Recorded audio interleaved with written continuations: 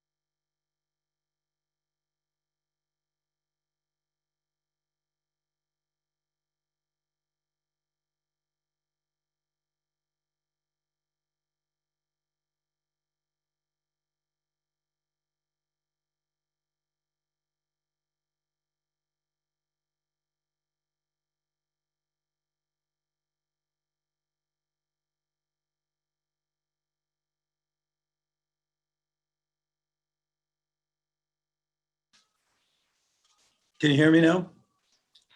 Yes, we can. Okay. I don't know, is Craig here yet? I do not see Craig yet. Craig, if you are here, would you raise your hand? Oh, there he is. He just got here. Okay. Are we ready? Are we ready to go? I would say whenever Craig chimes in, I've asked him to unmute. Okay. Just for everybody who's there's a lot of extra people here today. So I just want to give a real quick update to everybody that everybody is muted and they will stay muted unless they are called on by the co-chairs, Craig and Chuck. You will raise your hand to be unmuted by using the participant feature at the bottom of your screen. Right now, that looks like two people that has the number 117 next to it, 118, 19. You should look for that button and it'll open up a menu, and on the bottom left-hand side of that menu will be a button that says raise hand. It looks a little different if you're on a phone. And if you're calling in, it's *9 to raise your hand. Otherwise, I think Craig and Chuck, whenever you guys are ready. Okay, why don't we start? I'd like to welcome everyone to the July meeting of the Transportation Committee of Community Board 8. Chuck Warren, one of the co-chairs, and Craig Later, my other co-chair. Good evening. And we have a crowded agenda tonight, and so hopefully we can move things along. The first issue is to New York City's DOT's open restaurant program, which I think everybody knows, using curb space and sidewalk space for restaurant outdoor dining. And we want to continue discussing that and also get any comments that people have on the program and things that they would like to see being done differently. And this is a joint item with our small business committee and the street life committee. And Craig, do you want to make any comments about this at this point? Sure. Given that this has only been in place for about a week, I know people have initial thoughts, and I know we received some emails from some of our members sharing some concerns about how it's been implemented and how certain restaurants are unable to take advantage of the program given the current configurations of it and limitations based on their placement. So I thought this would be an opportunity for us to be able to perhaps figure out if there's anything that we want to recommend as a board and a committee to as we move forward and try to improve upon things as they've started. Now, the way we normally work things in our committee is we take questions from the public first, and I don't know if, or comments. And if people have questions or comments on this, you should use the icon that says raise hand, and we'll call on you and try to see everybody. Sometimes I won't be able to see everyone on my screen, depending on what it is, but Will can, and I'll ask him if there's anybody who raised their hand from the public that wants to be heard on this. So is there anyone at this point that from the public that would like to be heard on the Open Restaurants program? And Will, if there are do you any feel- elected officials that we should know about, please let us know as well. I will be keeping an eye out for that. If you are an elected official, you work for an elected official and you think your boss is coming by, just chat me through the chat box. If you believe that your boss will be here. Otherwise, I don't see any hands up. Again, that's *9 on the phone. And if I see one board member up, but it's in the participants box at the bottom of your screen. Looks like two people standing next to each other with the number 144 next to it, which is, I think, our biggest Wow. I have a number feeling so I far. don't want to think so here, but we'll get to that. So, all right, we'll take questions. Well, I see Elena. Which may be Peter. Yeah, I don't know, but okay. So maybe Peter that first, why don't Michelle had her hand up first. So why don't we go to the board, and Michelle Birnbaum, do you want to comment on this program? Yeah, I actually wanted to just offer an observation and have a question for the Street Life Committee, if anybody is here. But I have not been out in the area, but my daughter reported to me that on Friday night, she was walking down 2nd Avenue in the 80s. And in fact, it was so, there was no distancing, no masks, hordes and hordes and hordes of people standing with drinks in the street. She said it appeared to be so dangerous that she actually got into a taxi and left the area. My question is this: the tables and chairs that were put out by the restaurant seemed to be appropriately spaced, and people were seated, and that seemed to be fine. Where the problem was that people were being served liquor standing. And so those people were standing nose to nose and spilled out into the street. So the question for Street Life is, It was my understanding that you're really not allowed to be drinking on the street. Was that actually waived in this new legislation? I have the legislation in front of me. I don't see anything to that effect. But if not, what can we do to ask the proprietors to rein this in? Because they're doing their best to socially distance with their cafe, but it'll be to no avail if it creates a mob on the street that's causing unsafe conditions. I'd like to ask, is Colleen Chattergood, is she here? I'm not sure she's. I did see Colleen is here, or she was here a moment ago. If she's here, I'd like to get the transportation, the DOT's view on that issue, because that's been a big problem in other areas of the country when they've, is the gathering around and people drinking and not social distancing. And if that's going to become a problem here, we're going to see a spike up in cases, obviously, the way they have in so many other places. But is Colleen, are you here? Hi, Chuck, I'm here. I don't know if my colleague Kimberly Rancourt is on with me. Because Yes, Yeah, I saw her on the list. I see great. Kimberly, and I'll unmute her. Sure, unmute her as well, because Kimberly is our Director of Special Projects at DOT, and she's been instrumental in fielding a lot of the complaints or inquiries that we've been getting about open streets.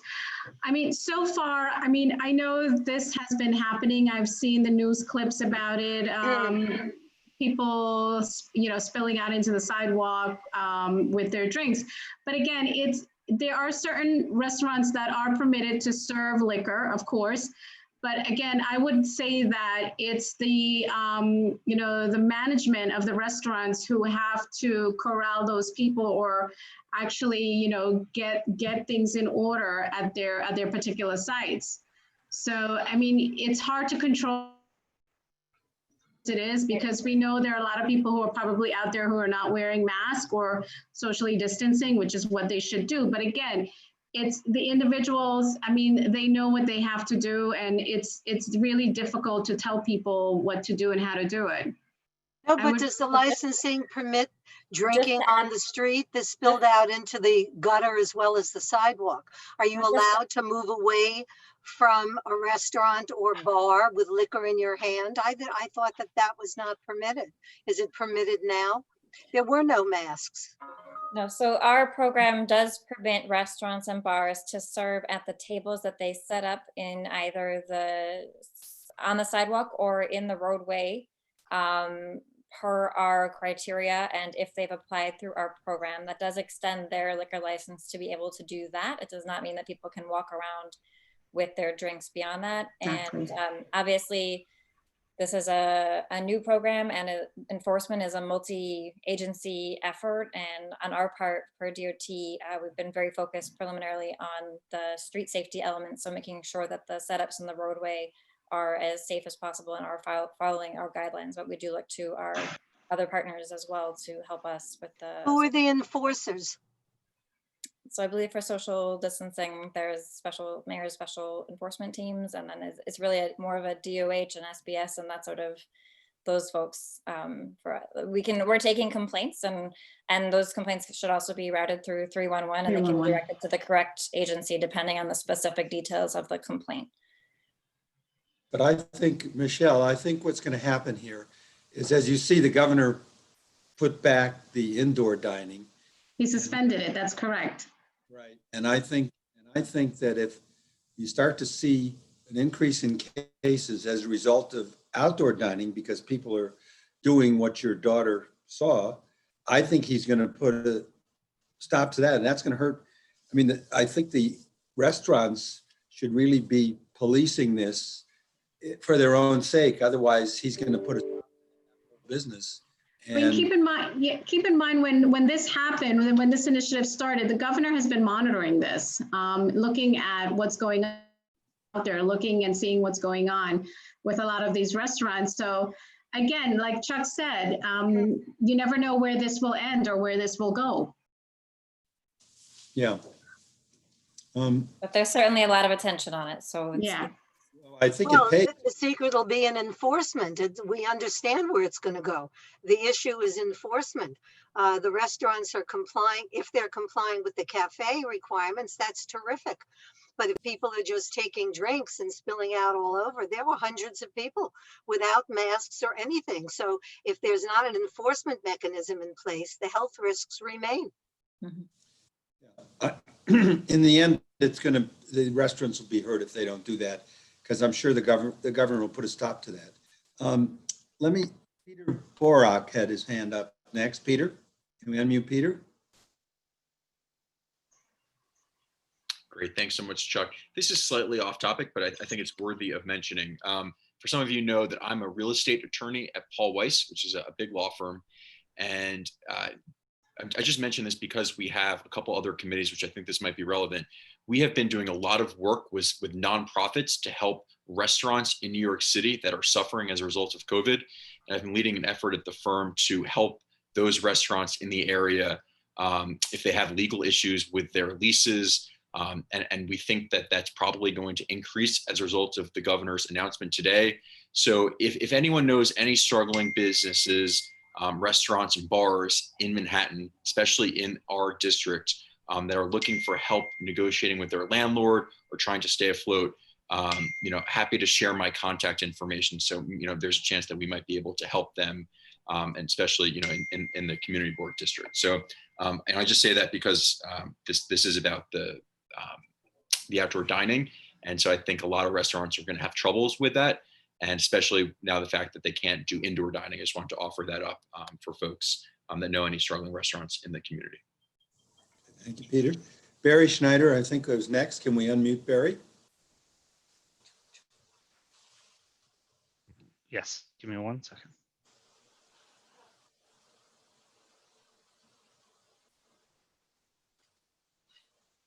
Okay. Actually, it was Judy. Remember, Will, we're together, so I raised it when you asked for members of the Sorry. public. All right. That's okay. Sure. I agree 100% with what Michelle had to say. I have a friend who lives at 93 and 2nd, and she's been telling me for the last month that they have been drinking out on the street because when people come to pick up their orders from these restaurants and they order alcoholic drinks as well as food, they open the drinks and they drink on the sidewalk. And that 2nd Avenue throughout all of the 80s, wherever the bars and restaurants are, it's terrible. So I suggest to Peter Borak and to Michelle that you both come to the Street Life meeting, because that's really where we need to take it up and bring it forward to Abraham and see what the State Liquor Authority is doing about this. I did talk to the 19th precinct about this, and what I was told was that they're really not doing any enforcement about people drinking on the sidewalks specifically, unless there's a huge issue, but they are reporting it to the State Liquor Authority. So I imagine those establishments might have a problem when their license comes up for renewal. But I really suggest the two of you go to the Street Life meeting this month and that we take it up there. I don't really think this is a transportation issue. Okay, thank you, Judy. Costs, Spagnotti? Can we unmute costs? Cause. Yeah, as far as the enforcement, we all know that there is no enforcement currently. As far as the restaurants on the street, they are the only people that can sell liquor is people, restaurants that are fulfilling orders to go or pick up. You're supposed to serve liquor at the tables, whether on the street or on the sidewalk. So basically, drinking standing up is not allowed. That is illegal. Right, but obviously it's happening, and It is that's the problem, and that's what's going to cause trouble for a lot of abiding restaurants and just the few restaurants that are causing all the problems. Well, you're right, because I think the governor will step in. But if the 19th is reporting it to the SLA and the SLA and Cuomo has threatened that they will take their liquor license away, and they should. Okay, thank you, Cos. Tricia Shimamura, I see with her hand up. Will, can we unmute Tricia? Hi, I just want to respond to what Cos was saying and have maybe a suggestion for the board. Cos, if that's accurate, that there is no drinking while standing up, then I think that it may be helpful for us to somehow clarify these rules on the community board's website, or through somehow using the community board to clarify these rules. I wasn't necessarily aware of that, and I can think of at least 3 establishments in my own community in the 70s that has like area where you can literally just order a drink, like a margarita or something like that, and walk around with it. I have seen this in a couple locations, and if that's not allowed, then I think that maybe we should clarify that, and maybe the community board can serve as a means of just providing correct information on this, so that others might be able to better understand what is and is not correct. So Yeah, I would that clarify, Tricia. I think that's a good idea, and try to get the word out to restaurants that if they don't really enforce this, that it could lead to no further outdoor dining or something. A pause in that. Yeah. I mean, just to add, I mean, I think that our bars and restaurants are really trying to survive. I think that they're, of course, after months of lacking in business, I think that they're doing all they can to gain back some of that. And I know, honestly, I know of several businesses who are just unclear of the rules themselves. I can't tell you how many times I forwarded them the application for applying to get outdoor dining and that sort of thing. So I think that there's a role to play here in being the educator, and there's a role to play in trying to get the proper and correct information out. So as much as we can, I'm hoping that we can do that first, and then because truly I don't know for certain if that's accurate. Then I know of a couple businesses who are not following the rules, but I would like to see that somehow and push that information out. Right. Well, Kimberly, I thought had said that they can serve drinks outside at tables, but you're not supposed to walk around. I think, wasn't that what Kimberly just had said before? Colleen, and it's Kimberly. I don't know if she's still there, but. Give me 1 second to unmute them. They'd muted themselves. So that is correct. I mean, you could be served at your table, the alcohol. Look, I mean, you're always going to find with programs like this, there are going to be a few bad actors. There are some good restaurants that are doing what they're supposed to be doing, complying, because they've lost a lot of business with COVID. And again, this is, state liquor authority. If there are bad actors who are doing it, I'm glad that NYPD is reporting them to the state liquor authority, because they'll take control of that and when their renewal comes up. Okay. But there are some good restaurants complying with the rules. But there may be some that don't really know what the rules, and maybe we should try to clarify that, put it on the website, maybe have an outreach to some of these restaurants and help them out. Otherwise, that a lot of them could get in trouble, and they could do away with the outdoor dining or put it on a pause. Billy Freeland, I see, has his hand up. Billy, can we unmute Billy?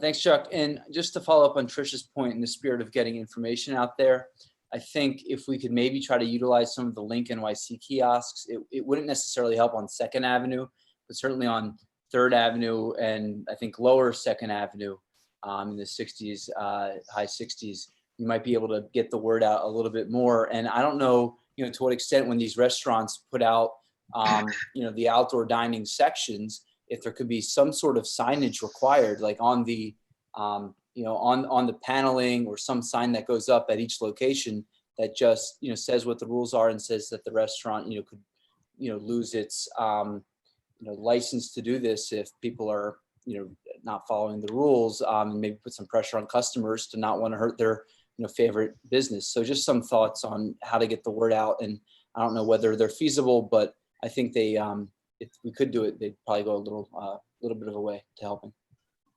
Thank you, Billy. I think I saw our board chair, Alita Camp, wanted to say something and had her hand up. And Will, can you unmute Alita? Alita, you do not have a sound option open to hear you.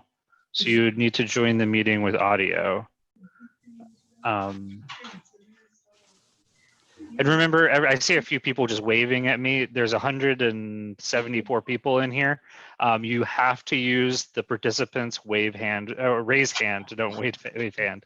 Raise hand. I cannot see all 174 of you. So if you're just waving your hand at me, I'm going to miss it, and I will apologize. But that's just not how we are able to run our meetings. Alita, you now can be unmuted. Okay, thank you. I don't know why my phone's not working, but that's besides the point.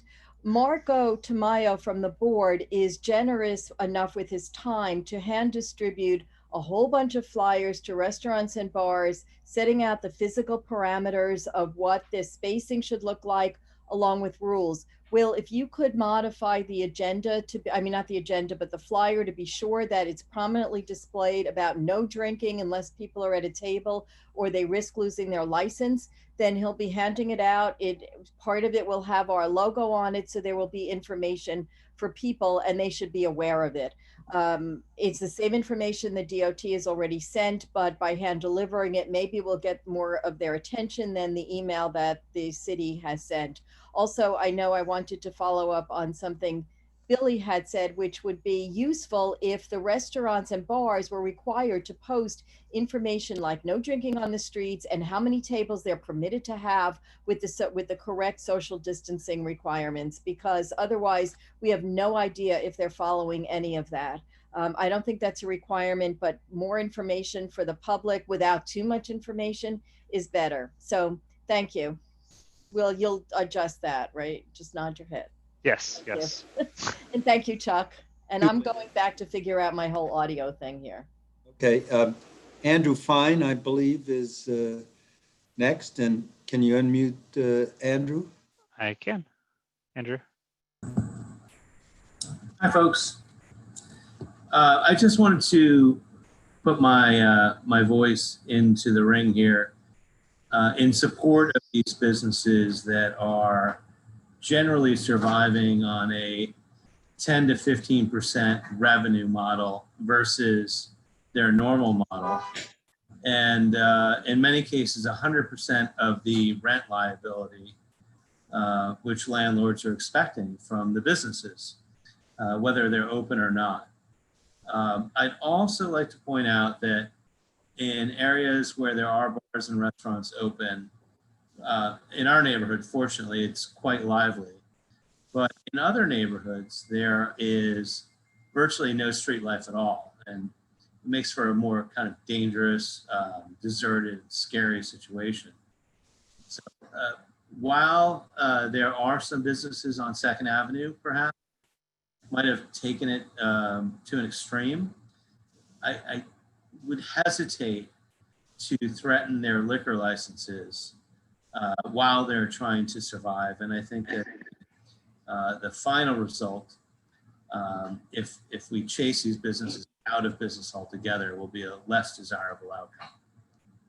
Andrew, I don't think the liquor license thing is going to be the major issue. I think what's going to happen if it gets too widespread, I think the governor will put outdoor dining on pause because of if they see an increase in cases. I think that's the near-term situation. So I think if I were operating a restaurant, I'd tell everybody in there, look, you really need to stay at your tables and not walk around with drinks, because we'll end up not being able to do this and we'll be out of business essentially. Well, I do agree with that. And I do think that there are reasonable parameters. However, if you look at the protests that we've had, tens of thousands of people in the street, we haven't had an appreciable increase in the number of COVID cases in the city. I think outdoors versus indoors is a pretty critical distinction. And I do agree with the governor and the mayor's effort to curtail or pause the idea of indoor dining, because I think indoors is really our enemy right now. Right. In terms of outdoors dining or drinking, I think that we have to encourage businesses to try to get along the best they can and support them. Right. Okay, thank you. Elizabeth Rose, I think, was next. Elizabeth, can we unmute Elizabeth? Will? Yep. Hi, so just following up on this question of the legality or illegality of drinking on the street. As I read the executive order, it does say that Administrative Code Section 10-125 relating to the prohibition of the consumption of alcohol on streets is waived in order to have the open restaurants program. So I think I appreciate the person who just spoke about let's not threaten restaurants with the loss of their liquor licenses. I am not an expert on this section of the administrative code, but I think there might be a reasonable interpretation that says it is not illegal at this point to drink outside on the sidewalk, even if you are not sitting down. Okay, well, I don't, as I said, Elizabeth, I don't think the issue is threatening liquor license. I think it's going to be threatening to pause the whole idea of outdoor dining. Yeah, but I as we are going around or as members might be going around to remind restaurant owners of their responsibilities and to remind people of their responsibilities, we should also just be careful that we are not overstating or overstepping. Yeah, no, I agree. Craig, I guess Craig later. So I was just going to ask while we had Colleen and Kimberly available to speak, just to get back to more of the transportation aspect of this. So when we were having our discussions last month, both within this committee and then the small business committee as well, there was a lot of discussion about how those businesses that are situated along bus lanes and bike lanes or on some of the side streets or in front of fire hydrants would have difficulties being able to participate. And I know that there was going to be further discussion regarding how we may or may not be able to shift bike lanes or to find other remedies for these. I was just wondering if there is any discussion within DOT that has taken place since the program began that would perhaps address some of these issues, whether it would be expansion of it or other accommodations for some of these businesses, perhaps allowing them use of an alternative space, whatever it may be. I just wanted to find out if there's an update on that. And that's part of what I was referring to initially in terms of having received some initial feedback from committee and board members regarding some of the inequities that exist as a result of some businesses not being able to take advantage of it. Can we unmute Colleen and Kimberly? Colleen's unmuted. Kimberly? Any comments on that? So, I mean, if I'm not mistaken, the businesses that are applying for the open restaurants, they have to use the space directly that's in front of them. And in terms of using additional space, I know this was mentioned at last month's Transportation Committee meeting where someone had asked if they can use an open space in the schoolyard. And that is a no-no, just so you know. So one of our most frequently asked questions is whether restaurants can use a property next to them if there's if there's a vacant property or some willing landlord next door who could allow them to have more space. And that's something that we're certainly looking into. There are some challenges, particularly related to the SLA permitting and licensing, because you're only at this point able to do that in front of your own establishment. In some cases, very few cases, I think there have been businesses who have been able to extend their lease and extend their permits and the licenses a little bit further on the sidewalk, working with the landlord. And I believe that we've been able to make that work, but it is something we're looking at, we're considering, we're hearing, we do want to expand opportunities as much as possible. At the same time, I think we've said from the beginning that we initiated this program to help as many businesses as we can, but at the same time, we can't have every business. We can't help every single business. There are a lot of constraints in the roadway. We have to prioritize safety. So I understand how it seems unfair, but at the same time, we're trying to do the best that we can with balancing various needs in the roadway. Okay, thank you. Marco Tamayo, I think, had his hand up next. Can we unmute Marco? Can you hear me now? Yes. Oh, okay. But we could. I had to thank DOT for preparing this sketch of the regulations. I think it's very clear. I think we resolve everything that we discuss. So everybody should be aware of that, especially local community board members. So then we can comment about that. However, I had to mention something. You recommend, but not encourage, to put the decks on the streets. I think it's a very wrong direction over there, because the rats is gonna find out a good place to live. So that is one of the comments. The other comment is, I think right now, what it is poor management and good management. That is what it's all about right here. There are good restaurants, they manage very well, and that is usually the experience that we have in the street life. Judy is right. So we have a lot of experience with dealing with food management. What we do is we never go directly to the license. We try to reconcile or bring all the actors and ask questions. At this time, I found that this issue should be dealt directly with the street life, because they have more power than this committee. Why? Because we are regulating by the state, especially the liquor license, which rise the issue. So my recommendation is better to deal directly with this issue, except unless you want to increase or rise the issues like just mentioned about transportation. Yes, they should be back to discuss if we want to make bigger or shorter the space for the sidewalk cafes. So my recommendation at this level is better to deal directly with the street life. They have a lot of experience with poor management, because there are good management, and we have to applaud those restaurants. Those that they are poor management, usually the problem is the community complaints. And when the community are bringing the complaints to our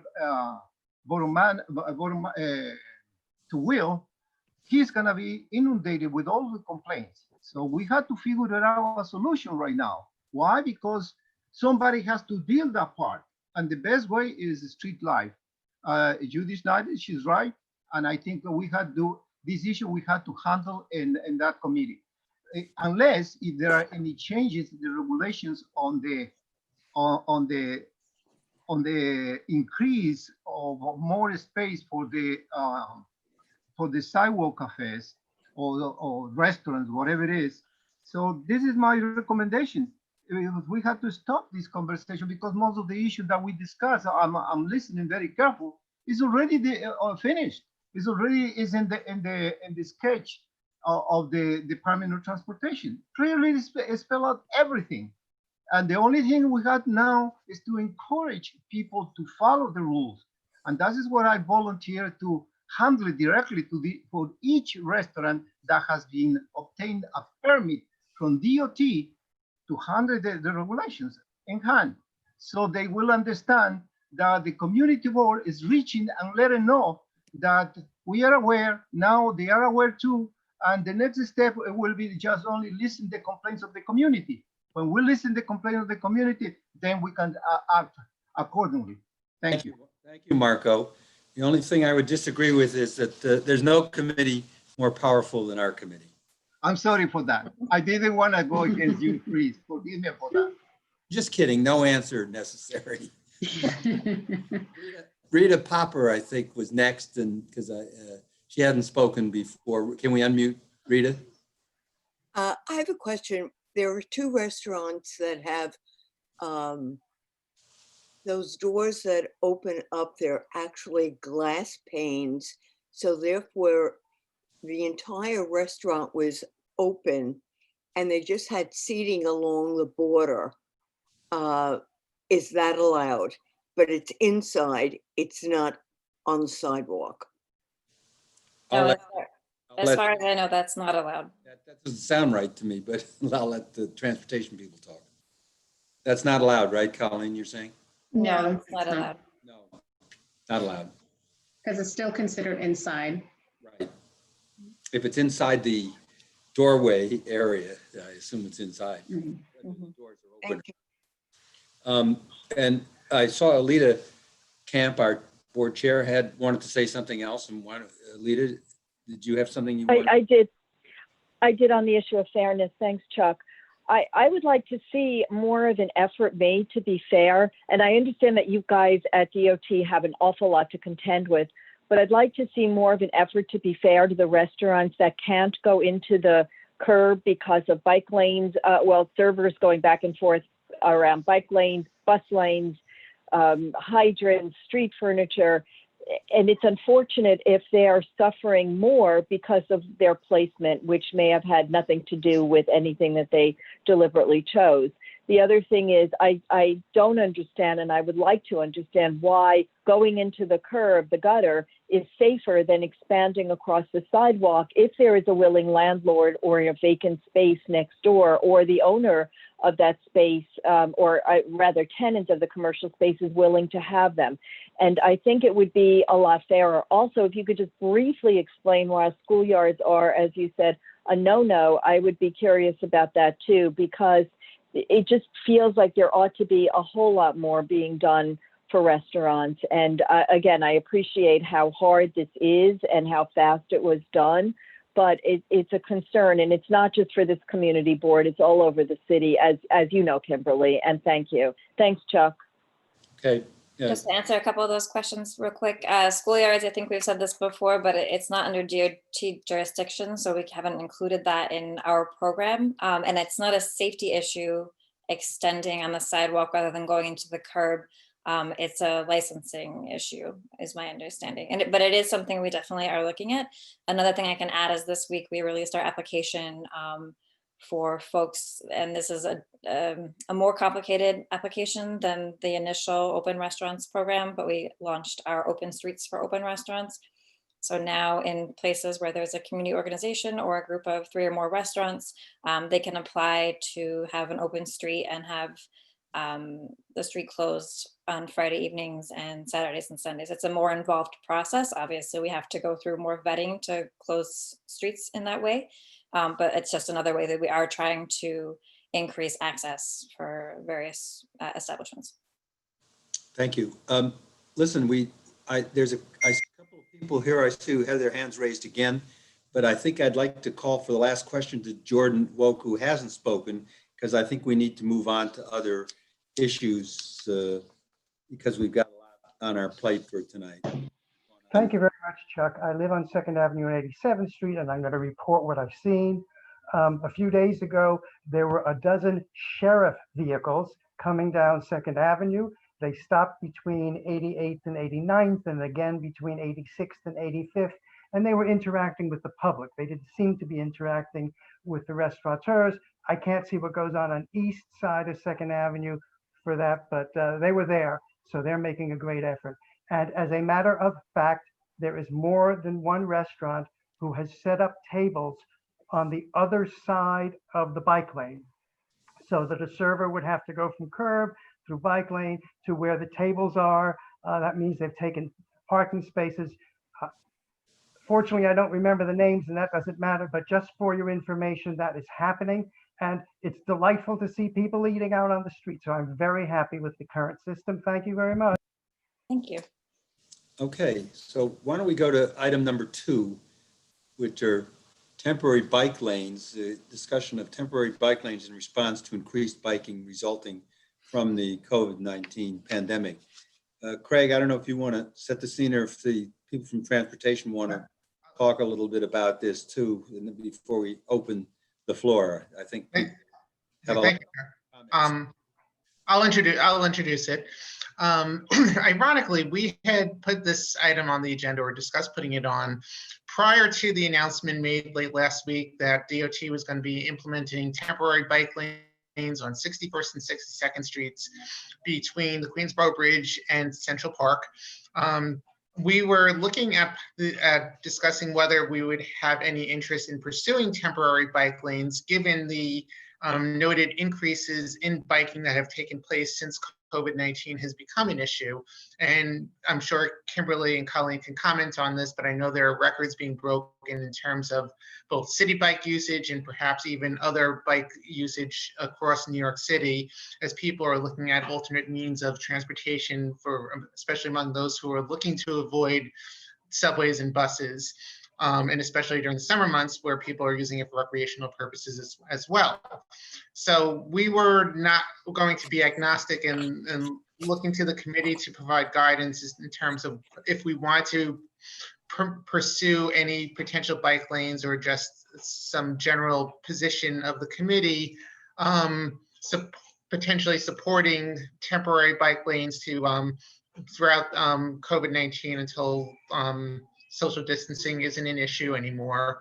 But then 61st and 62nd were announced. So I think it would be helpful if DOT can just provide a little background and status report on 61st and 62nd Street. I know that it's unclear as to how those lanes will necessarily work. My understanding is that it's a protected bike lane in the sense that there are essentially the orange barrels, I don't know what they're called, that are going to sort of delineate where the bike lane is, and it's going to shift the parking lane to the outside. I know on 61st and 62nd, it's generally commercial vehicle parking on weekdays.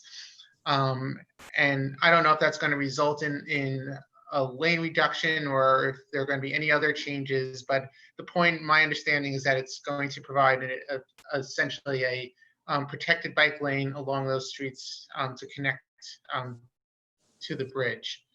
And then, as I said, if anyone wants to entertain any other discussions regarding bike lanes across the Upper East Side, Community Board 8, that's fair game as well.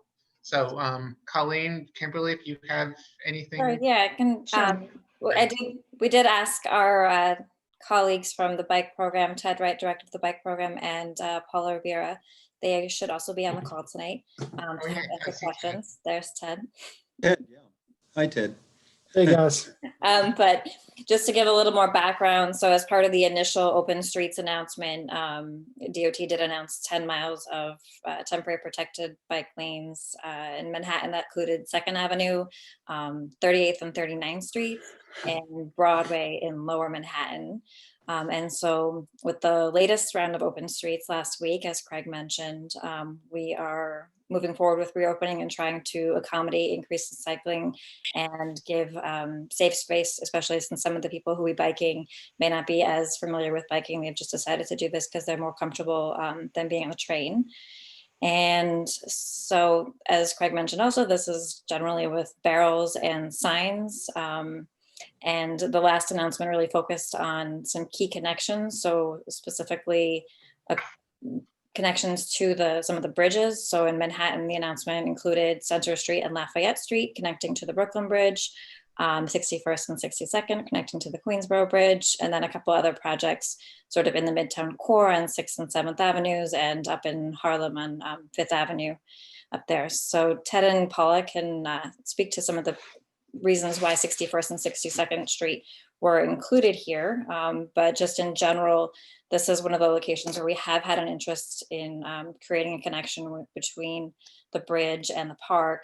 Our plans might not have been as far along as some of the other plans. For example, 38th and 39th Street, we had been developing for a long time. So we've already moved forward towards pushing that temporary bike lane into a more longer term project that we're presenting to the community boards. In this case, we would potentially look to do that this fall, seeing how things work in the temporary conditions. So these corridors, they have a mix of widths and different curb regulations at different parts of the corridor. So we're still kind of working through exactly how it's going to look. So we don't have any specific design proposals tonight, but in general across the city, we've been taking space either from moving lanes or excess space in the roadway, or in some cases in parking lanes, depending on the conditions of the particular blocks. So I think maybe Ted, you can add some background on this, on these particular corridors, and then also what we're looking at as far as designs. Sure. Good intro. It is something that we have been looking at. It's definitely a hole in our network. It was something that we wanted to come with you guys. Everything is, as I'm sure in everybody else's life here, a little bit chaotic at DOT. That is why we were looking at temp lanes, and that's why we're kind of trying to move forward in this somewhat incremental way. Kind of talking about the importance of this corridor, I hope people understand that the Queensboro Bridge is a major way for a lot of people to get into the city. We're seeing huge numbers of bikers going up. What is shocking about that is the fact that there's less people working. So when you see those numbers go up, I think we're at about 20% right now. These numbers are always changing, but we're at about 20% higher right now on weekdays and 60% on the weekends. We're just seeing a lot of people bike. And that said, also the worst part about my job is that, you know, we are concerned about safety. As Kim said, there's a lot of people out there who aren't so used to riding a bike. We have more people out there, so that increases the likelihood of injury. So what we're trying to do is kind of work with the resources we have right now. The city is playing a little bit of catch up. And that's why we're identifying these as temporary lanes.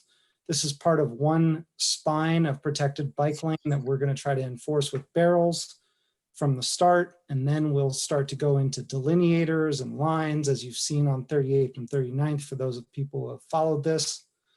But basically what this does is we're also building a protected bike lane on Crescent Street, right on the other side in Queens, right on the other side of the bridge. And then also on Northern Boulevard, that was one of the newest protected bike lanes that we announced.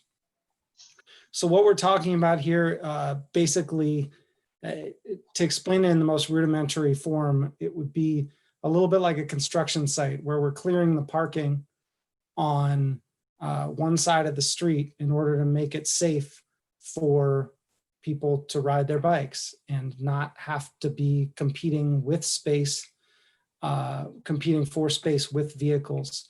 The reason why this corridor in particular is very, very important and kind of something that I've flagged since the beginning is no matter what happens with traffic in the city, these are streets riding in and out of Midtown core through the city. These are places where people drive fast often. So what we have to do is we have to address it and try to make it safe for not only bikes, but also pedestrians. And by eliminating parking, putting barrels, and kind of narrowing the roadway, what we're going to see is, and what we have seen, is a basic slowing of vehicles.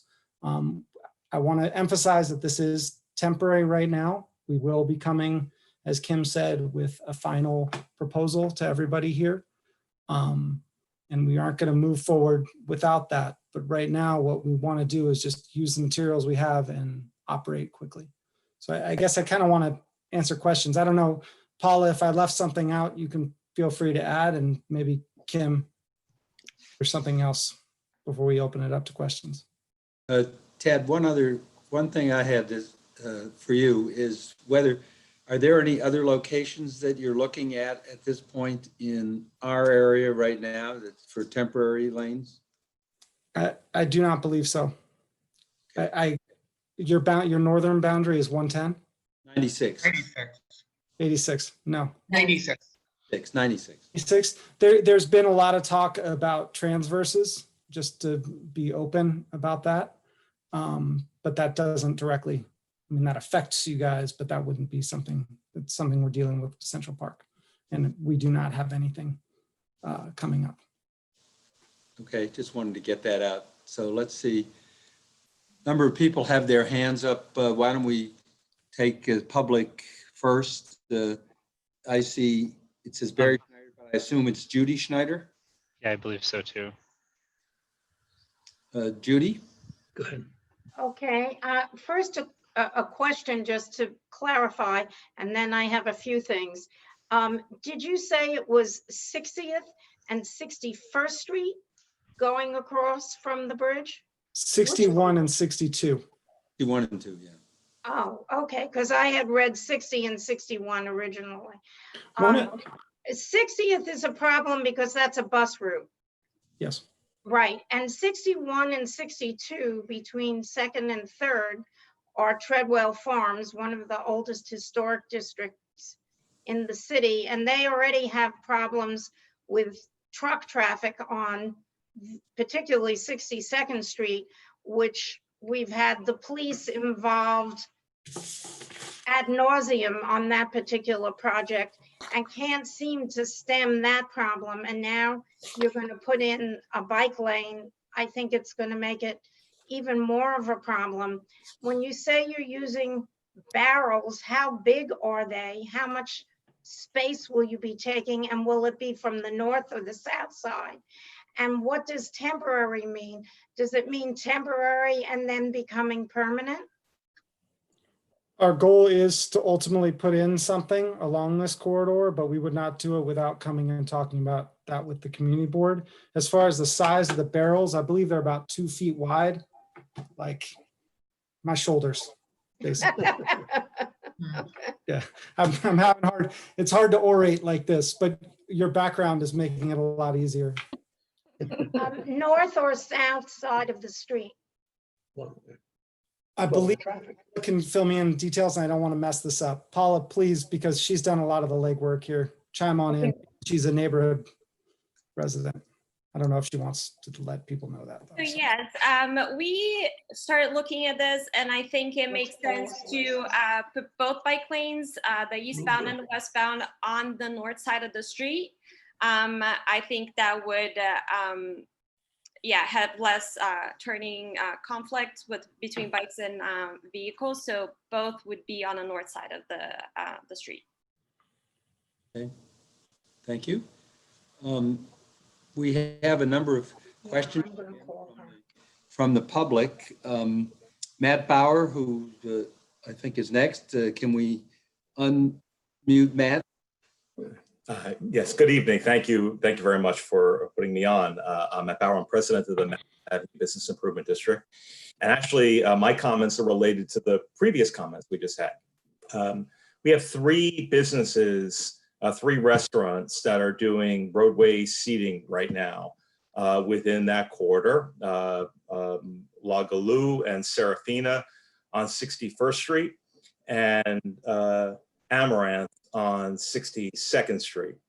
My understanding after having speaking with Kimberly was that that as a protected bike lane, the width of 61st Street would be wide enough so that the 2 restaurants that have their sidewalk that have their roadway cafe space would be able to maintain that. However, I was told, and I first found out about this also in reading that article in Upper East Side Patch, which I think is the only place where these specific streets were mentioned, was that on 62nd Street, the roadway is narrower between 5th and Madison Avenue. And that would mean that Amaranth at 21 East 62nd Street would have to lose at the end of July their roadway dining space. With the governor's and the mayor's new rule, obviously, that they will not be able to use their indoor space. This is even more of an issue. At this point, there should be at least some way of being a compromise that this restaurant doesn't have to lose their seating. One recommendation was that instead of being put on the north side of the street, which is where parking is going on right now, put the lane between 5th and Madison on the south side of the street, which has no standing Monday through Saturday all day, so that there would be no parking that would be lost, no space that would be lost by the restaurant, and it would be a compromise to keep things going. And we've made that request. There could be other things in terms of making the space a little narrower, but it just seems that in this time when we're really worrying so much about the health and safety of businesses in this community, that this choice to eliminate their cafe may be ill-advised, especially if there could be an alternative solution that could be made, a compromise that would maintain a bike lane and at the same time allow that restaurant to work. Thank you. We definitely hear your concerns on that. And I think as we do work through final details of how this will look in the particular areas, we can talk through opportunities. Nothing is finalized exactly yet.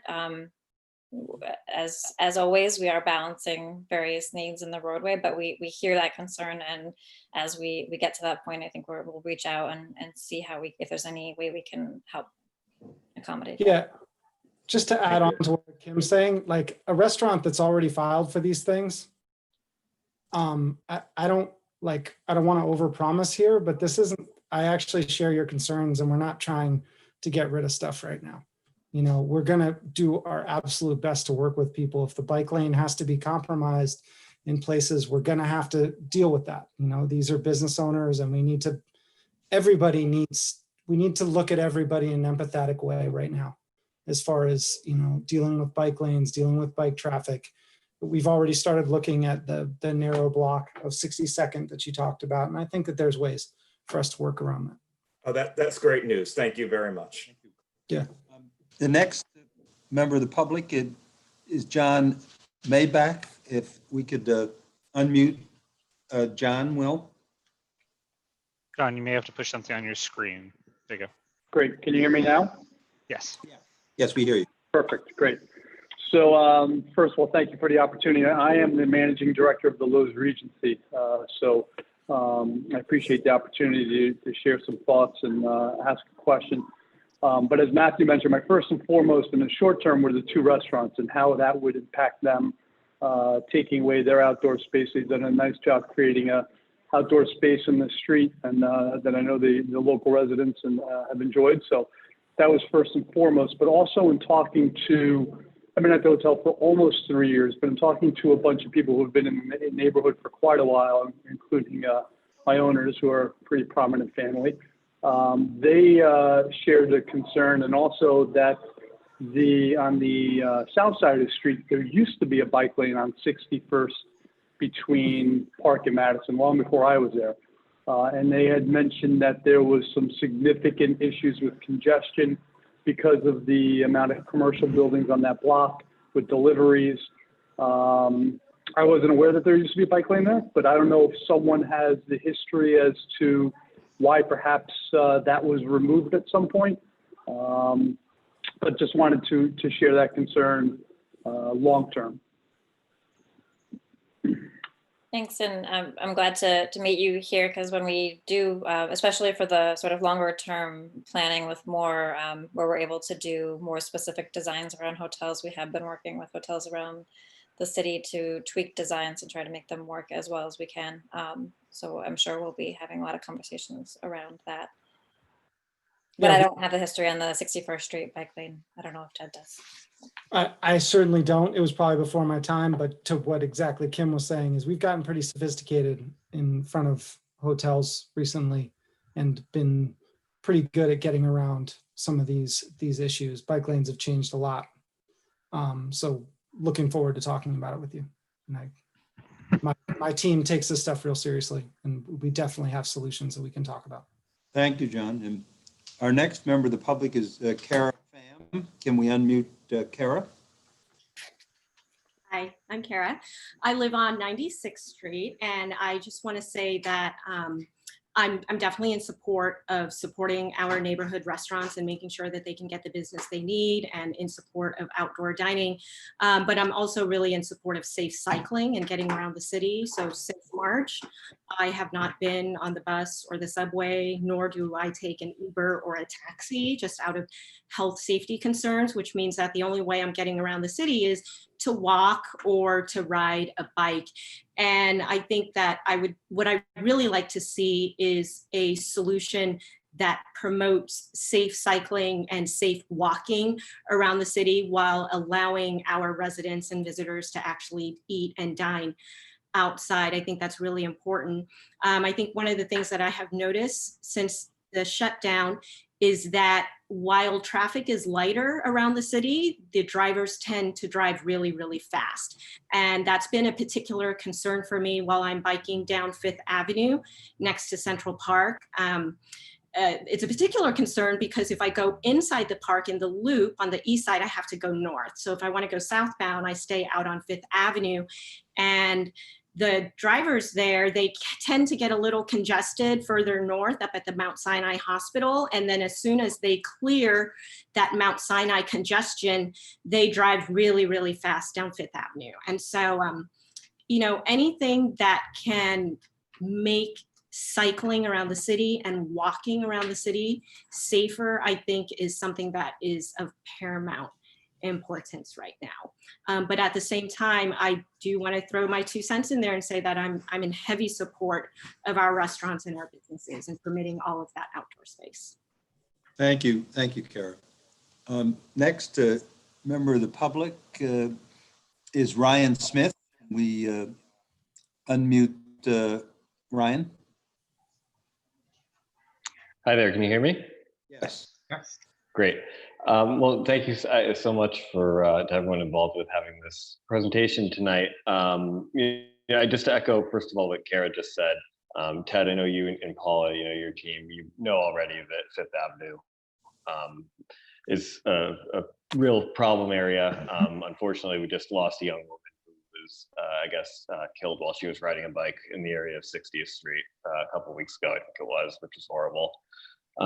So hopefully more to come on that. But I will say just one particular question on the 61st, 62nd Street connection between the park and the bridge. I mean, I think it's great. I wish the bridge were getting more dedicated space, certainly for people biking, but I guess that's a different issue. But on 61st and 62nd, there was, you know, such an issue with turning vehicles between the avenues in those two streets. Especially at rush hour. And I know that the First Avenue protected bike lane just had a signal change implemented at 61st Street because the delayed turn there wasn't working. So I just was wondering if you had any comments on how you were going to, you know, have the design work at these intersections. One of the things we're dealing with in the long term, I don't want to overpromise right now because I do want to get these lanes in place as quickly as possible. And I think what Paula said earlier is really critical. By putting them on the north side, most of the traffic does go southbound off of the crosstown traffic goes southbound. That's the heavy movement on getting off and on the bridge, at least further to the west. But part of the plan here is to try to, you know, I see where you're alluding to on the Queensboro Bridge and more space. I get it. It's definitely something that we're looking into, but at the same time, we do want to kind of rethink how people get on and off that bridge. And we're thinking about, and we'll come back and talk about this, is opening that up a little bit right at the bottom so people can get quicker over to the lanes and avoid some of the heavier traffic down on First Avenue. Did I get that right? Yeah, First Ave. Does that kind of answer your question? Yeah, thank you. Thanks, Ryan. Okay, next member of the public is, I believe, Dan Constantine. Can we unmute Dan? Dan, you may have to push a button on your screen. I'm on? Yes. We hear you. Okay, thank you for having me. I represent Amaranth Restaurant that Matt about spoke earlier. I want to mention that from There are 3 other restaurants up to Lexington Avenue. It's not only me, it's Fleming in between Madison and Park. In between Park and Lexington is a tavern by David Burke, and in the corner used to be Burger King, which probably be another restaurant. I have 2 concerns. Why the bike lane should be on the south side, where are there's no standing at all, less signage, we don't change the structure of the street, at least up to Lexington or further down. On the other hand, if they insist to make it on the north side, and I don't see the reason, the outdoor dining is the only lifeline we have right now till indoor dining, 50% at least, will be allowed. And we're allowed to do outdoor till September 8th. Maybe they'll prolong it for the good weather. A lot of we built 3 months close, hundreds of thousands of dollars in debt. Also, our employees are starving 3 months without work. Many of you know they are undocumented and they don't benefit from unemployment. They're literally starving. If they take the roadside away from us, I have only 3 tables or 4 tables outside on the sidewalk, then I have to fire and to let go employees again. So what is the logic of not doing it on the south side? No major signage change, no nothing, and leave the structure of the street in place. That's all. Kim, go for it. I think Ted mentioned that sorry, I think I'm being visited by a child, but I think Ted mentioned that it's a safety concern with the turn. So that's one reason, but at the same time, I think like we said before, we're happy to look through options and figure out how to make things work the best that we can with the restaurants, because we absolutely understand the dire state of the industry. And that's why we have been working on this open restaurants project and trying to get folks space outside so that they can operate. This is all moving so fast, and I understand that you're worried about it, but let me tell you right now, the last thing on our mind, and the reason why, Paul is a project manager and she manages construction sites throughout the city, we can be very adaptive, and we are not trying to get rid of restaurant space and take away your lifeline to the only customers that you have right now. You're going to have to trust me on that. We're not going to do it. You are not going to do what? Sorry. We're not going to take away that space, that ability that you've applied for. We are not going to take away that space. Okay. I'm for the bike lane, but again, my suggestion is that it's best suited on the south side. Won't affect the structure of the street, won't affect many restaurants. On the north side, the south side, just so you understand, south side is no standing. It has a myriad of issues. Right at the bridge, I don't even think there's a crosswalk there. So you can't even cross on the south side at the bridge. So on your block, it probably doesn't make sense, but the rest of the blocks, it does. Thank you. No other comment. Mr. Constantine, I think the important thing is DOT is going to work with you, and hopefully things will work out as you would like it. And we'll follow up with them and you. Okay. I think, let's see here. I think we have some board members who want to, Valerie Mason, I think first. Can we unmute Valerie? Yeah, I think I'm on. Am I on? Yes. You're on. Okay. Hi. Couple of questions. The first is, Ted, I think you said that there was a 20% increase in bike usage. Can you tell me what that is in actual numbers? I don't have it in front of me. I would have to go through it, but I was just looking at the Queensboro Bridge stat. And I believe that in particular is over 20. And that is, I think we're seeing about 8,000 a day. And is it over all day, or are there times when there's higher usage and lower usage? Again, I'm just trying to think of the restaurants and, where the placement of the lanes are. Because well, if it's, a lot of before these 6 o'clock, restaurant workers, a lot that's kind of it. Like these are that if you ever bike across the Queensboro Bridge, it's actually a lot of people who are going into restaurant jobs on delivery bikes and such. That is kind of one of our concerns here. But that's not my question. But anyway, and then you're saying What was your that question? Those are 12-hour what? counts. That's a 12-hour count. 12-hour count. Okay, and that's one way, No, it's two-way. or so you don't know how many are coming in and how many. That's 8,000 total. It could be the I same do, but I person don't doing a have round that. trip. I don't have that. Okay, if you could get me that information, I'd appreciate it. Secondly, sorry, I'm walking. Just have to take my mask off for a minute. If are you saying you're going to put in protected bike lanes, or are you just going to put a lane like is on 70th Street with just a line on the street? I'm confused by what you're doing. We're putting in protected bike lanes by clearing the parking and putting in barrels along the side of the bike lane. Okay, why wouldn't you just start? Why wouldn't you just start the way you have them on 70th and 71st with just the lines painted?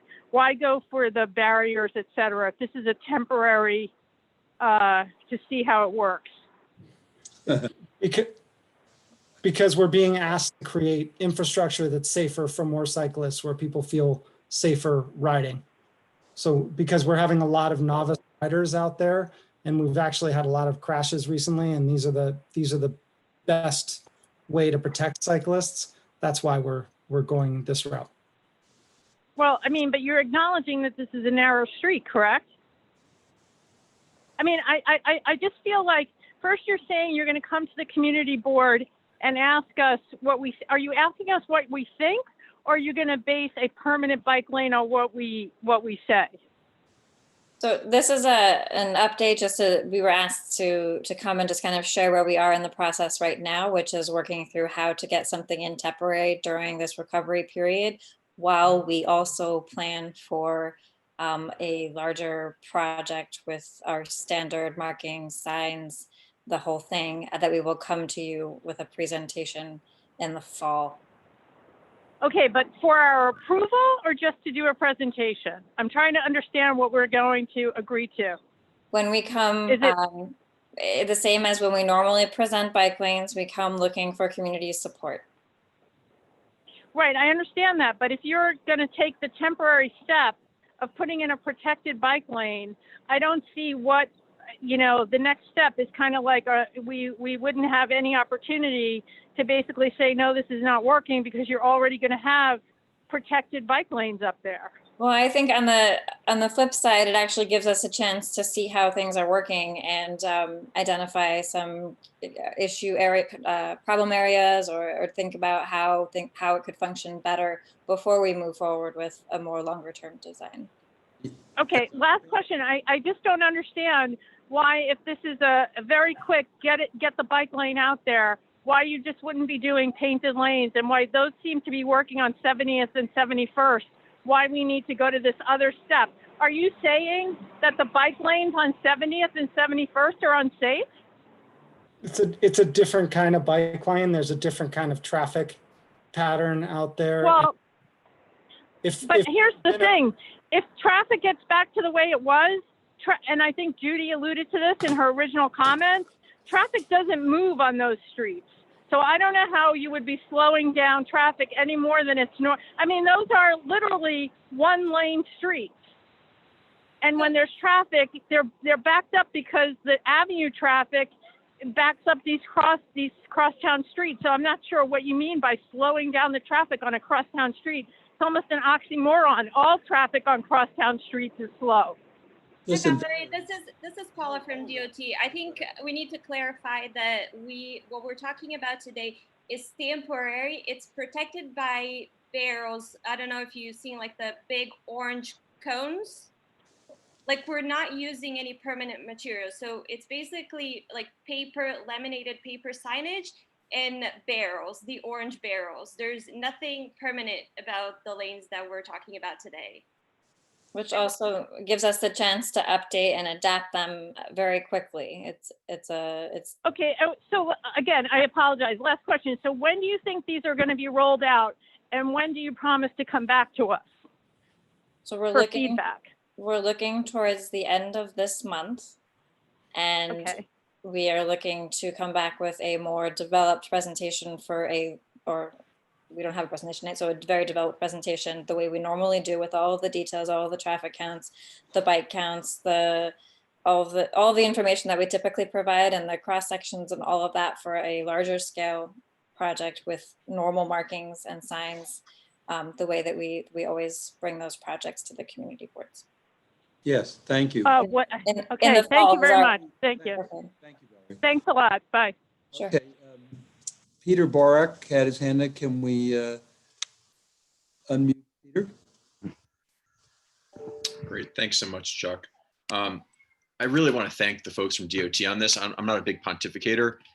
I really think our city is facing, I wouldn't say existential, but a crisis of magnitude that we've not seen in quite a long time. We're really one of the two cities in the United States that is almost in huge parts reliant on mass transit to move workers into their jobs in the central business districts.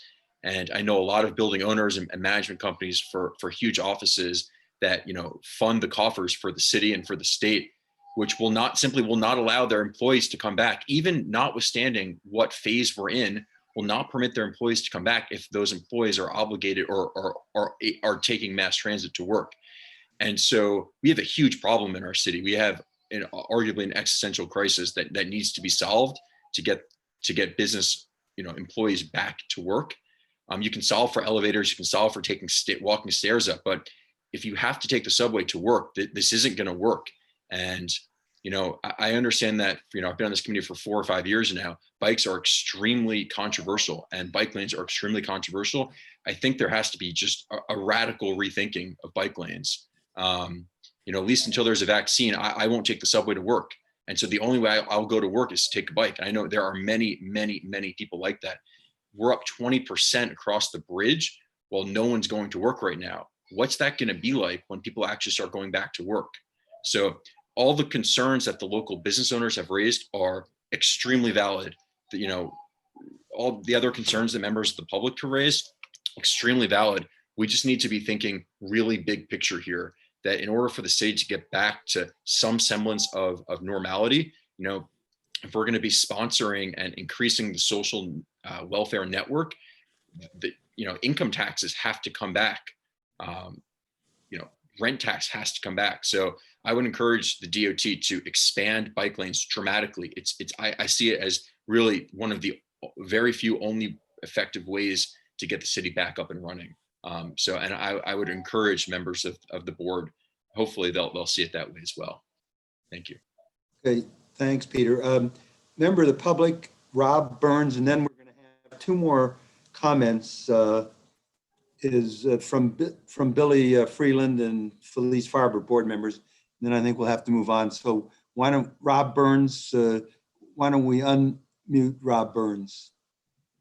Thanks, Chuck and Craig, and I'll go quickly. And I apologize. I was raising my hand and I think something's weird on my Zoom or something. But anyway, what you're hearing reflect our concerns. We are at a very delicate time right now. I get that people are riding bikes more and need protected lanes, but we're also at a very delicate time with our hotels, with our restaurants, with our retail. There's a lot of competition for the open space. Might be the best time, if we're going to have more bike lanes, best time to think exactly where they should go. South side of 61st Street maybe makes more sense, but it sounds to me right now like DOT is acknowledging that, but that didn't go into thinking originally. So we need to, you know, let's be smart about all this. We have to protect everybody right now. And that is basically, I'm not going to repeat everything everyone else said. That's where I'm coming from. We, you know, and the only other important thing is, I think it's imperative that DOT reach out to the property owners and business owners to put protected bike lanes in. To the best of my knowledge, that really hasn't happened yet. And I get that there are manpower shortages right now, but if you're going to make this work, the information you're getting tonight about some things is the kind of things you could have gotten a week or two ago when the idea of the protected bike lanes was going in. So go out, talk to people, let them know what's coming on. None of us like surprises, especially the bid leaders. So we would appreciate everything you can do to make this a smooth transition. Thank you. Thank you, Rob. And now Will had sent me a note that Wendy was trying to, she couldn't raise her hand, I guess, but she was trying to get a comment. And so before we go to Billy and Felice, why don't we see if we can unmute Wendy? She has a comment or question. Wendy, you may have a push button on your screen.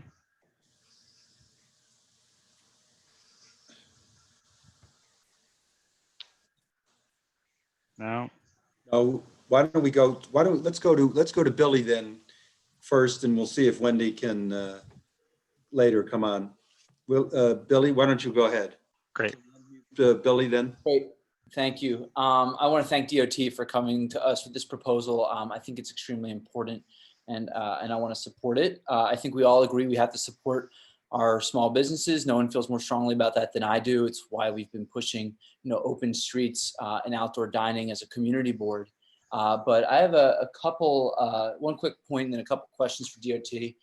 The point is just, we've been applauding for our essential workers at 7 p.m. these last several months, and the applause is great, but I think we also have to show our love through action. And one action is to recognize how many delivery cyclists, how many hospital workers, how many other essential workers come across the Queensboro Bridge and need protection, and lives will be lost. And Ryan alluded to a life being lost if we don't take action. So I think it's also very important that we both accommodate the small businesses in our neighborhood, but also put these lanes in. My questions for Ted, I think I've only have two. Ted, you mentioned the concern about using the south side of 62nd Street because of turning safety. Can you put in flexible bollards at the turns or other bike infrastructure that would mitigate your concern about safety? The real problem isn't necessarily the delineators and making it safe that way. It's the fact that there is so much traffic, and with more bicycles on that side of the street, you're going to slow traffic turning down the avenues, which are the heaviest movements on those streets. It makes a lot of sense if you think about where people are turning on 61 and 62. On 61, it's to get onto the bridge, which is also a right turn. And that would be on the south side. And if you're thinking in 62nd, did I get that right? Yeah, 62nd, the left turn, it's most people coming off the bridge and trying to get down south that way. That's the heaviest movement. Those are the drivers, or they're coming up from First Avenue. Mm-hmm. So it's not a matter, yes, we could do what you're talking about, but it would slow traffic more and be less safe for pedestrians and cyclists. Yeah, I guess one example would be 2nd Avenue at 63rd Street. If you think about that scenario where you have that left turn lane, if you were to put the bike lane on the south side, it might make sense in terms of the existing parking regulations, but then you're basically making vehicles wait for bikes and pedestrians to cross. And that's the reason we don't even have a crosswalk at that intersection on the south side. Basically because of safety and the volumes are so high. So it's basically the same thing.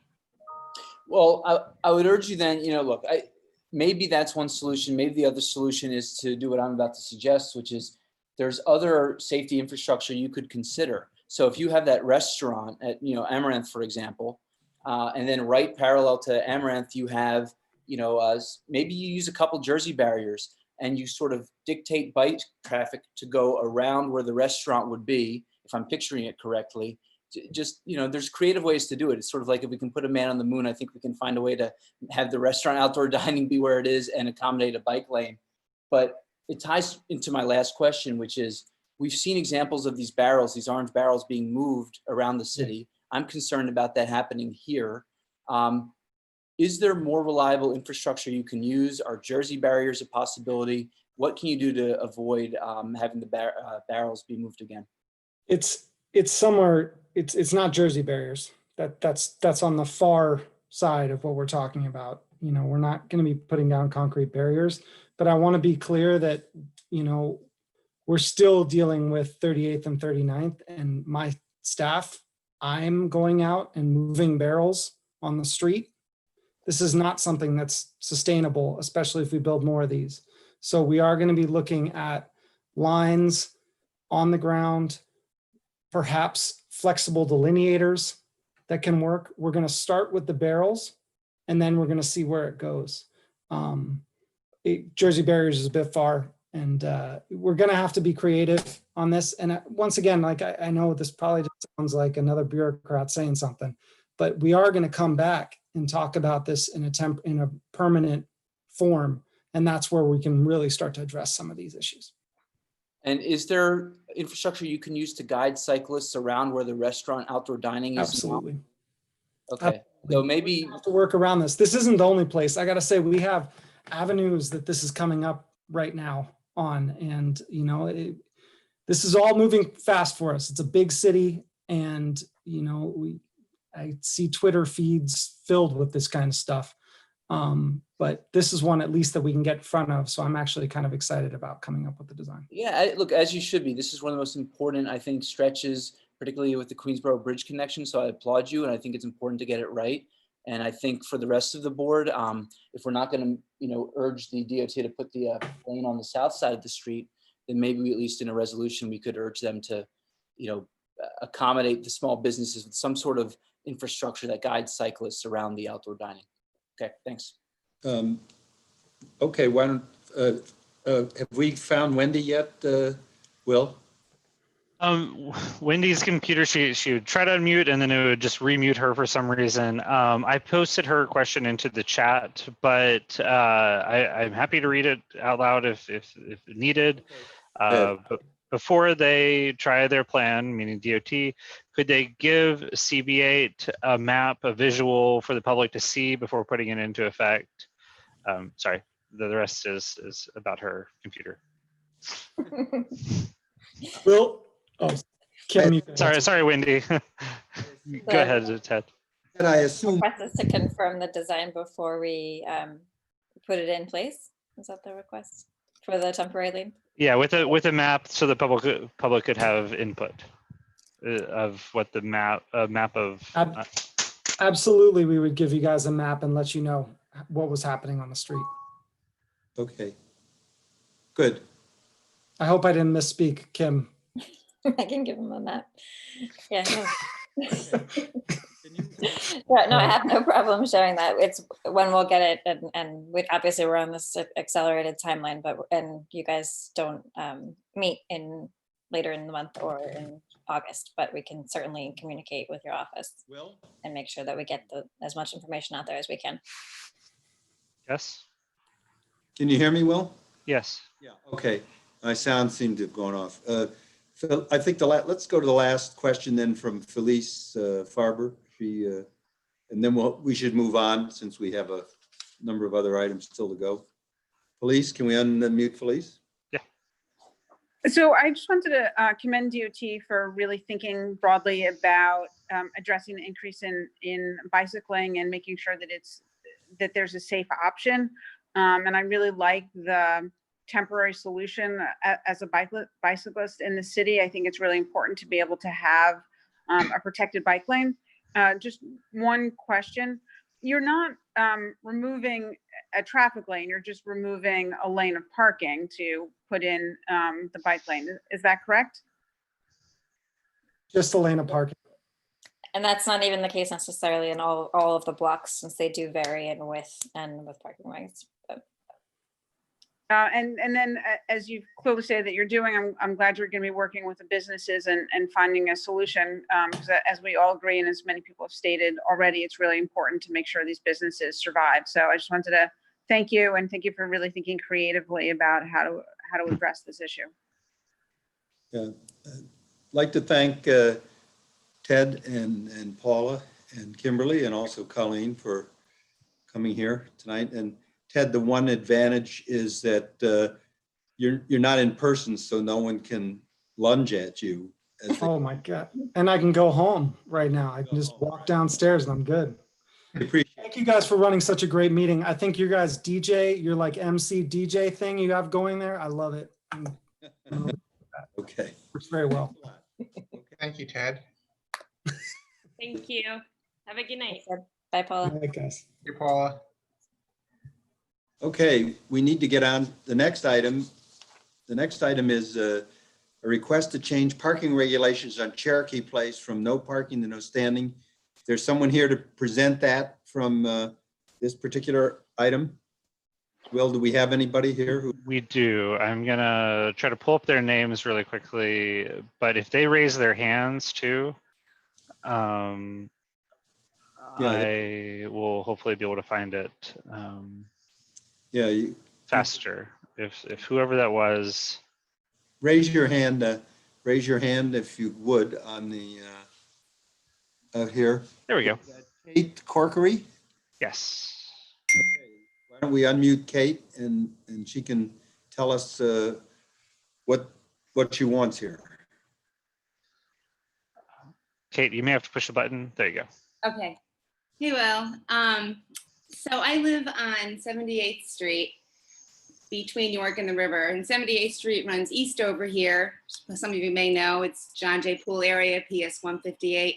And there's a turnaround, 77th Street off of York Avenue onto Cherokee Place, and it wraps around and goes back up to York. At the end of 78th Street is the access road off of the FDR Drive, which comes up 78th Street and runs east. Well, there's a little parking on Cherokee Place, which is a little tiny street along John Jay Park that connects 77th and 78th Street. It has been inundated since the middle of March with DOT parking placards. And it's a no parking zone. And I've been working with Colleen, and I would like to change the signs from no parking to no standing. It's a very narrow street. I can tell you that every day a moving truck's getting stuck. Can't seem to make the turns either onto 77th Street, turning from 77th Street onto Cherokee, or off of Cherokee onto 78th Street. 3-4 weekends ago, 4 firemen had to get out of their truck and pick up 2 cars in order to make the turn. Oh, someone's helping me here. It's right here. Can anyone hear me? We can hear you. I can't see what you're pointing at. I'm sorry. Okay, so it's right here. This is Cherokee Place. Right here, right along the park side. Is Colleen around? She's here. Here, okay. Yes, I'm here. Hi, Colleen. Nice to meet you. How you Nice to doing? meet you. Good. It's just the Cherokee Place that to change from no parking to no standing. It is very narrow. There are so many children going to this park right now and weaving in and out between the cars. So I'd like the community board, if they would take consideration to change the parking from no parking to no standing. So no one is parking along the left-hand side of the street. Colleen, have you, is this something that DOT is taking a look at? So I recommended that this come before the Transportation Committee meeting because it's a quality of life. And I wanted this to be heard in the event that we do decide to make the changes. And of course, a resolution from the community board in support of it. So what's going on is that there are individuals with placards who are parking in this spot all day and they're not moving. And as what was just indicated is that the street is very narrow. There are issues with turning radiuses because the cars are parked so close to the curb. So I recommended that this be heard before the Transportation Committee meeting so that we can get a resolution to look at changing the regulation from a no in the area. Okay. I see, anyone want to comment on this? I see Stephanie, a resident from John Jay House, would like to comment. Can we unmute Stephanie? Hi there, how are you? Hi, so I just want to voice my support for this, just living 2 blocks over. So I have 2 children who constantly go past that street, and I see all of the things that were mentioned by the two women who just spoke. I apologize, I don't remember your name, but thank you for bringing it up.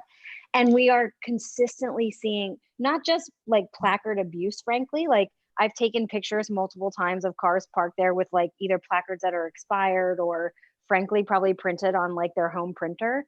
And they I'm do. sure a lot of these, I'm sorry, Stephanie, I'm sure a lot of these placards are fake, just so you know. And 100%, NYPD should really 100%. be involved in the enforcement aspect of this. Yeah, because I would constantly do the sort of posting on Twitter where you can post a placard abuse and like send it to 311. But I think probably with COVID and the probably overwhelming response that the police department is having handling on other things, that the cars now are just, they're not even just parking in the no parking, they're parking in the no standing, and they're staying there all day. And it's making it, as the last person just said, impossible for cars to maneuver in the area just for how narrow the road is. So fully in support of this, and on top of just getting on top of placard abuse in general, but fully in support of moving to no standing in that area. Okay, thank you. And if I could just make one more note, that the placards say you're allowed to park in a no parking zone, but you're not allowed to park in a no standing zone. Right. Okay. No, we understand. Okay. Now, let's. Chuck, I just wanted to make sure people are aware, when people talk about this being a narrow street, I believe that the width of the street is less than your typical cross street. So if a typical cross street is about 30 feet, I believe Cherokee Place is about 20 or 22 feet. And I used to live on 78th Street, so I can substantiate everything that's been said over there. I used to live on that block, so it's very familiar, and this is certainly an issue that arose when I was living there years ago. Okay, Tricia Shimamura has her hand up. Can we unmute Tricia? And then Rita Popper. Yeah, I just want to say that I mean, that this is something that's very near and dear to me as well. We go to that park every day at this point, and I appreciate the concern and would certainly support a resolution asking the DOT to look at this. I just wanted to mention though, and I think that Stephanie was the one who had brought this up. We've talked about placard abuse in the past, and I thought that we had said, and I forgive me if I'm misremembering this, that we were going to bring it up again as its own issue, to maybe bring in enforcement, NYPD, other, like of course DOT and others, to kind of talk about this and come up with some solutions. I believe that that's what we had said, and this was obviously months ago. If that's not, if I'm misremembering, then I'd like to bring it up again. I think that this is a good solution for this particular narrow corridor, but I think that the issue is much bigger than that, and we should be addressing it in a larger kind of systematic infrastructure way. So I would ask that maybe we consider bringing up placard abuse and taking it as a separate topic, if not in August, then in September. Yeah, I think, Tricia, you're right about that.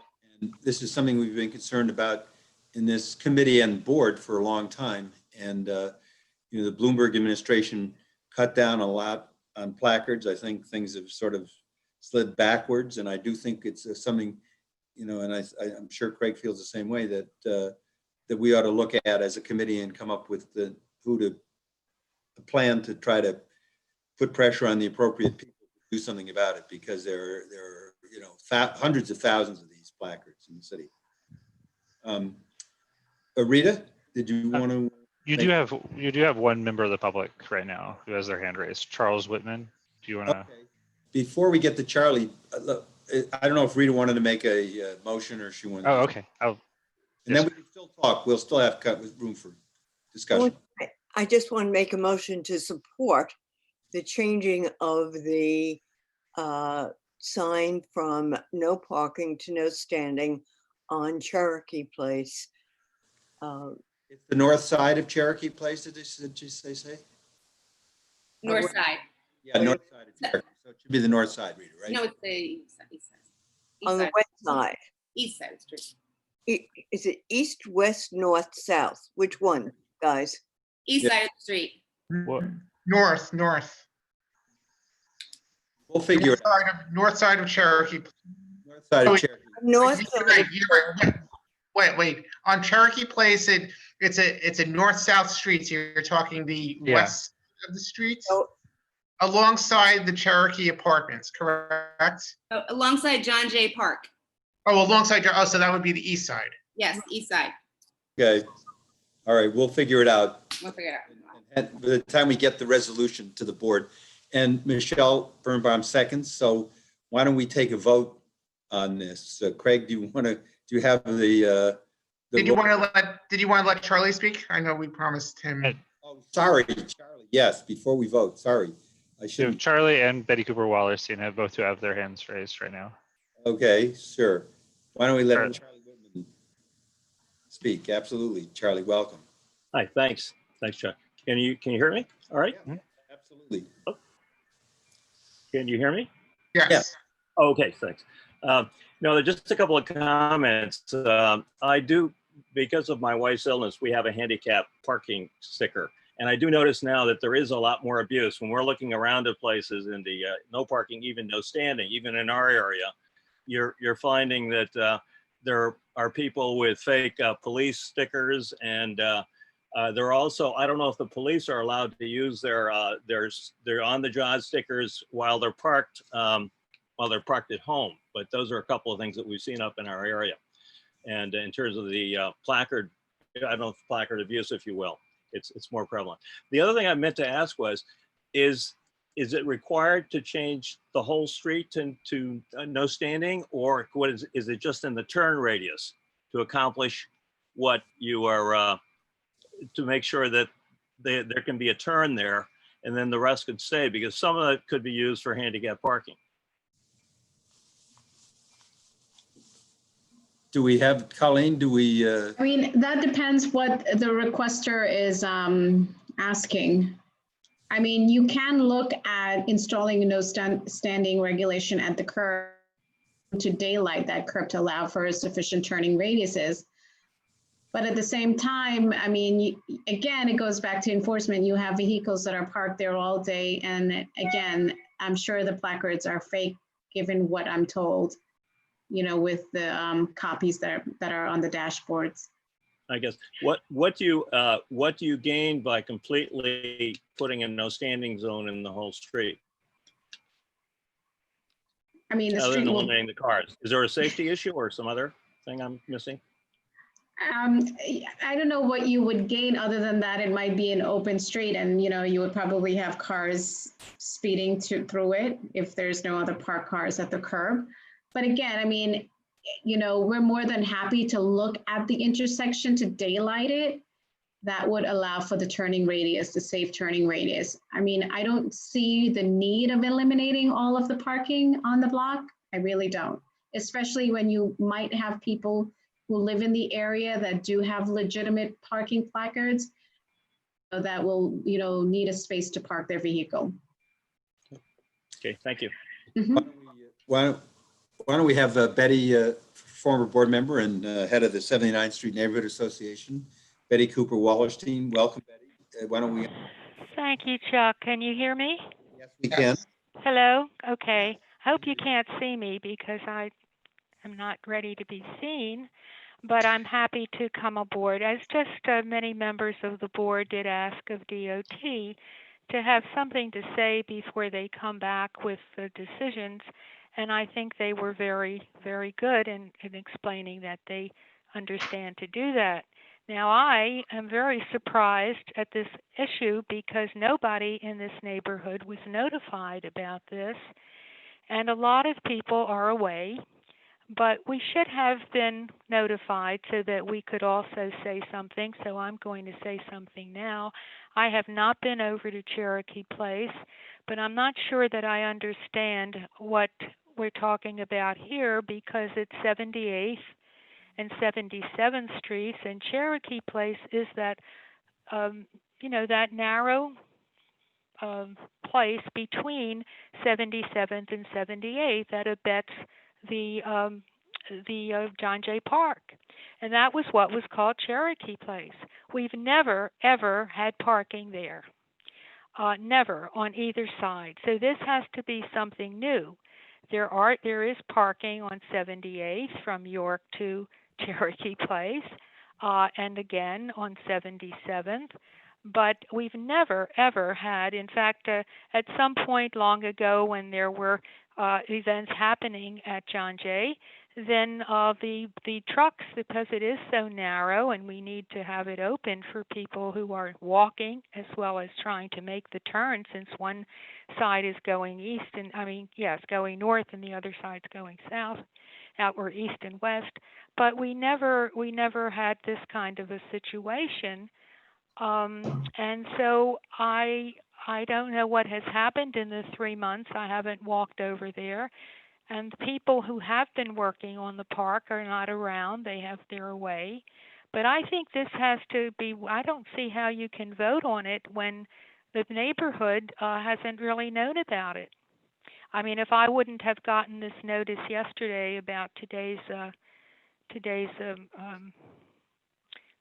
list of discussions, because we've never ever had parking on Cherokee Place.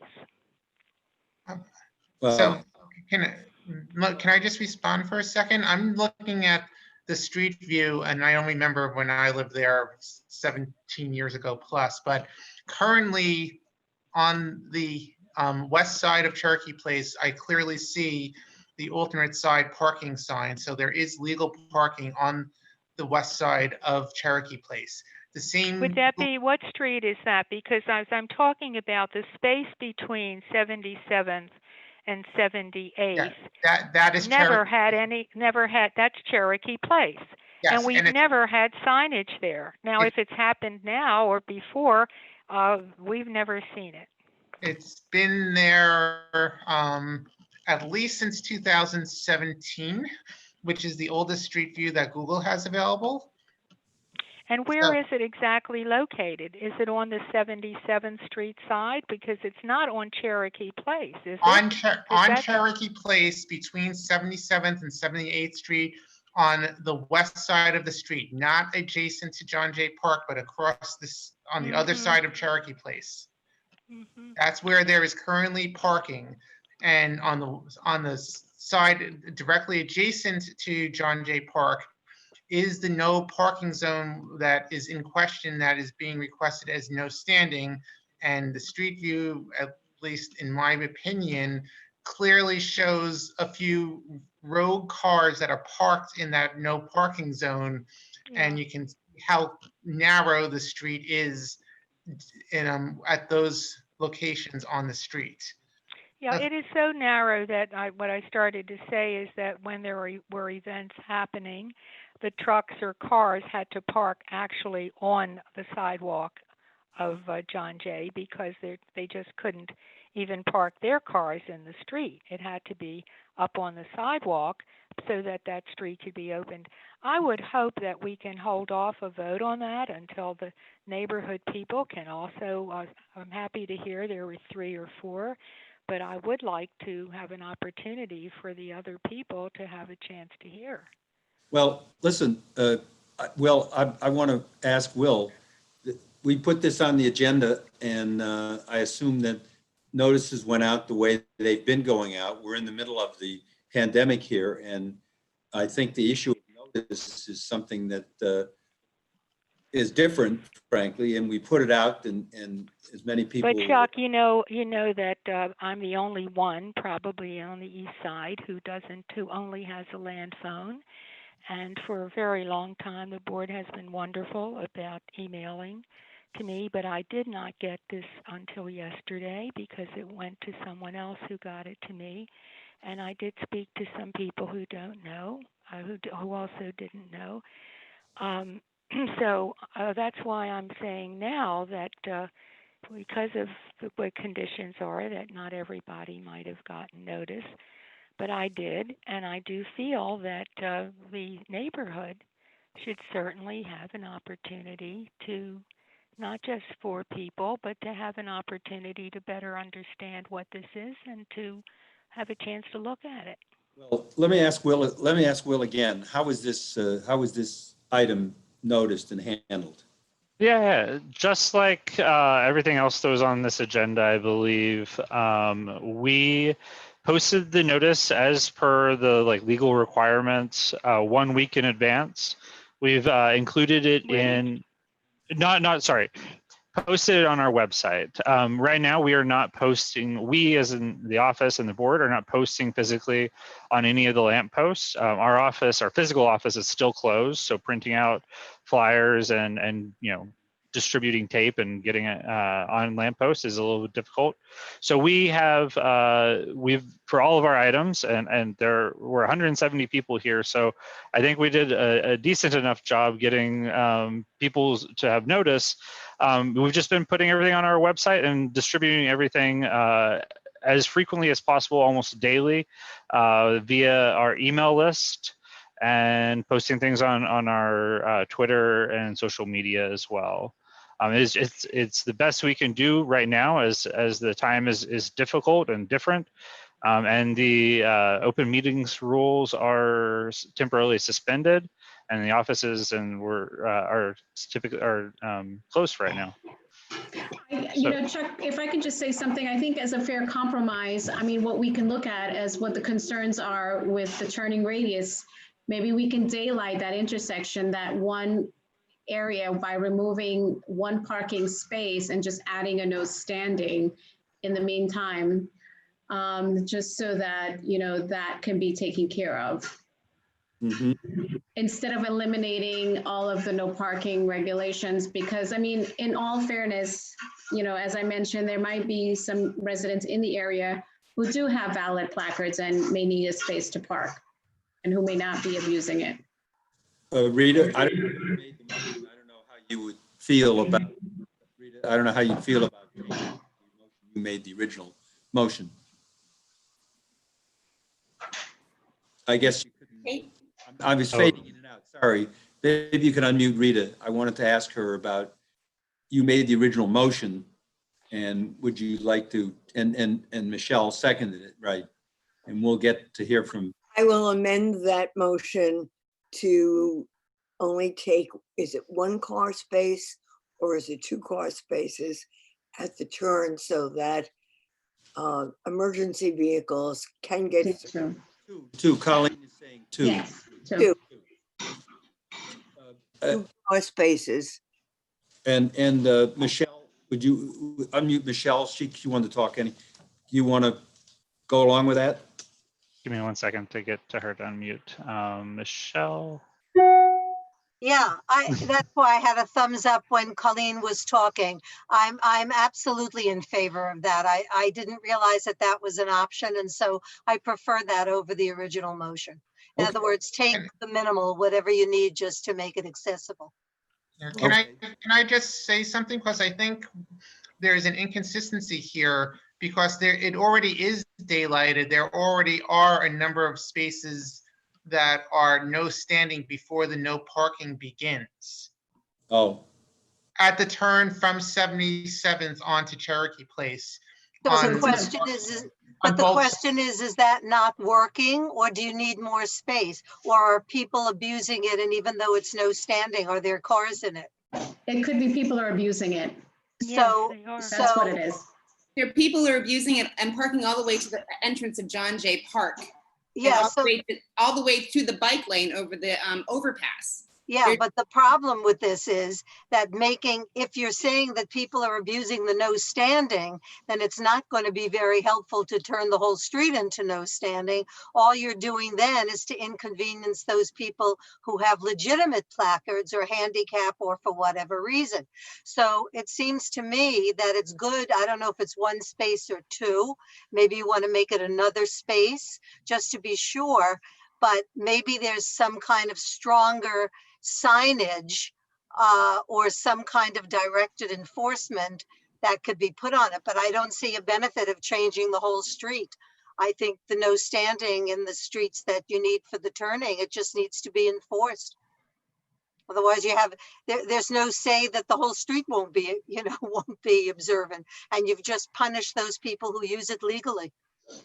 Well, why don't we just add 2 more spaces to whatever is there? Colleen suggested 2, and we can do that. And that will give you a little more no standing. That's fine with me. I second that. Okay. And Rita assumes okay. Yes. Now, we had a few more comments. I don't want to take too much time because, again, we have a lot more to do.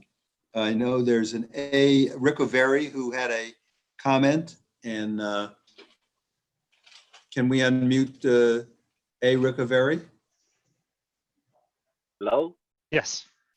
Yes, if just for clarity and very briefly, I just wanted to say that the west side of Cherokee Place has been an alternate side parking at least since 2007, which is when I moved to this area.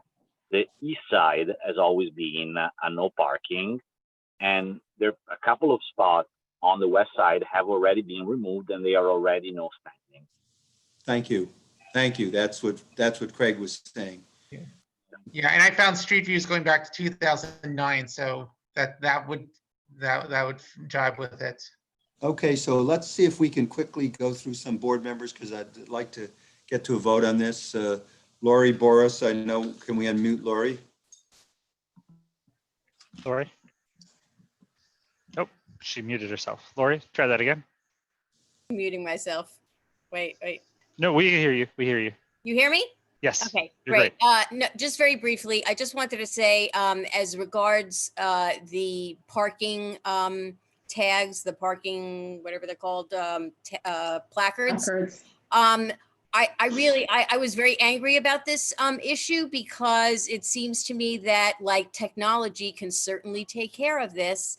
And there was a proposal by Keith, our assembly member, and it went nowhere. Okay, so that was knocked down by the city council. So I am in support of doing something about this. And I don't think that it would take, I mean, politically, it will take a lot because people love their placards and they love to make fake ones. But really, technology could take care of this problem very easily. You just make a placard with a authorized, QR code or whatever, and the problem is settled. So it's not a problem of how to do it, it's the political will. So anyway, that's that. That's all I wanted to say. Okay. All right, let's see if we can move on to the next person. I think that's Elizabeth Rose. Very quickly, the technology does exist. It is about the will to enforce rather than the technology. Just going to the notion of there are lots of people who will have legitimate and valid parking placards. Every single teacher at PS 158 on York Avenue between 77th and 78th Street, if they own a car, they have a right to a valid parking placard. And so we are all I at least am hoping that school opens in person this fall. So there are going to be lots of people who will need every inch of possible parking space, because I imagine many of them will not want to be taking public transportation either, as various folks have commented about bike lanes. Okay, thank you. Why don't we, Phyllis Farber had a comment. Can we unmute Phyllis? Yeah, I just wanted to ask Rebecca whether the daylighting of the turning radius, does that solve the issue that she initially raised? Or is there a broader issue? Well,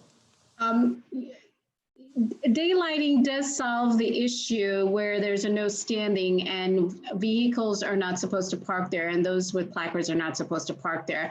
But from what I'm hearing, as what Kate is mentioning here, is that there's a big disregard for the regulation that currently exists, which again goes back to enforcing the area to see whose placards are fake and whose are real and issuing summonses to them. I think if the precinct gets on board and, walk the corridor and, start looking into this and issuing some summons, then people will realize that they can't park there.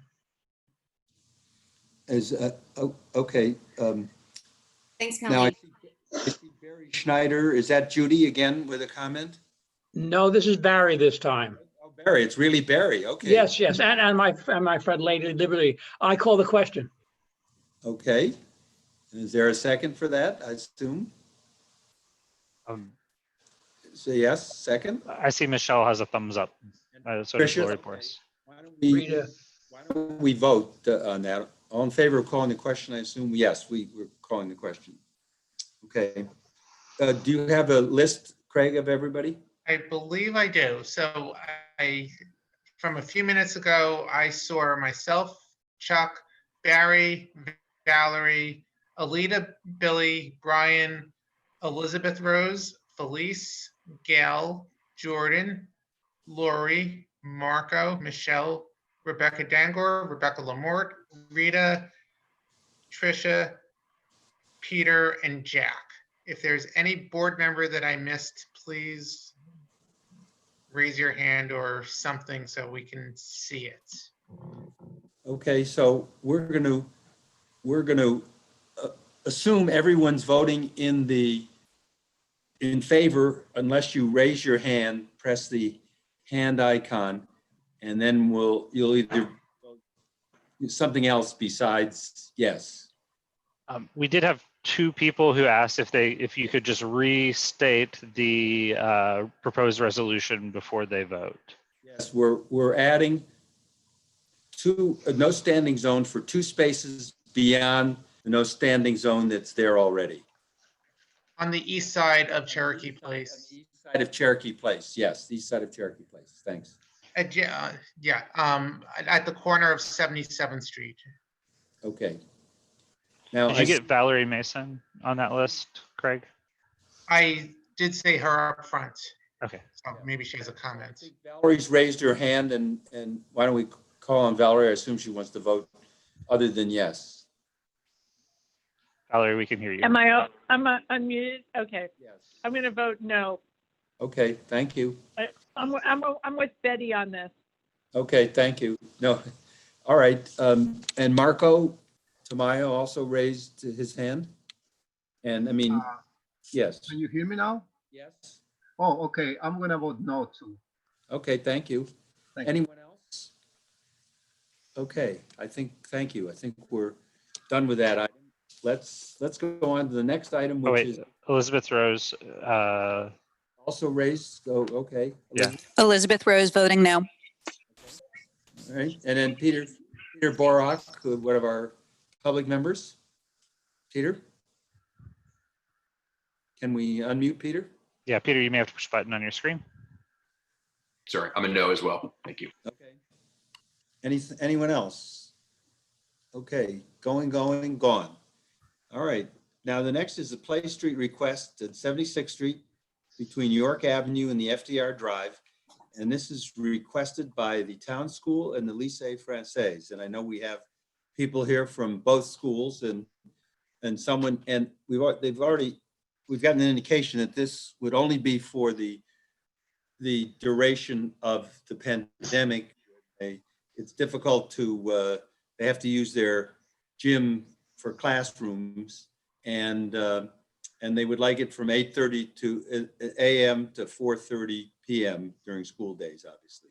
But if there's someone who would like to comment on this, why don't they comment? Yes, so thank you. If I may, I'm Evelyn Este. I'm the head of school at the Lycée. Sure. So we are located in the block situated between 75th and 76th Street, between York Avenue and the river and the FDR Drive. And if you live near the block, you probably have seen our students. Our students are in the gray and white dress code, and the little ones are in their blue smocks. And you see them in particular when we do fire drills and the whole building empties itself onto the streets, all of them in about 7 minutes. We educate students from nursery, that's the 3-year-olds, all the way to 12th grade, the seniors in high school. And I just want to say we are an active participant in the neighborhood because many of our families live in the neighborhoods. And we also, with our cultural center, with our auditorium, we offer free films and evening panels for anyone in the neighborhood. And we see many regulars, many of you there regularly. And our students volunteer at area, homeless shelters and nursing homes and children's homes and through cleanups at John Jay Park. And the little ones plant planters, flowers in the planters in the vicinity of the school. So all of that to say that we are very present in the neighborhood. And as my fellow head of school, Doug Brophy from Town School, because there are 2 schools in this block, ourselves and Town School. Town School is closer to the FDR Drive. The impact of COVID-19 on the children has been very, very significant. And I'm sure you all know this, but we are seeking to welcome all of our students into the building despite social distancing for a regular school day, but that's not going to be possible because with social distancing in place, we just can't accommodate all of our students and the teachers in the building at the same time. So given the size of our student body and the available spaces we have in the building, we are planning for a combination of classes at school and online. And it's a pretty complicated undertaking, but that's what we're going to be doing. So it's going to be a mix. But the fact is that the children, when they're in school, are going to be in pods. They're going to be in very small classes to respect social distancing of 6 feet. And we will be keeping these students together in the same classroom with very limited, if any, interaction with other students. And that's for safety purposes. So we will be reducing their movement around the building throughout their school day to keep them safe. So that's very important. But the fact is that time for play and recess are essential to student well-being and to their learning, actually. As many of you parents know, it's been very hard keeping the children home during the lockdown from a social, from an emotional perspective and from a physical perspective. So this coming year, what we're planning for is they're going to be in their classrooms in these small pods. They won't move around the building, and that's what the CDC tells us to do. So that's what we're doing. But the kids need a space to play. They need to run around safely, and they need simply to get outside air. So the American Academy of Pediatrics has been quite concerned about this, and they recommend as much outdoor activity as possible for students of all grades. That goes from the 3-year-olds to the 18-year-olds. We intend, of course, to use our own outdoor spaces. We have a small drive-through. It's actually a part drive-through, and we have a playground space on our rooftop, which we're going to divide into four quadrants for the students. But those spaces are just not sufficient. And as such, having access to a portion of 76th Street, for us, it would be between 10 a.m. and 2 p.m. Would be a great relief for us, for the children, and for their parents, of course, who worry about their kids. We are very much committed to using the spaces in a very responsible way. The children obviously will be supervised in small groups of students to play there, as I said, during the scheduled recess breaks that for us are between 10 a.m. and 2 p.m. And as was just said, it will be only while social distancing is in force for us. So with that, I think I'm going to pass it on to Town School, I think. That's right. Yeah. Okay. Why don't we let the Town School, I know Doug Brophy is here from the Sure. Town. Thank you. Can everyone hear me? Yes. Yeah, so thank you, committee members, for this opportunity. My name is Doug Brophy. I'm head of school at Town. We're a 107-year-old nursery 3 to 8th grade coeducational school located at 540 East 76th, and we're overlooking the FDR Drive and the East River. We've been at our present location since 1962. I should add that I'm also a proud dad of a town rising fourth grader, and my family resides at 245 East 80th. We love our neighborhood, and town forever loves its neighborhood. As Evelyn spoke of her school, our students regularly work to help keep John Jay Park clean, studying ecology in the East River, donating food and clothing to local community outreach centers, and more. Echoing what speakers on earlier agenda items noted, these are just remarkably challenging, chaotic times for all of us. And I know you can appreciate, as educators, we continue to meet the challenge every day of delivering the best education possible for the children under our care, their learning and emotional wellness. And so much of the latest research shows that children need developmentally to be together, to learn and to socialize.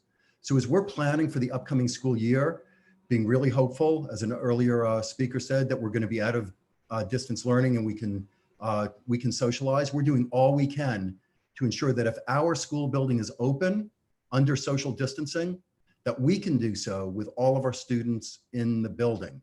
And given our school's relatively small size, approximately 350 students, we believe we can do it by repurposing as many spaces as possible. Our gymnasium, dance studio, library, and roof would become traditional classrooms, thus cutting in half the number of students in a room and honoring social distancing. But, and this echoes what my colleague just said, without a traditional gym, we'll still need a place for our students to move freely, to expend energy and support their physical health, which, as all of you know in the medical field or otherwise, it's so essential for kids' overall wellness and their academic learning. Our physical education program runs throughout the school day, and with access to 76th Street, between 9 a.m. and 2:45, we could run this engaging and essential program safely under adult supervision, and our maintenance workers would make sure that the streets were clean and monitored. We'd also use this space for recess, so essential for our students to breathe out and engage one another outside their traditional classroom. Our students, as all students, they need to move, continue to develop their physical capacities, all in a safe and healthy way. And the only way they can do this is to make use of the street during the day in the social distancing model. And this raises a really important point to clarify what was said at the beginning. We are requesting closure of the street with our partners at Lycée, first of all, on a temporary basis, and only if our schools are running with the buildings open under social distancing. So for example, if during the pandemic, the buildings are somehow open under normal conditions, we'd have our gym and roof back and we wouldn't need a play street. If we're back in distance learning under the pandemic, we would not use our building or street at all. It would only be if the buildings are open under social distancing and for that finite time between 9 a.m. and 2:45. As expressed in our application letter, we are so committed to remaining good neighbors and in our school ethos of taking care of self, others, and surroundings, alongside our deep commitment to community. We're going to continue to inform everyone of our activities. And in fact, as our directors of security and neighborhood relations can share now, we've designed our proposal to minimize any disruption for our neighbors, really to minimize. So thank you all for your consideration. Thank you. Can you just clarify, I think we received some responses of people that were concerned about access to the parking garage on the street. Did you indicate that you would ensure that that garage access will be maintained and that the play street will essentially begin after the garage entrance? Yes. Craig, yeah. I'm gonna share my screen now and just show a diagram of what we're thinking about, so it's clear for everyone. So this is Terrence Kennedy, who's the director of facilities at the Lycée. But it goes to your point. Good evening, everyone. Okay, so this would be the start of the play street, right outside of John Jay's entrance. Like we said, 2:45, 9 a.m. to 2:45 on school days only. This is the entrance to the pavilion building, the service entrance on the north side of 76th Street. So it wouldn't impede their entryway for their service people going into that building. They could still, utilize their moving trucks if they're moving in and out their tenants. Steve from town will talk a little bit more about the logistics, but I just want to go through the map, real quickly, just get people oriented. So this is Lycée Français. This is the John Jay building, town school. The pavilion is this building back here. I'm just going to go through just another look at it. The proposed play street outside, starting at John Jay House, running down to the FDR, adjacent to John Jay Park. It's basically an extension of John Jay Park. We know that John Jay Park is going to be very crowded once school is back in, used for PS 158, possibly, other schools in the neighborhood. So that's why this area is really important for us to access during the school day. Any other questions about this diagram that I could answer? And we have a combined school safety crossing guard here that town and the lycée we both pay for. That person will always be there at the start of schools from 7:30 to the time that the play street starts. He'll actually move down to where the play street starts to make sure if we needed to open up that play street in an account of an emergency, EMS or fire department needs to get down, he'll be in radio contact with the Lycée Français security desk. So we're going to have really good communication with the people on the street and the ability to open up that street very quickly. I'm going to turn it over to Steve Petrillo, Director of Facilities and Transportation at the town school right now. And he has some more details about the logistics of our proposal. Thank you. Good evening, everyone. So great to see so many familiar faces at the community board for sure.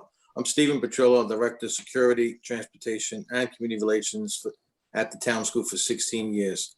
As you see, our two schools are hoping to open safely under Governor Cuomo's executive orders for schools with physical distancing and temperature checks for all. In cooperation with our community, we have scheduled staggered arrivals, dismissals for all our students to avoid overcrowding on the street and to keep everyone safe that best fits our school needs as well as the community needs. We have to give up certain areas of our school to achieve these goals. Our gyms, our cafeterias, portions of our roofs will be converted into classrooms for our students. We no longer will have a gym, so we need 76th Street from 8:45, from 9 a.m. to 2:45 for playtime and exposure for the well-being of all the students. Our street, as you know, is not a major or a two-way street. It does not have a high vehicle traffic. It is not a bus route, a fire route, or a truck route other than the pavilion, which has moving companies that come in, which I'll speak about.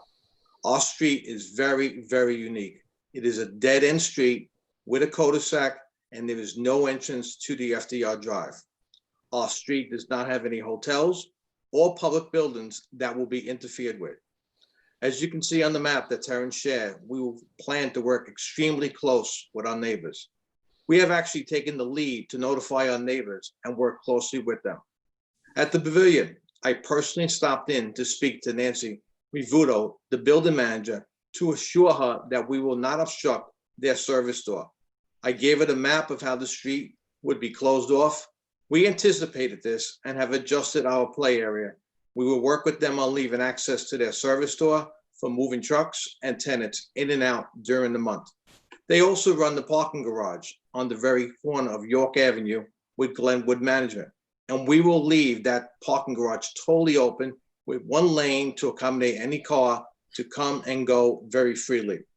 I asked Nancy to please share this with her residents and management board that we want to work closely with.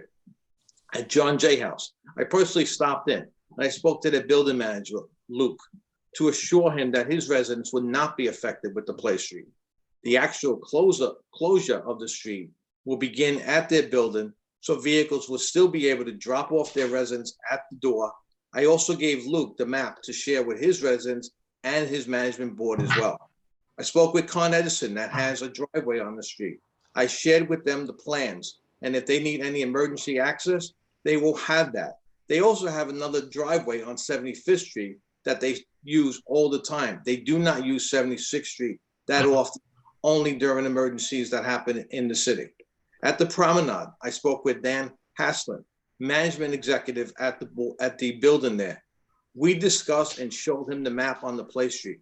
Since they have another entrance and an exit on 75th Street, we are hoping, in the best interest of the students, to use 75th Street entrance and exit for their residents. However, if there's any medical compromised resident or any young children that need to use 76th Street, we will happily open the street for them. As Terrence has shared, we will have supervisors on the street and direct communication with our school crossing guard to accommodate them. So on that note, we have asked Dawn to also share this information with their residents and management board, and we plan to work closely with them, as we have done for the last century. We actually will work closely with anyone that needs access to that street. Terrence and I will be supervising the street and make sure that does happen. So currently, our schools do split the expense of having a school crossing guard on the corner of York Avenue to keep everyone safe. And we will have radio communication with that person. As my head of school mentioned, the maintenance tasks for LaSalle and town will clean the street during the day as well as the end of each day. We are committed to work closely with our community in the coming weeks to address any unique need of their residents to develop the path forward. So as you can see, we are truly trying our best to open schools safely with our community members in mind. Therefore, we humbly request Community Board 8 to approve our joint request for a temporary Play Street. We thank you. We thank the Community Board and the members for your unyielding commitment in meeting the needs of both our students and your residents. Thank you. Thanks. I know there are a number of people who want to be heard on this, and we will hear from everyone. I don't know if someone wants to offer a resolution, then we can have discussion after that. I see that Rita Popper had her hand up. I don't know if Rita wanted to offer something first. Can we unmute Rita? I'd like to get something on the floor, and then we could have discussion in that context. So I just wanted to be sure that the people in Glenwood, if they want to come out of the garage, how do they get out if they haven't been able to communicate with your crossing guard? We plan on putting some barricades along the street, leaving a free access for any car that easily comes down York Avenue, enters 76th Street, right in that lane into the garage, and then they can leave the same exact way. There will be no obstructions to the garage at all. And I just want to say, it's Colleen from DOT. With a Play Street, the schools are responsible for putting out the barricades every morning and removing it, and they have to have staff manning the sites or the site just to make sure everything is, kosher and their safety concerns are addressed. I think you have done a great job. I really do. I hope that my fellow members approve this, because you're doing it perfectly. Thank you very much. Let me call on Barry Schneider. Barry, do you want to be recognized? Let's unmute Barry. There we go. Move to approve the recommendation made by the two schools for Play Street during the lockdown we're currently enjoying. And on the basis, Barry, of it would be the garage, the garage from the pavilion would be unimpeded. And that's what I was going to say that next, but I wanted you to hear from you first, Chuck. Yeah, and it would be 9 a.m. to 2:45 p.m. Correct. Yes. Another emergency access would be available in specific situations or something like that. Yes, emergency access is always available. The schools just have to work it out, move the barricades, move the children away. And they would have people out there in the street being able to handle any. They have to at all times when the Play Street is in session, yes. The way all Play Streets are organized now. This is not, they're not even inventing a new system. They're merely trying to take advantage of it under these terrible circumstances. And Michelle, I saw Michelle had seconded. So now we have a motion on the floor. Let's get discussion from the public, and we have a number of people. Betty Cooper Wallerstein wanted to be recognized, so can we unmute Betty? Hi, am I on? Yes. The town school and lycée have been wonderful neighbors, and any place that has Steve Petrillo is doing a fabulous job. Hi, Steve. It's been a long time. Yes. We started the neighborhood association in 1984, and town school and the lycée made themselves available for neighborhood meetings, and they're wonderful, wonderful people there. I'm a little concerned because, again, this was something I didn't know about. And this morning I spoke with the president of Glenwood, and she didn't know, and she was horrified because of her concern about the fact that all the trash and garbage for the entire pavilion is right on that street, closer to the corner of York, but on that street. And, you know, originally the town school and the lycée, when it came later, everyone worked together, and they were wonderful. And the town didn't have a gym, and so town school and lycée students worked. They came and used the John Jay Park, and they used it for during the day, and they used it after school, and used it on the weekends. And they also, as someone said from the lycée, they also contributed to the times that we were having people helping to plant and to clean. And both of the schools were really very, very much a part of doing that. The question that I had is that since now I know that we were trying very hard to fix up John Jay Park, but the park is there. So what some of us could not understand is why, since the park is, you know, a 4 feet of car going across, why you could not use the park, which is right there, and why you would need to, because of the fact that there are people who are going back and forth. But it's mostly the concern that it's such a large building, the pavilion, and they have so much 2 or 3 times a week, I think they pick up. So that was the question, and I guess I've heard that I understand that you're going to need more space, but I would like to know why you feel that you could not continue to use the park, since you're the 2 schools there that could. So can someone answer that? Can someone answer that from the school? Yes, this is Stephen Petrillo again. I will answer that. Betty, great to see you, and thank you for those comments. I hope you can't see me because I haven't dressed for the occasion, since I don't have a way to do that. But it's good to hear from you, Steve. Thank you, thank you. So you mentioned the garbage at the pavilion. We have taken that into account with the district manager at the sanitation department.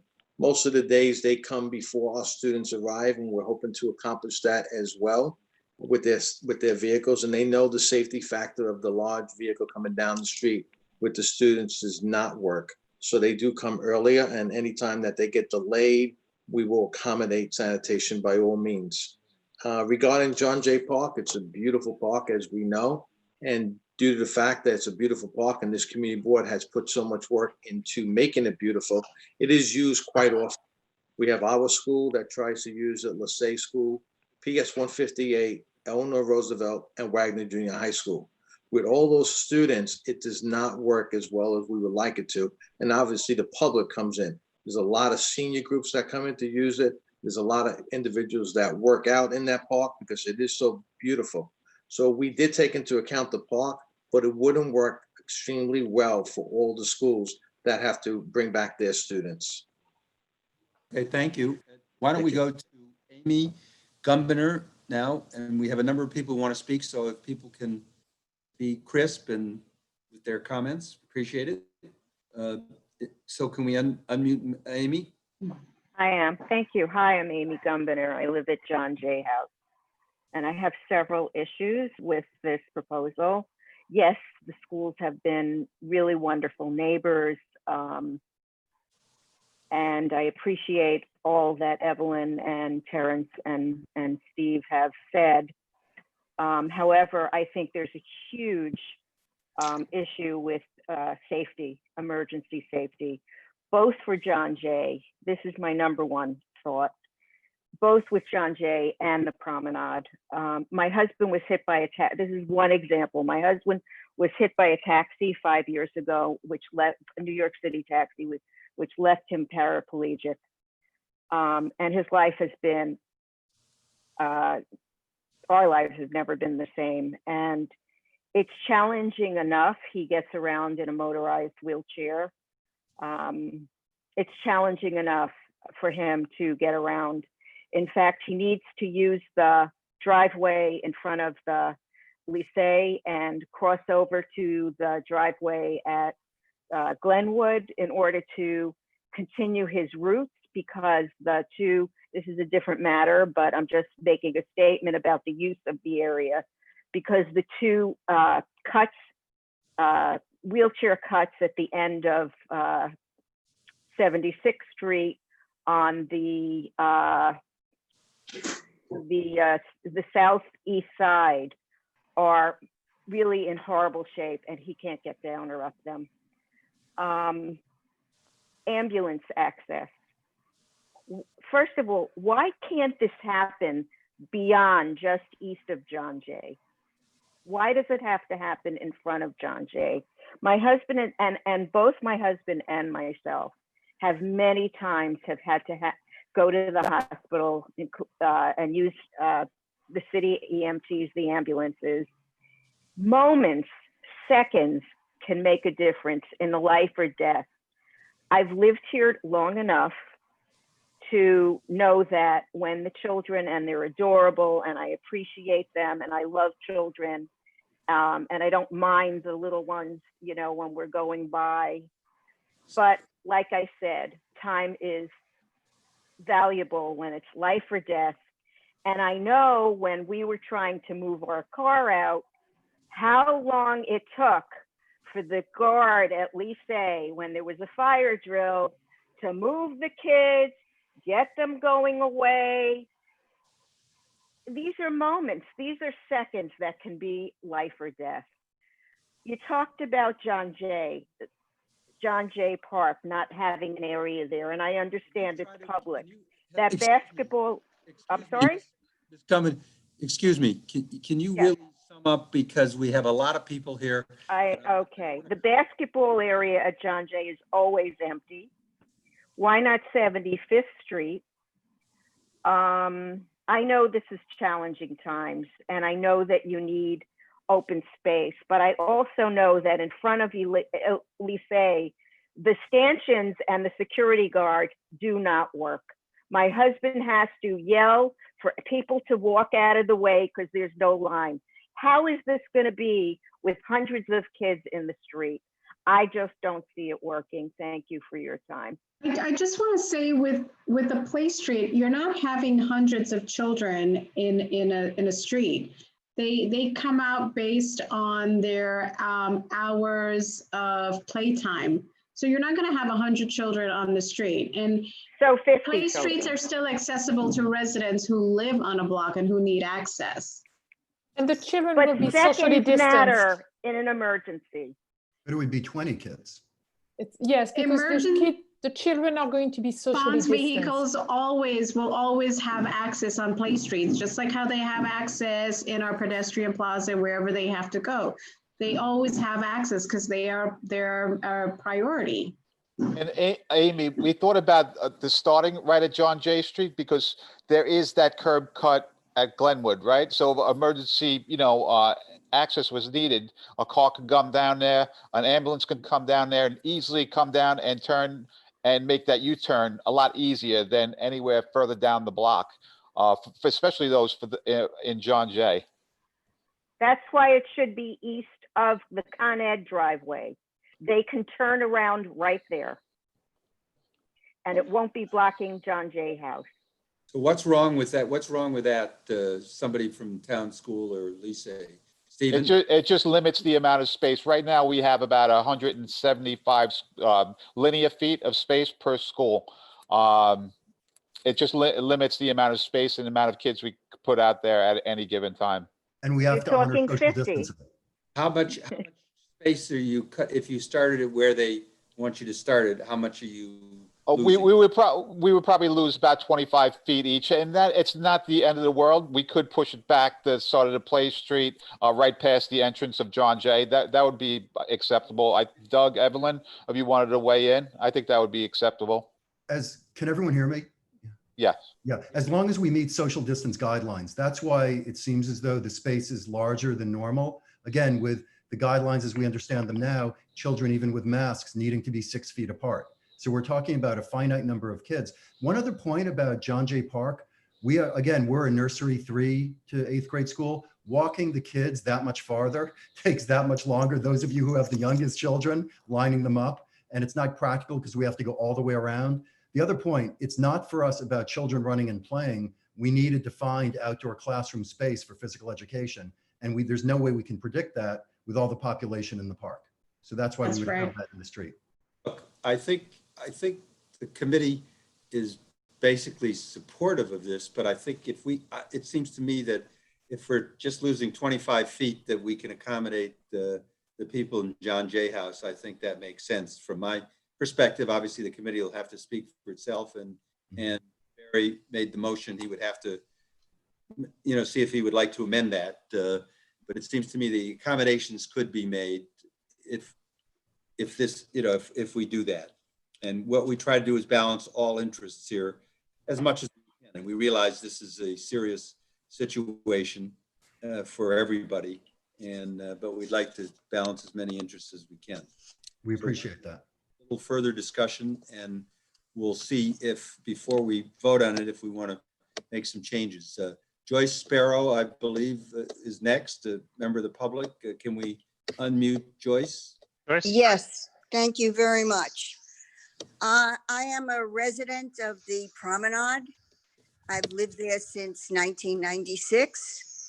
And I very much love the two schools that I share this block with, but I am very concerned about this impact that this would have on the Promenade.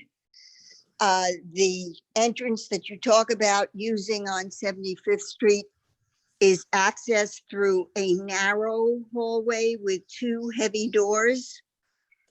There are elderly people in the building with infirmities, and I think it would be a huge mistake to have this kind of impact on our building.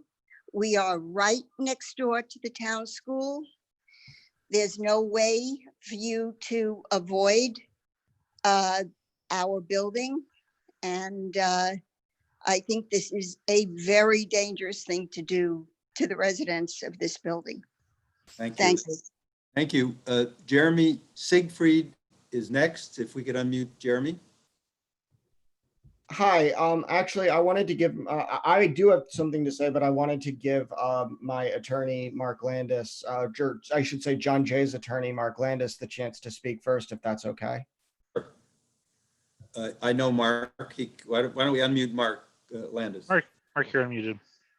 Thank you. Good evening, everyone. I'm Mark Landis, and with the law firm of Phillips Nizer. We're representing John Jay House at 520 East 76th Street, as well as the Promenade at 530 East 76th.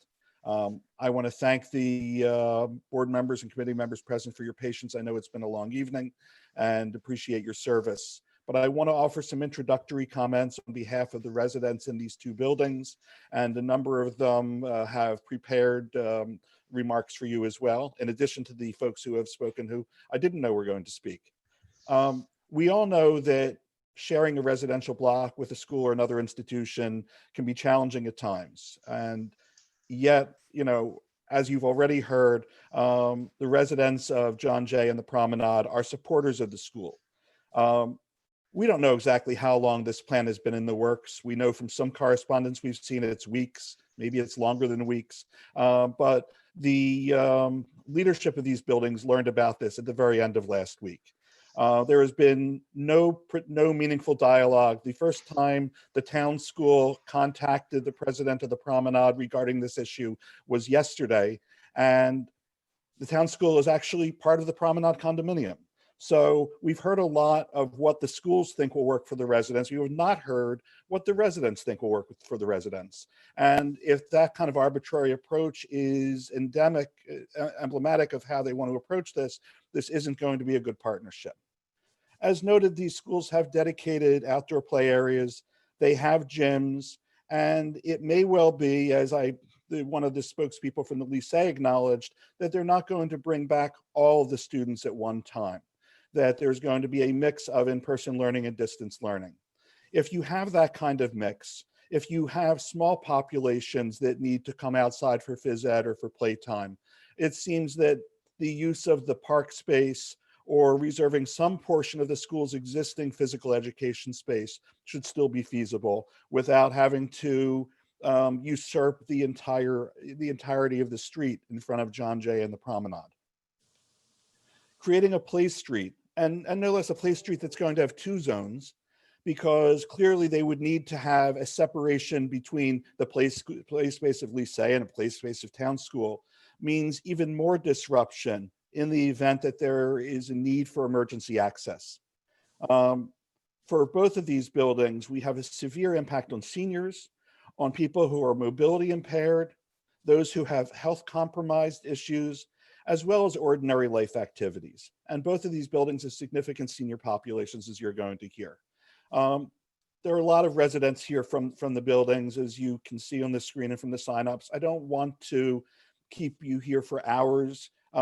We do have a group of representatives from each building, from the Promenade, Dr. Bruce Young and Dr. Nicole Nevedunsky, from John Jay House, Dr. Prathan, Ian Murdoch, and Jeremy Siegfried, as a mix of board members and residents. And I hope you can spend a few minutes hearing what each of them has to say from a personal standpoint about how this will impact their buildings and their families. Thank you. Okay, well, we're going to try to hear from, if people will keep it short, because we started at 6:30, we're now after almost getting close to 9:15, and we have other issues on our agenda. So we're happy to hear. This committee's always made it a tradition that we try to hear from everyone, but at some point, if we have too many people, we're not going to be able to do that. But so why don't I go through the list here? And the next person I have on the list is, I guess, Tara. Is it Foner or Fogner? Did you want to let Jeremy finish his statement? Sorry to interrupt. Jeremy wanted to still finish. Sorry. Okay.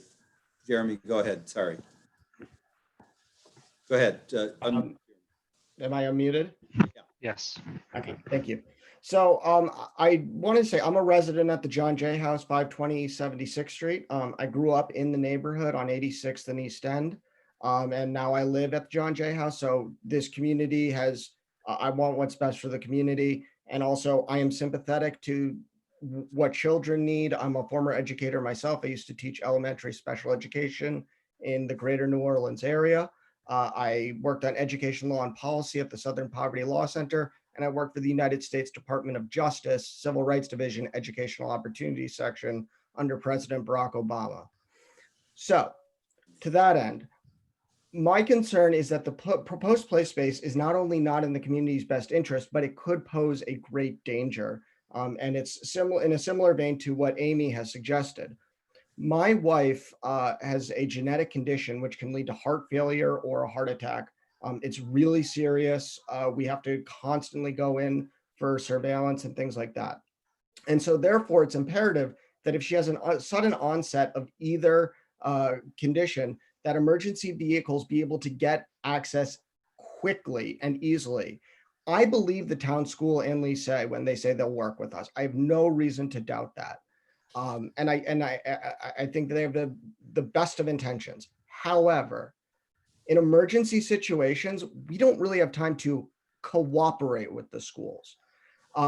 Emergency vehicles need to be able to enter immediately without any delay, such as moving past barricades, negotiating with guards, waiting for children to clear the middle of the street, even if it's just briefly, because those delays could be life-threatening. If I have to call and get permission and I'm trying to resuscitate my wife, that splitting of attention could be life-threatening.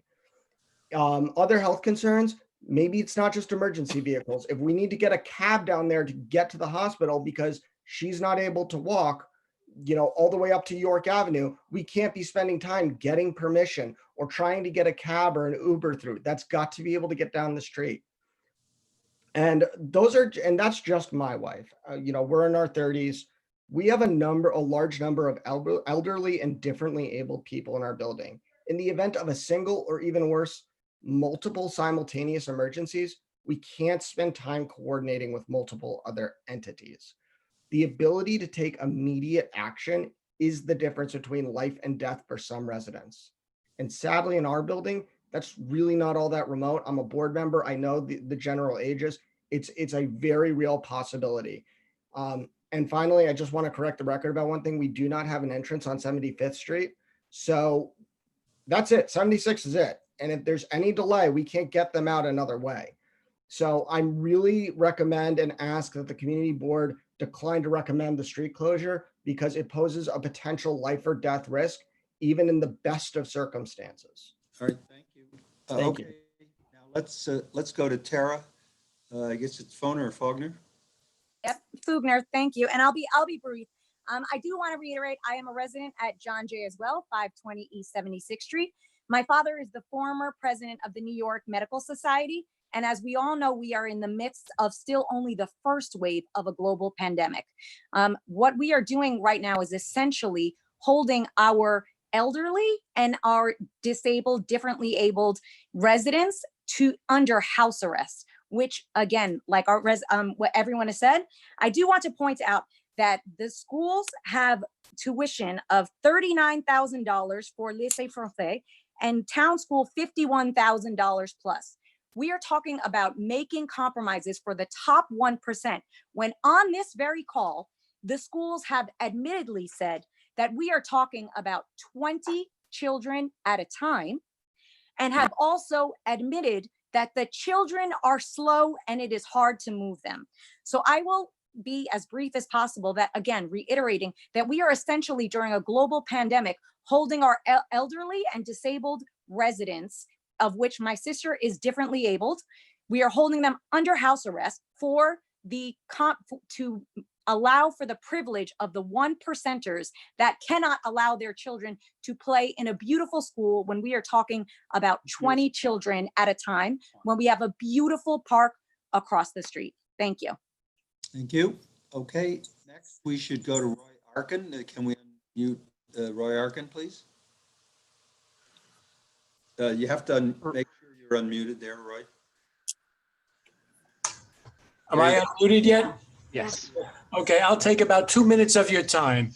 The fact that the French school and the town school want to take measures to commandeer our street for their own use is unfair, in my opinion.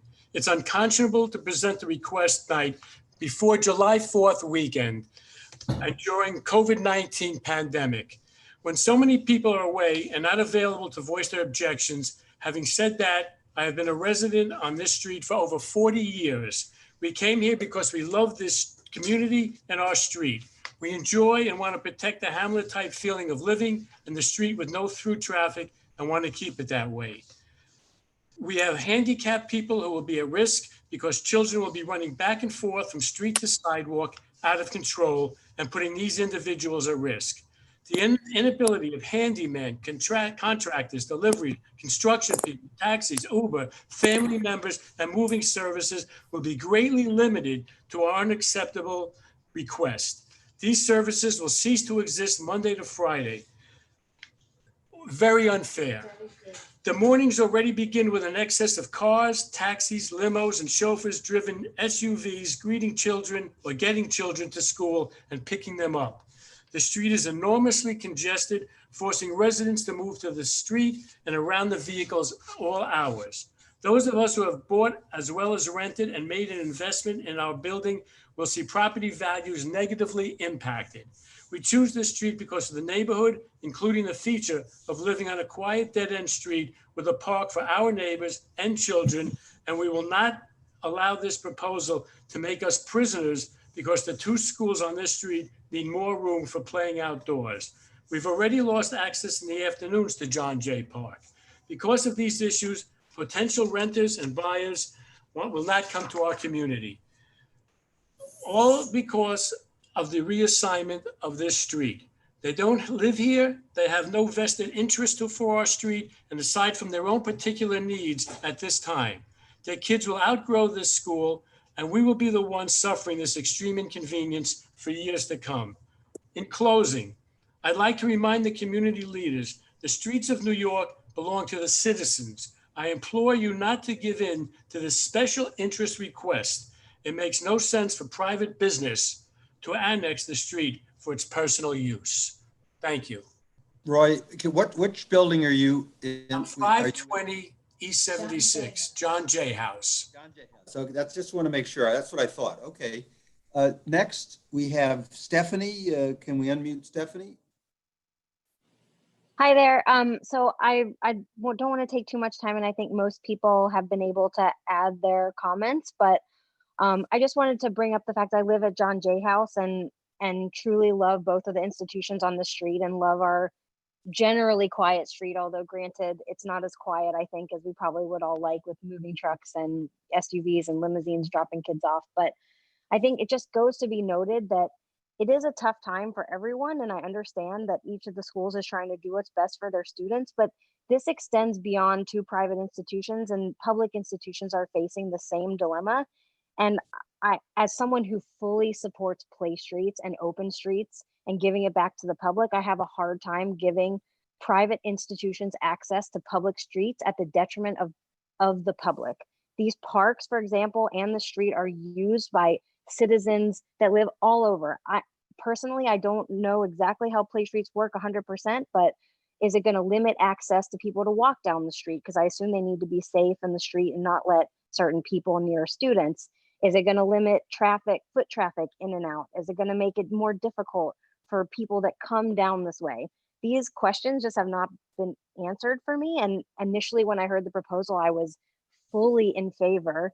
But I found that ultimately it was like somewhat selfish on their part, only closing traffic off by 8:30. If anyone has been here on our street between 7:30 and 8:30, granted, salmoning my way up 76th Street, I understand as students are coming in, it's New York City. I don't expect a freeway for me to go, but their crossing guard has been hit at least 3 times last year by a vehicle, because I remember, because I'm friends with him, and he would leave because they turn right onto our street so they can give door-to-door service for their students 30 feet from the corner so they can be dropped off. I think a bigger conversation is around car traffic on our street and the danger it poses to not only their own crossing guard that they employ, but also to members of the public on the street in general. And I would, it pains me to say this as an advocate of play streets, but I would argue that in this case, they're taking advantage of what is generally used for the public good for a private institution. And I would like to ask the committee not approve this particular usage unless there was some accommodation made for other public institutions in the area to also have an opportunity to take advantage of this. Thank you. Thank you. Now, Julia Gofazin. Is Julia Gofazin there? Yes. Yes, I will speak for Julia Gofazin because she's my wife. I'm Alex Gofazin. I'm a resident of 530 76th Street, Promenade.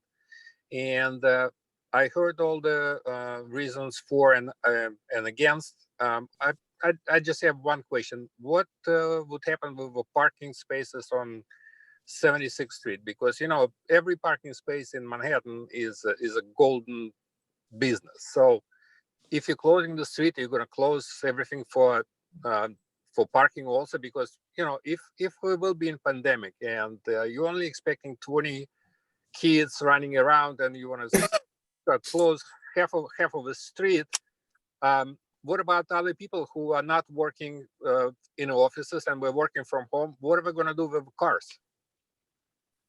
Yeah, my understanding, and I think Colleen can clarify this, is that it doesn't affect the people who park and who live, you know, in those areas. That's correct. I mean, if you're a resident and you live on that street, you will still have access to that street. If you have a service vehicle that comes to do some maintenance on that street, that service vehicle will have access. And again, the schools will have to monitor it. They'll have to be responsible for clearing the children off the street to allow the vehicles, and they'll be responsible for placing the barricades and removing the barricades. It's just not a play street where the children are there running around, not being supervised. Colleen, can you just clarify? So I think the question relates to that the signage on the street, even if we were to. So the signage would be on the barricades. It would be on the barricades, you know, Play Street. We would not be changing any parking regulation signage.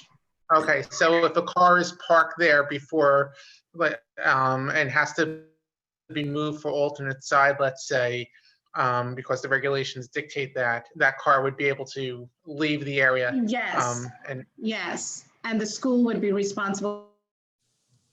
Yes. Okay, thank you. Next is Piri Helez. Can we unmute Piri? There you go. You're go ahead, Piri. You're on. We can hear you. I'm 85. I walk with a walker or with a cane these days. I could have a heart attack. And in such cases, it is moments count in getting the ambulance there. I have one point of question. At what point is this program supposed to go into effect? Could I respond to that? So as we clarified, it would only go into effect if, right. if we're in building closure, social distancing, if the students are allowed back into schools. Okay, when will you make a decision on this? I need a date. Yeah, so we don't know yet. We're waiting. We know that the New York Board of Regents is going to make recommendations for the school year on July 13th. That'll inform our decision.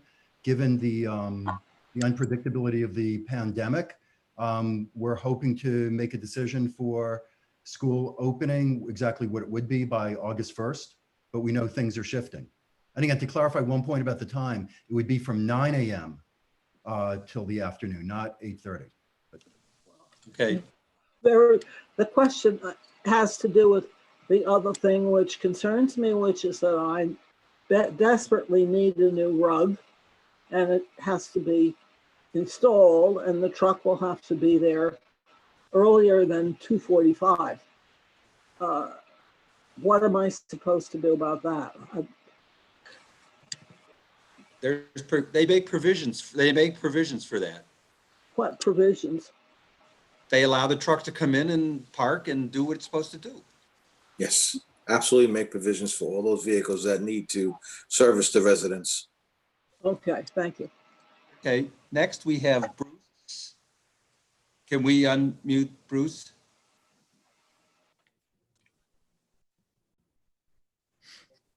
Bruce, you may have to push a button on your screen. There you go. Yeah, I did. Can you hear me now? Yes. Great. Well, thank you to the community board for letting me say a few words. My name is Bruce Young, and I live at the Promenade, 530 East 76th. And I certainly, as a physician, appreciate that the kids need to be able to get their exercise. It's very important for them in their development. And they can get their exercise because they have the John Jay Park right across 76th Street. The John Jay Park is 3.3 acres. It has a large playground. It has a very open play area. It has an area with a tennis court. It has basketball courts. It has handball courts. There's an open area along the area that faces the FDR Drive with benches. And there is also a park building, which contains a gym, an auditorium, and contains locker space for 1,000 males and 690 females. So I would say there's a great deal of space and play area available.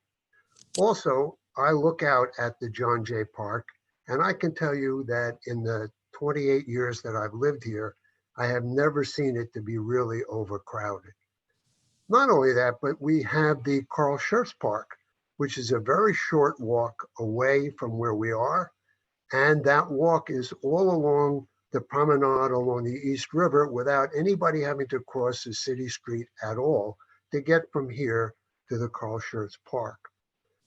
Also, I think I should comment that the remarks that were made in good faith about trying to accommodate vehicles, take care of emergency vehicles when they come along, like ambulances and fire engines and so on, are very good in thinking, but we know that the logistics of this are extremely difficult.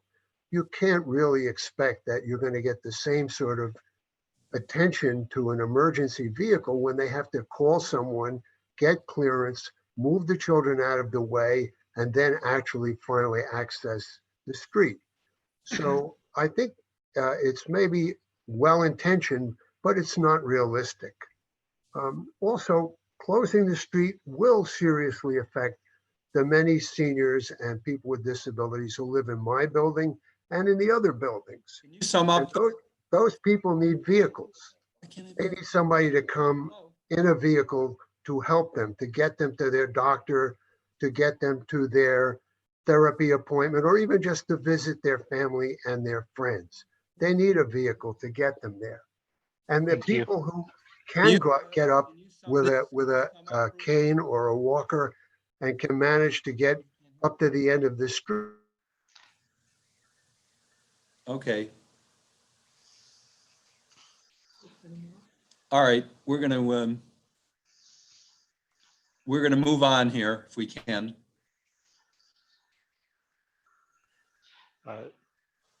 I have up next a Prachi's iPhone. Yes. Yes, can everyone hear me? Yes. Hello, my name is Prachi Pathak. I am a longtime resident of John Jay House as well as a board member. May I offer my sincerest compliments? Today is the first time I've actually attended a community board meeting, and I am beyond impressed by what all of you do, that your thoroughness, your knowledge, and just your concern for, I am super impressed. So I just wanted to make two quick comments. Most of what our building members and residents and board members, including our attorney, they've addressed a lot of our points. I just wanted to give you a little bit about myself. I'm a robotic surgery PA at Mount Sinai Hospital. My husband is an ER physician at Cornell down the street. My multi-generational household comprises our 3.5-year-old twins who will go to PS1 Private this fall and will be in the mix of the kids who go to public, to John Jay Park. My 75-year-old mother and my 90-year-old mother-in-law. My husband and I worked nonstop through the COVID-19 pandemic crisis. And we know, like maybe some of the people have mentioned it, all our hospitals are bracing for a second wave in the fall. Now, a lot of our residents, 25% of our residents in our 200 odd population building are over 65 years old. Many of them have mentioned strenuous concerns about having large groups of children right outside the building. A lot of the epidemiologic data we have so far on the pandemic points to large groups, including those of children, being vectors of coronavirus spread. So I share their concern because my elderly neighbors are the most vulnerable demographic. And not to mention, it's personal. My mother and mother-in-law have medical conditions. They need frequent treatments, they have follow-up visits, and that can only be done on weekdays. So I am one of many for whom limited access afforded by the proposal of this Play Street would be extremely onerous and potentially dangerous. To that, as a board member, I voice our extreme opposition to this petition. Thank you for listening to me. Okay, all right. Oh,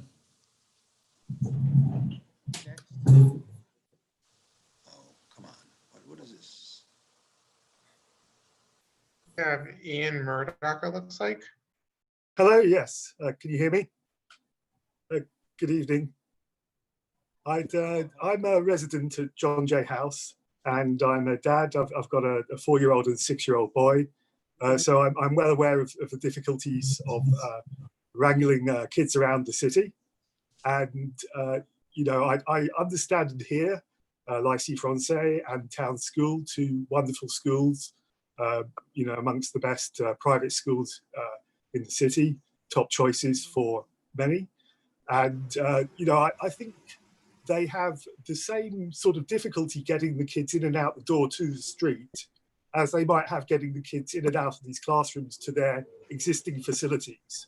So those gyms, those rooftop spaces that they already have.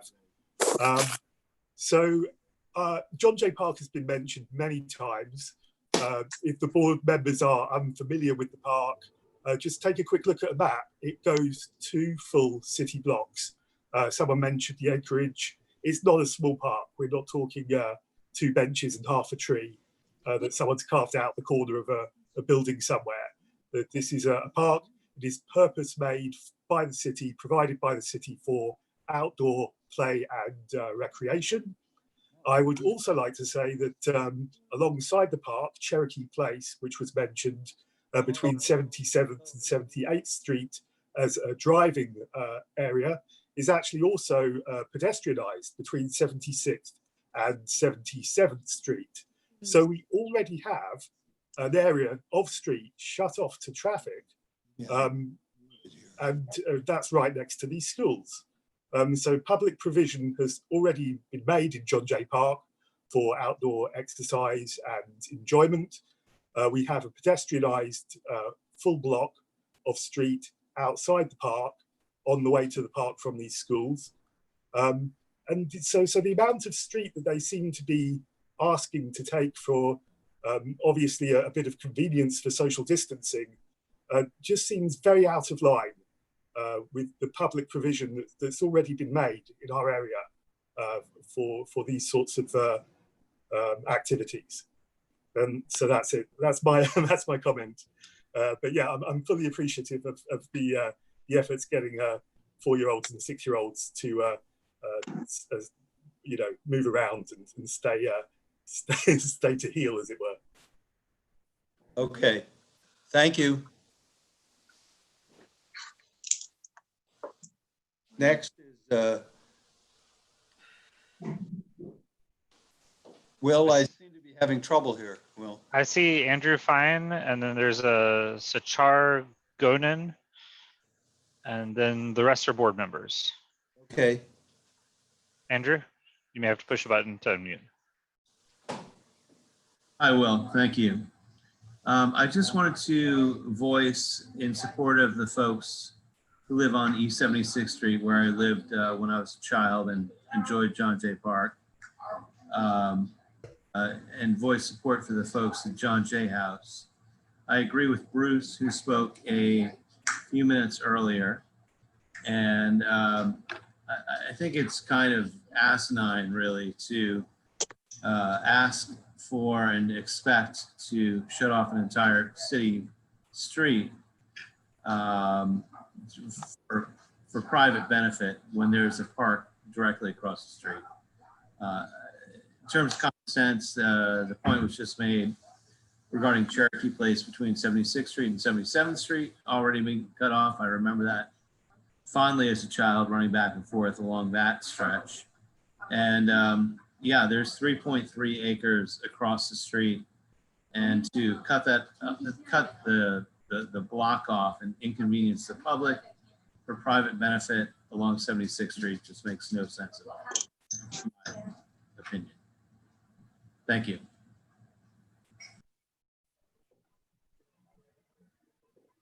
Sachar, you may have to push a button to unmute. Sachar Gonen? Hello, can you hear me? Yes. Yes. Hi, my name is Shahar Gonen. I live on the Upper East Side, actually 91st and 3rd.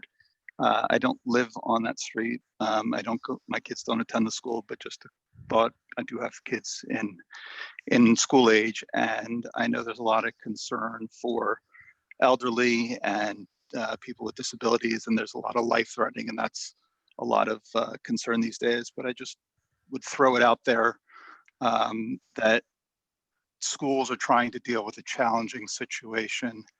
And to the extent that they aren't able to find a solution towards dealing with the separation that they need to by law, that having 1,000 children or so at these two schools stay at home and spend another year under that is also kind of a house arrest for them. And there is psychological damage and potential life-threatening issues from that as well that should also be considered and thought about in terms of the older population that also has to be Hello? at risk. So God damn it.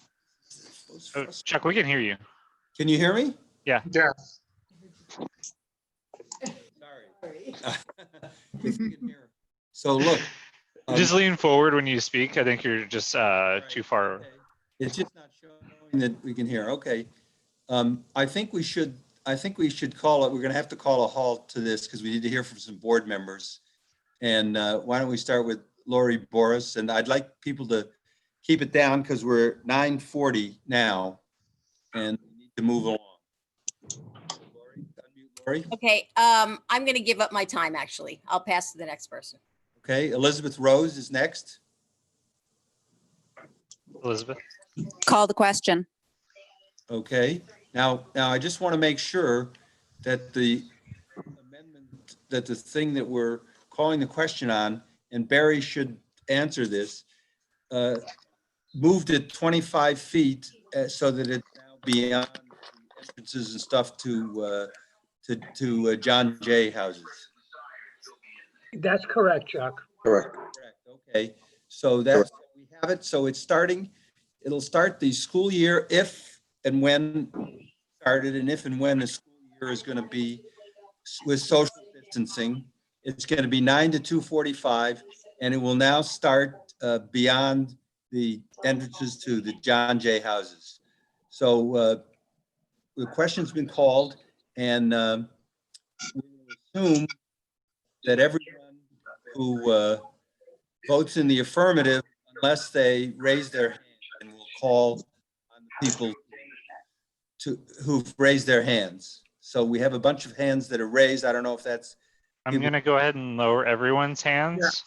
Why don't we lower everyone's hands and raise your hand if you want to vote no, abstain, or not voting for cause. And I apologize, I don't have an updated list. I was waiting a little after the public spoke, so I'm going to try to do that as we get no votes registered. And please, only board members raise your hand during this moment. Right. So why don't we, Marco, unmute Marco. Marco. Oh, thank you. Can you hear me? Yes. Yeah, I think I'm going to vote no. And I shouldn't say anything, but I think it's wrong to vote in favor of education against. That's it. No. This is one more. Please. Also, there is a parliament procedure too. It was called the question, but nobody second. Thank you. We did. Okay. Okay. This is the committee. We Valerie Mason. Valerie. Chuck, it was really hard to hear you and what this motion was. Can you just repeat it? Because is this a vote to approve with an amendment to move it back? Yes. This is a vote to approve it, which has been modified to move it back beyond, so it's beyond the entrances of John Jay houses. And it's then I'm going to vote no. I vote not to approve it. Okay. Tricia? Can we unmute Tricia? No. Okay. Rebecca Lamort? No. Alita Camp? Alita? Sorry, I was trying. No, I vote no. Okay. Thank you. Michelle Birnbaum? Hopefully people can hear me. Michelle? You have to push the button. Don't forget. Okay. No. Okay. Brian Correa? Brian? Brian, we can hear you. Yeah, I'm a no on this. Okay. Billy Freeland? Nope. Okay. Rita Popper? No. Rebecca Dangor? No. Peter Borak, a public member? No. Okay. Can we get a count on that? We vote yes. Craig, are you? I'm trying to calculate it. It's really just difficult to get a full list of members who are currently here. So bear with me. At this point, it may be easier to just have everybody who wants to vote yes raise their hand, just for confirmation. I think it actually may be easier. Do you have the no votes then, right? Right, let me just make sure I have the no votes. I have Marco, Valerie, Tricia, Rebecca, both Rebeccas I think I had. Yes. Alita, Michelle, Brian, Billy, Rita. Did I miss anyone? And Peter. Is that all the no's? I think so. So Chat why- me if we missed you. Yes, the yes votes raise their hands then. Now, make sure anyone who wants to vote yes, raise your hand. I'm gonna. All right. Craig, you can just read them aloud once we're. Okay. I'm and they marking can- them down also so I could ultimately count them. So just hold on one Chuck, second. your hand is up, so. 1, 2, 3, 4, 5, 6. So I see 8 yeses. That's myself, Felice, Elizabeth, Jack, Lori, Jordan, Barry, and Chuck. And I had 1, 2, 3, 4, 5, 6, 7, 8, 9, 10, 11 no's. So the motion failed. Okay. Okay, so it's not approved. Not Okay. approved. Considering. Thank you for letting us present. Okay, Thank you. Have a great evening. thank you. We're on to the next item. The next item is number 5, and these are new open street requests, and there are 11 of them, and I know Michelle Birnbaum had requested this, and maybe Michelle, you'd want to talk, just take a bit to talk. Before we get to Michelle, can we just separate? So Michelle put forward the majority of them, but there were 2 that were independently done outside of her request, and I think we should handle those separately. And those are related to the 82nd Street and the Green Market. And beyond that, I just wanted to note that I put in there as something to consider if we're looking at 81st between York and First, any particular day, I had suggested that we at least consider as well 82nd between York and East End, and then East End between 82nd and 83rd to provide a connection to the existing open street on East End Avenue. So I think we should handle those separately because that's one sub-proposal, if you will, from Michelle's proposal for other streets. Okay. Yeah, I agree. I think that's what we have to do. Take those. Let's do 1 and 2. So 1 is 82nd Street between East End Avenue and First Avenue. Is there anyone who wants to speak on this particular item? I'm sorry. There were a bunch of hands already up. I'm gonna clear them. So please just re-raise your hands. I'm sorry about that. And the background is that we learned at the full board meeting that there were a number of requests that were made for 82nd Street as a result of the Green Market specifically. And I think anyone who's been there has observed some crowding because the Green Market is extremely popular on Saturday mornings. Let's have Charlie Whitman from the public first. Can we unmute Charlie? Yeah, Charlie, you'll have to push a button on your screen to confirm, I believe. I do. Thanks. I guess I'm not sure what's being proposed there for 82nd between First and East End and First. Is this intended to be just for the weekend, for the time of the green market, or is this intended to be open? I'm not totally familiar with the open street concept. I know East End Avenue really works well, but I don't know whether it's applied in different ways at different streets. And so I guess I'm asking a question, but the reason, if I'm looking at East End and First, the green market's between York and First. So that's the street you're really looking at, that one. One of the things that you may want to take into account is the fact that one of the ways of, since East End Avenue now, and I'm just throwing this out as, from a personal point of view in our ability, it's great to have the whole place to be able to walk as far as 82nd Street if you wanted to. But one of the ways of getting on the drive, there are two streets that give you access to the drive now off York Avenue. You go to the first street is 80th Street, which doesn't have a turn signal. So as you know, you can't take a left on 79th Street to go onto the drive if you're coming down York Avenue southbound. So you have to either turn at 80th Street, and then if traffic backs up, which it often does around the rush hours, you lateral onto 82nd and go through 82nd. So that's why I had my question on what is the intent of the open street? Is it something that's just a weekend or is it something that's really intended to be?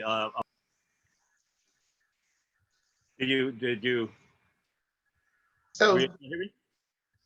yeah, I guess the answer to that question is it is open for discussion. The majority of open streets are open every day. That being said, there are exceptions. There are certain streets that are open a more limited time, and in some instances, even a single day of the week.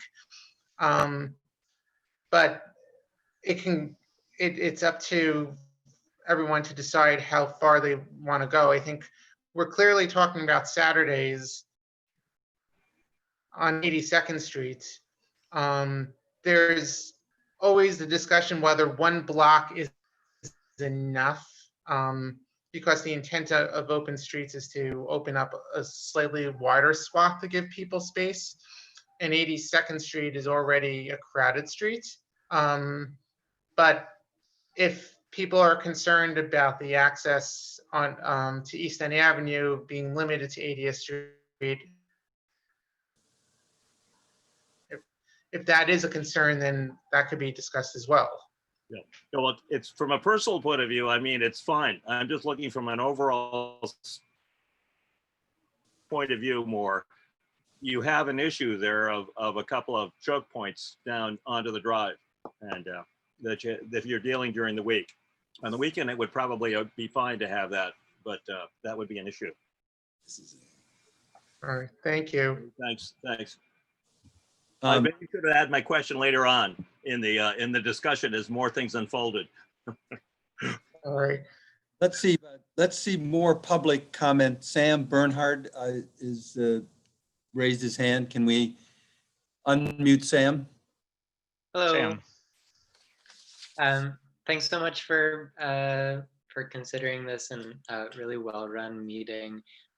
So I go to the 82nd Street Farmers Market every week. It's been my main way to purchase produce during the pandemic. It's probably, I have to imagine, is the safest way to buy produce, or you can just buy all the stuff that you want to buy out in the open air, which we all know is the safest and healthiest way to be doing anything these days is outside.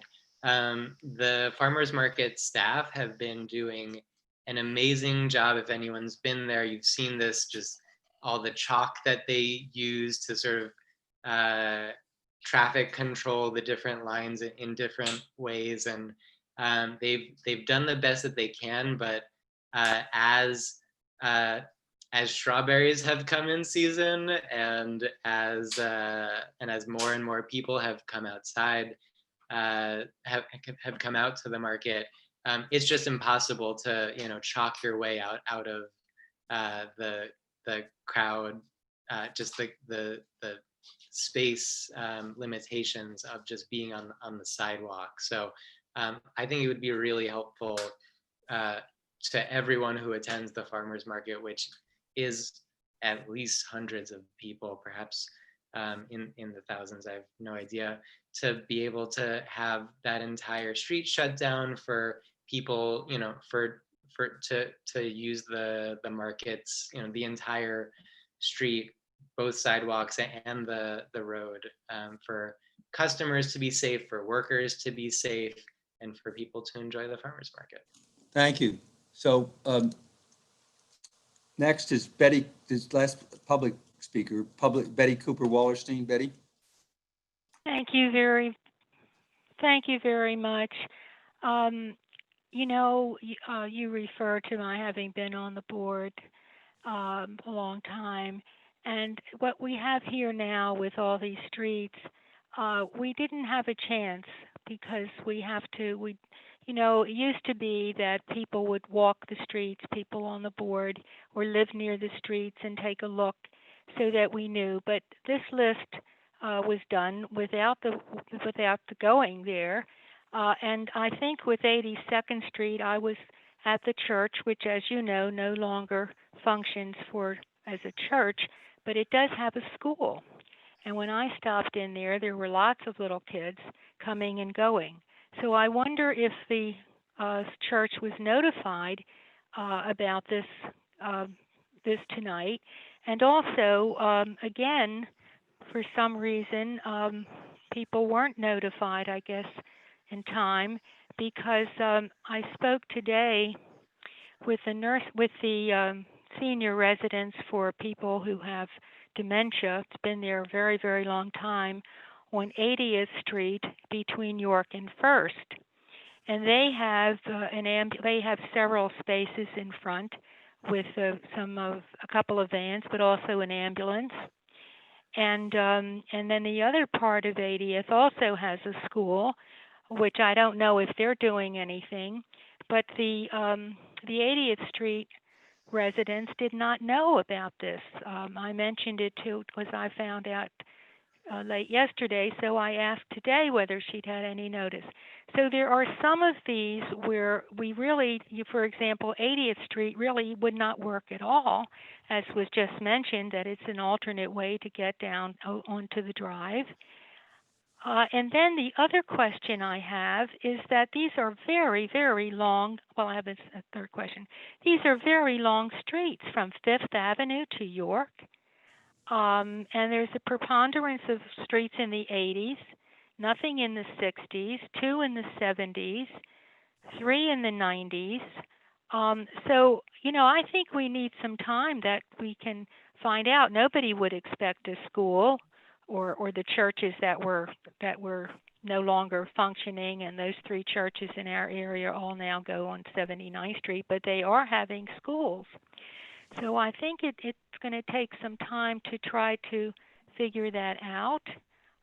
Sorry, I'm blocking on the name of the place that's on 80th Street. A couple of doors in from York, and it's also next to a very busy building, residential building. So, and the third thing I wanted to ask is the last time I was listening to the board, there were a lot of suggestions for Park Avenue.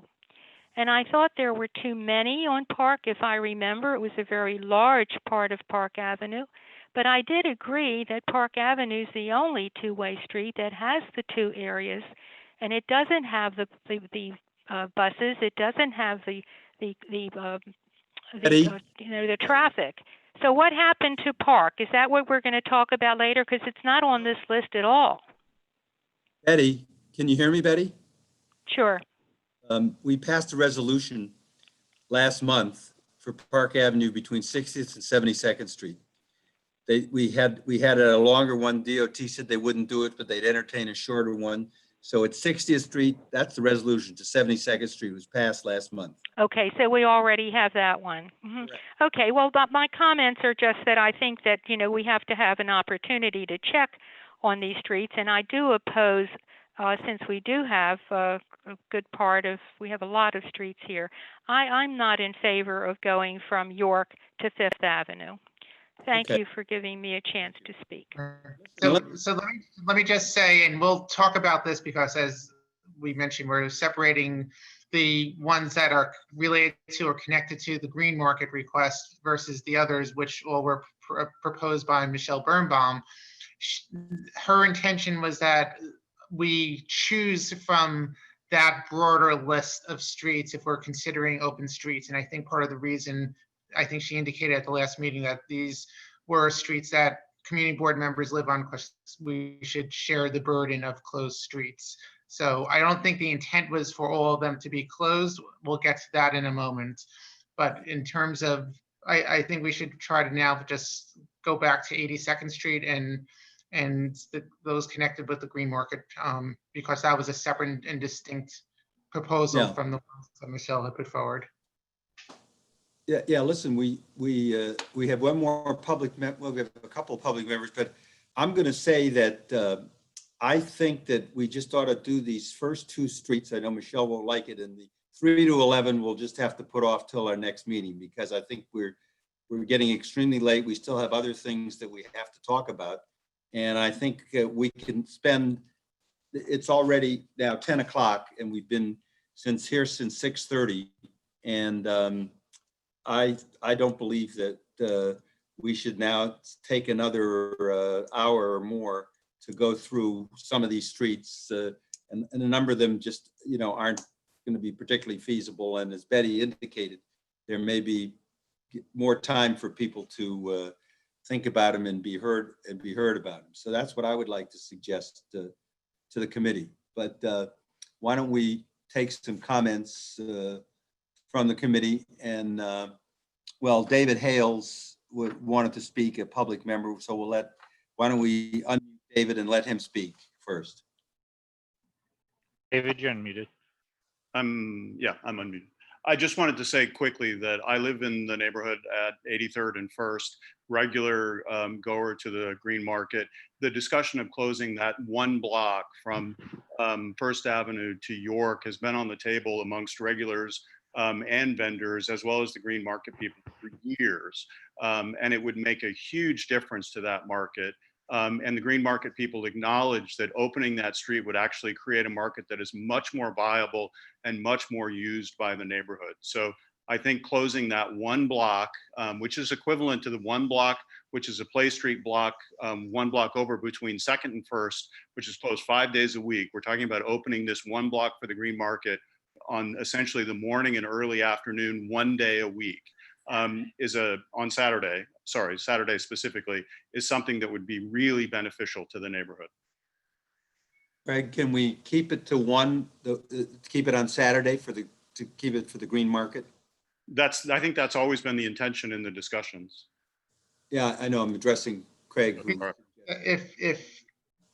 If that's where we are as a group right now, then that's fine. If we want to start small and reconsider add-ons next month.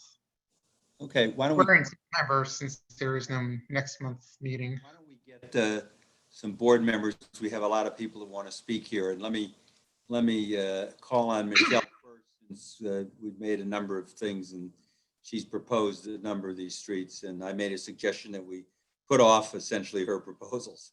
So Michelle, why don't you go ahead? Yeah, firstly, thanks very much, Chuck, but I have to say I'm going to buy you a sign. You know, the sign that says plan ahead and then head is off the page? You spent an hour and a half on item number 1, knowing that it started with 171 people. We've got 54 here, knowing that many were probably very interested in the street closings. So I think that was very poor planning. And I think that if we took them all together, we probably could have a consensus tonight, not isolate those first 2. The second thing is this committee knows I am opposed to all street closings. I don't think it's necessary. I think if you want social distancing, that you don't call people to one place to congregate.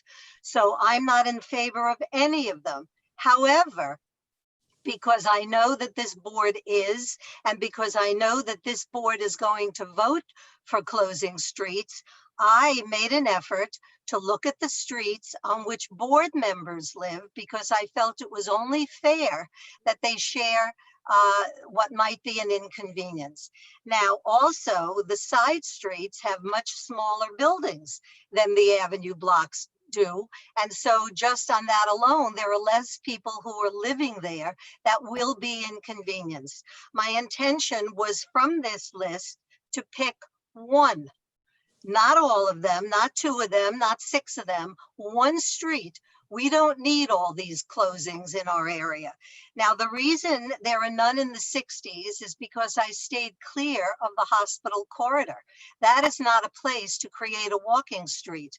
And then the other streets that were eliminated were if they were crosstown streets with transoms, you know, that went through the park, or if they had access on or off the drive, or if there was a school on them. So there was a reason for me choosing these. So, and of course, no buses and nothing like that. So in addition to those considerations and the fact that I went to see where the board members live, I think it's only fair we start with them, but there's no intention to have all of these. So I think that, if you took them all together, I mean, I think the planning, the timing was really, you know, not well planned. Let's put it this way. We spent way too much on items that didn't require the kind of consideration that this does. Now, unfortunately, let me address this posting thing, because with the Transportation Committee, we have two issues.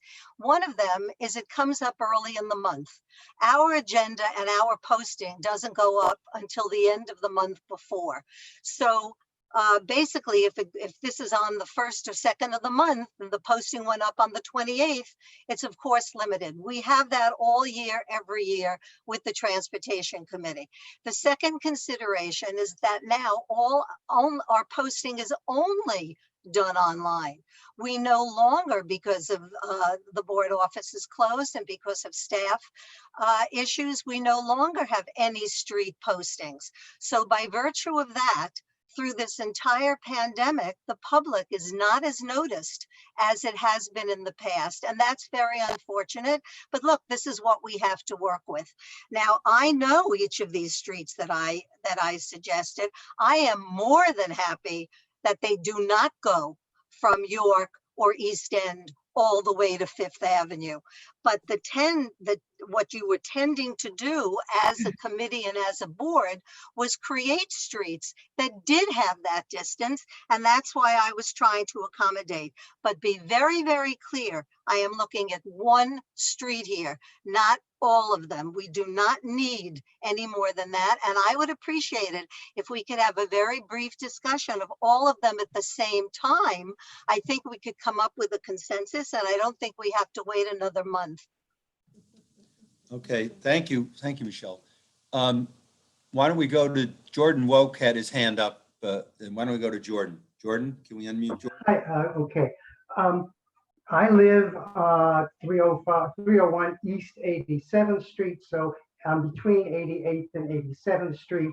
In fact, my wife and I walk on East End Avenue a couple of times a day. It's being called a closed street, and it's being called an open street. And I don't know really what those things mean. As was just pointed out, there's some of these blocks which have very low buildings between the avenues. However, on 87th Street, once you cross to the other side of 2nd, you've got 340, you've got 230, 240, 345.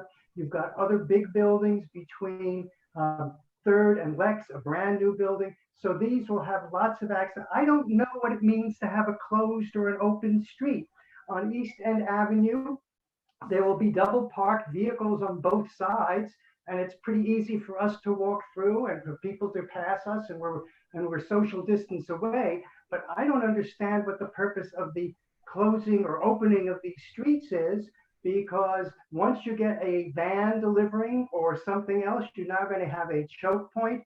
So I actually thought maybe it meant, oh, there will be no parking on the street for these hours. And I think that that was probably wrong. So the basic, I can understand for the market that that's a specific issue, but if it's intended to be a path that people can walk and also drive to the front of their building or be picked up at the front of the building or use the parking lot that's on that block, I don't understand. Maybe somebody can give me an explanation of what the open street, closed street means operationally.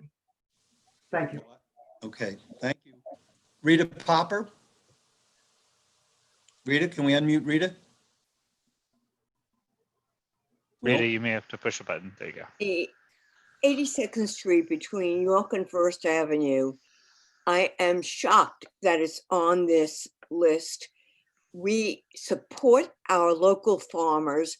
We're talking about supporting businesses on our left hand, and we're talking about not getting them on the right hand. So I don't understand that at all. And 91st Street between York and First Avenue is where the number 31 bus turns from York Avenue to First Avenue to go around to 92nd Street, where it lays over. So whoever put this list together didn't exactly think about some of the things. I don't think that we should vote on this list tonight because of the scope of it, you know, from York Avenue to Fifth Avenue, from this avenue. I mean, why don't we just close the whole street with the whole city? This is ridiculous. I don't even know why we're spending time on it, but that green market is going to be existing. We support those farmers. And on 91st Street, you're not going to take that 31 bus away. Thank you. Well, maybe we should, maybe as a, maybe we should put off this whole item at this point for until our next meeting, because there are a number of issues, and I think we could have a long discussion about each one of these streets and the pros and cons. So well, does anyone? That's what I would like to see. Well, does anyone want to offer a resolution on the green market proposal? Because I think that is, as we said, separate, and we've had formal requests come in from the public, and that is more time of the essence. I see Trisha raise it, like waving her hand. So Trisha, all right. Let me unmute you. I'm sorry, I'm waving my hand because I see Andrew Fine and I see Roy Cole, both had their hands up, and I would, regardless of what we do, I think that since members of the public have been waiting for hours, I would like to hear at least the other members of the public to say what they will, and if it's about the 82nd Street piece, then that would be very helpful. But I just feel like since they've waited this long, I would like to listen to them. We were going to call on them, Trisha, but I'm happy to call on them now. But so why don't we have Roy Cole? Let's hear from Roy Cole, unmuted. Right. Yeah, thank you so much. And unfortunately, it's not about the green market. And I appreciate, Will, that you posted the information for open streets. I'm the priest at the Church of the Epiphany at 74th in York. And I think as many of the community board members and other folks know, we purchased the Jan Hus Presbyterian Church on 74th. And I've been trying to find out from the DOT, and I was hoping that Colleen would still be on this at this meeting, how this would impact our renovations of the Jan Hus property, because we are an active construction site and we've been hampered by that because of the COVID shutdown. And as many of you know who live in this neighborhood, we've been able to restart that construction. So I don't know if anybody can answer that tonight. And I do appreciate, Charles, that if you're putting this off for another whole month, then that will give us more time to understand the impact that open streets will have on the renovation of that property at 351 East 74th Street.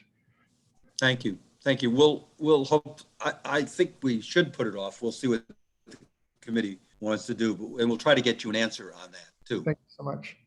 And Andrew Fine, I think next, and we had a, Andrew, you want to unmute yourself, Andrew?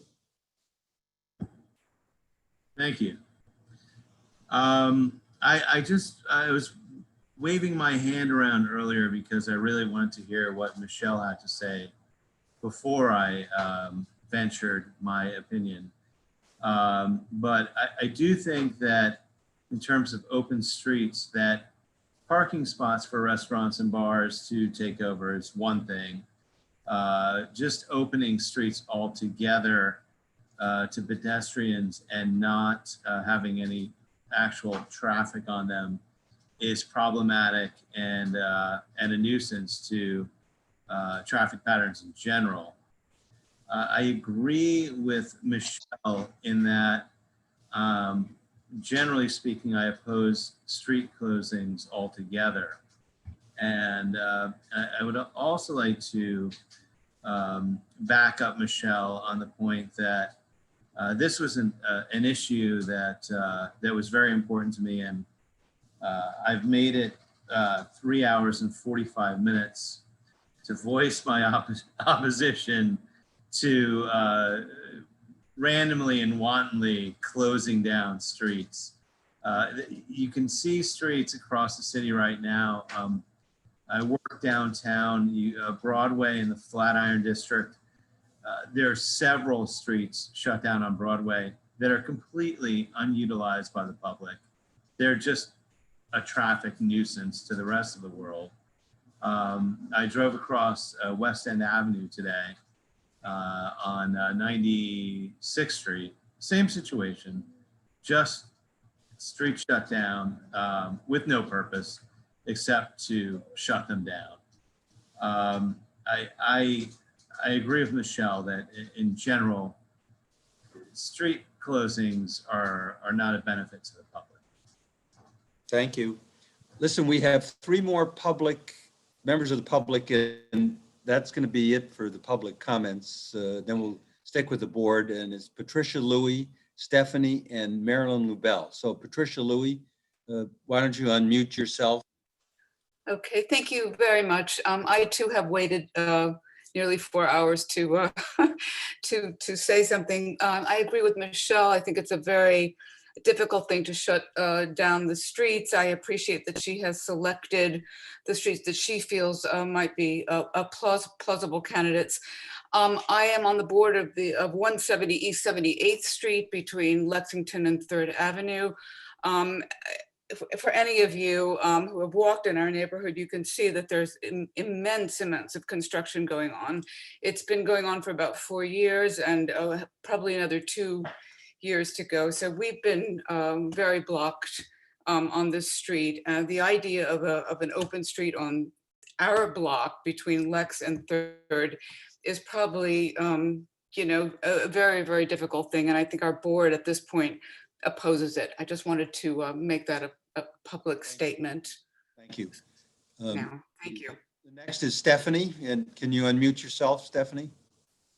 Sure. I just wanted to add my comments in favor of closing, in particular, the 82nd Street Green Market. I think I would agree there's probably a larger conversation to be had on larger swaths of the street. But as someone with 2 children, I've taken advantage of the open streets on East End Avenue. And truthfully, open streets, maybe how people have considered them being close to traffic is quite the opposite. Like I found that there was actually more traffic than I imagined on an open street. So I think the imagination would make you think that you can't literally drive a car through there when often there are cars and trucks going through there. So I don't think it completely limits traffic in that area. And additionally, I think for the green market, it's a fantastic thing to have in our community. It's a fantastic thing to support. If Saturday were the only day you close that one particular block, I know you want to discuss other things, but I think you could maybe consider that today. I think it would be fantastic.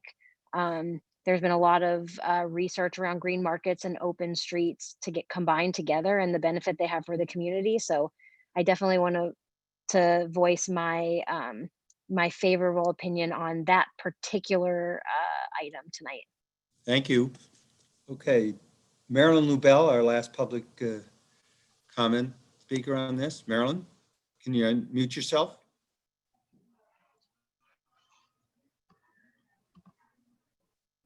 Marilyn, there you go. We should be able to hear you now, Marilyn.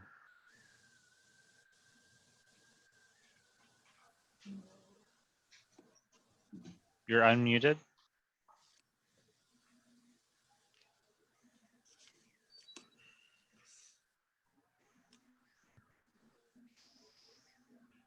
No?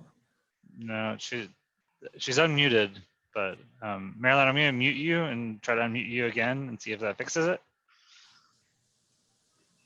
Marilyn? If you want to chat me, whatever you were going to say, I'll read it out loud. I think your microphone's not working. No, why don't we go to Lori Boris then on the board? Lori had her hand up. Lori? Yeah, can you hear me? Yes. Okay.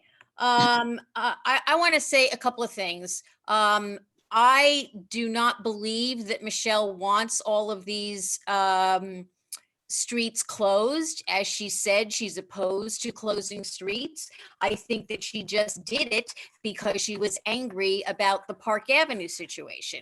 I just want to say that Park Avenue is a beautiful street that should be closed. My church is on Park Avenue, and I think that because the 1% all has country homes, they're not even there. So Park Avenue is not a very active street during the summer and during the pandemic because everybody has deserted the city and gone to their country houses. Lori, Yeah. Yes.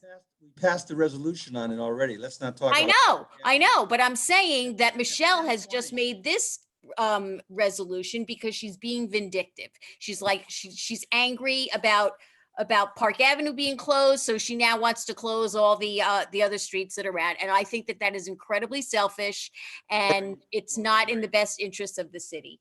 Okay, Lori, can I just say that it's never helpful to try and characterize the motives of other board members. It's just not a good idea. We're all on the board together and everybody's proceeding in good faith. And I know Michelle said what she said, but I don't think we should make it. This is my view. Valerie, why don't you unmute yourself? Hi, I just want to bring this hopefully to a close so we can move on to other business. I'd like to make a motion to say that we'll address whatever 82nd Street is to close it on Saturdays for whatever Craig pick of the time period. And as to these other streets that Michelle raised to be closed, as far as I can tell, there's nobody on this phone, including Michelle, who's interested in closing any of these streets. So I say we just forget about that tonight and just vote right now on the open market so we can move on to other business and end this meeting. That's my motion. Thank you. Is there a second to that motion then? Okay, Lori is seconding that. Okay. Further discussion, Rebecca Dangor has her hand up. Rebecca? Why don't you unmute yourself? Hi, sorry, that was going to, I have two things. That was going to be my motion, that it was strictly for the time of the green market. And just for the record, I do not like all of the sentiments that everyone on Park Avenue is at their country home. I live on Park Avenue and I'm still here. So just for the record, I wish because I don't like any demonization of anyone. So I just think let's avoid that for the future because I live here. There are a lot of people who are still living here. For the record, thank you. Billy Freeland, unmute yourself, Billy.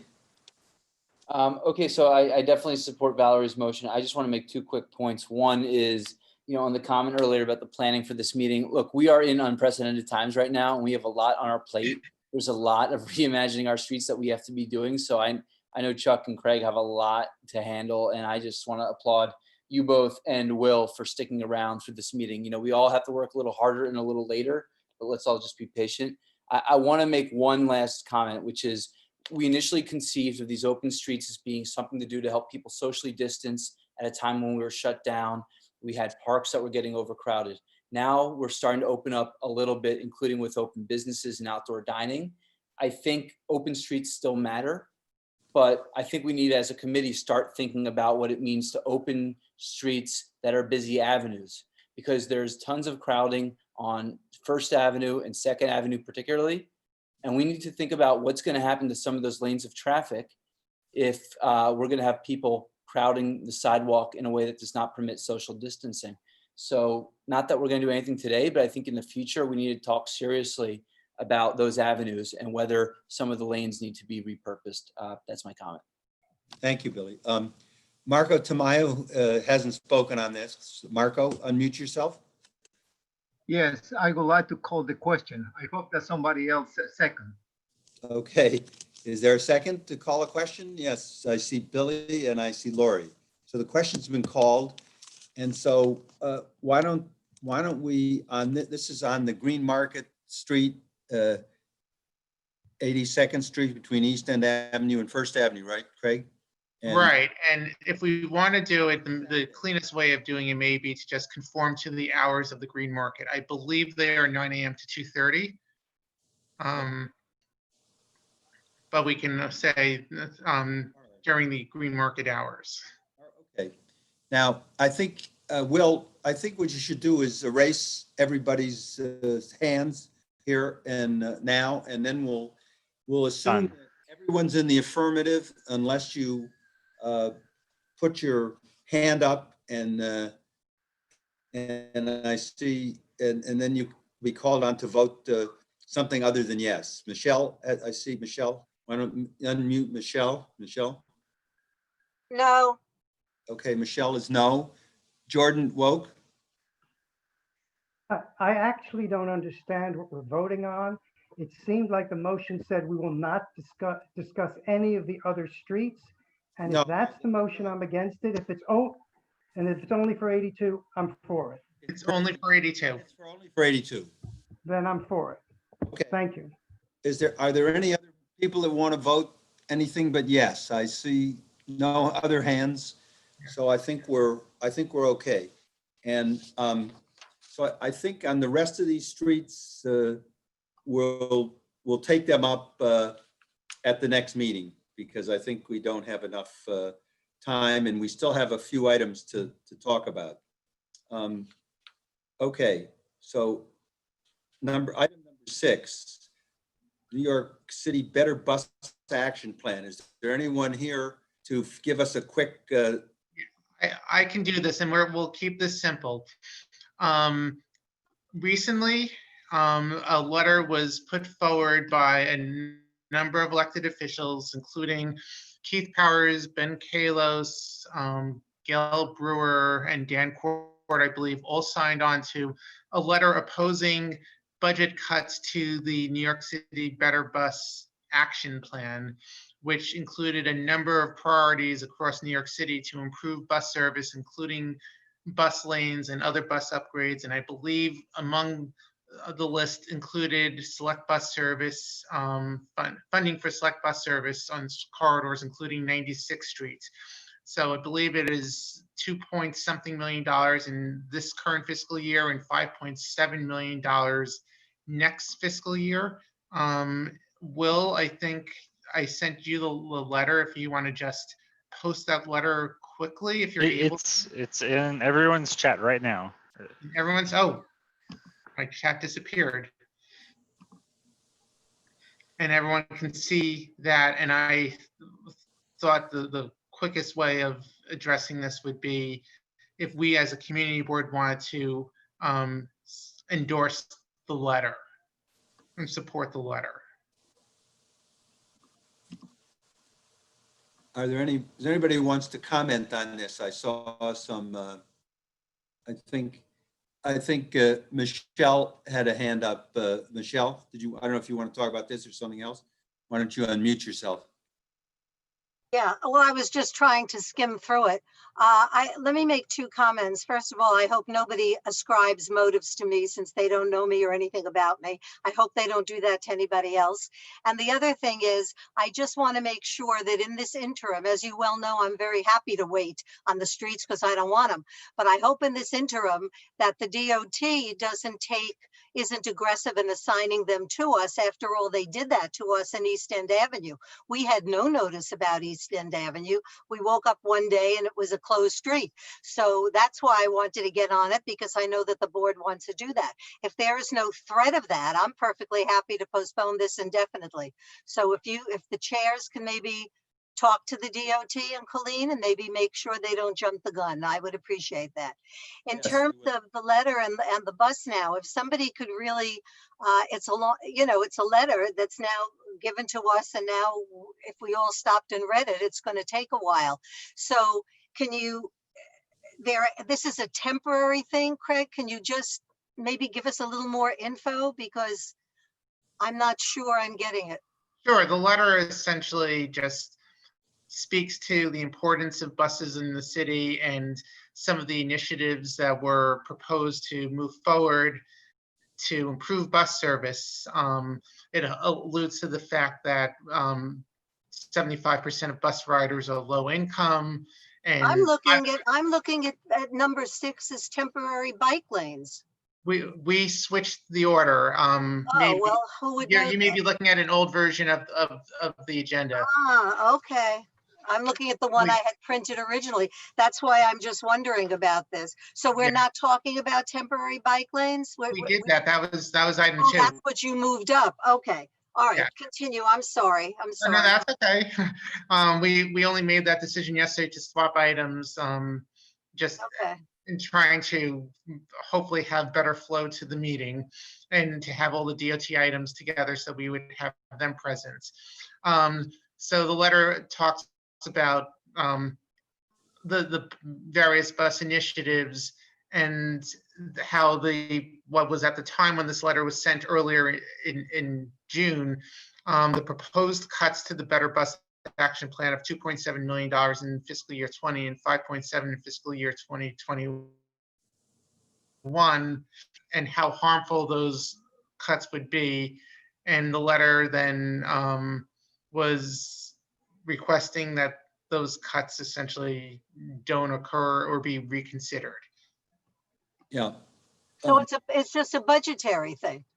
Yes, just a budgetary thing. It's just budgetary. Can you, Will, I opened it and tried to print it. I can't do it. Can you forward the link to our email so I can print out the letter? Sure, yeah.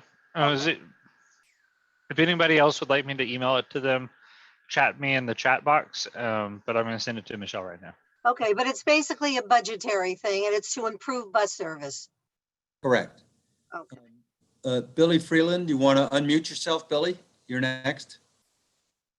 Yeah, I think one other important thing in this letter is it supports the Sarah Feinberg, NYC Transit's president, her proposal for 60 miles of busways and bus lanes in addition, which I think is important. And that's why I want to make a motion for us to put it out a resolution to support this letter. Okay, is there a second to that? Anyone seconding it? I can't see any hands. Do you see any, Will? I'll second. Sorry, I was muted. Jack, Trisha, Peter, okay. Lori. Yeah, all right. Plenty. All right, can we have a quick vote on this here? Unless, Rita, did you want to say anything on this? Okay, Rita didn't.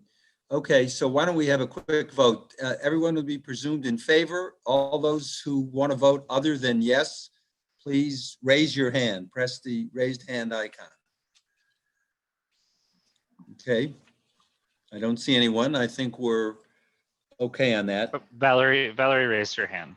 Valerie? Valerie? Yeah, I'm just going to abstain because I can't see the letter because I'm on a phone.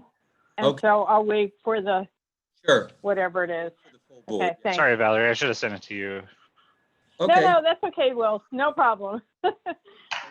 No problem. Also wants to, has her hand raised. Alita, why don't you go ahead? I'm not voting on this one. I wasn't listening because I was on the phone on some other board matters, so I don't want my vote counted either way. Thank you. Okay. That's, well, I don't know if that's legal, but doesn't matter. We're very out of the room. on this committee. You know, you're supposed to, if you're there, you're supposed to yes, no, abstain, or whatever.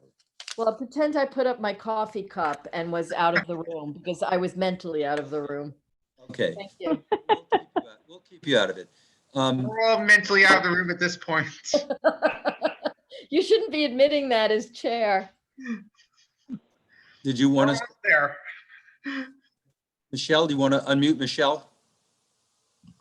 Yeah, you know what I would rather do? I'm going to vote no because I want to read the letter and then I'll make a decision. This has to come up at the full board. So that'll be my opportunity to vote.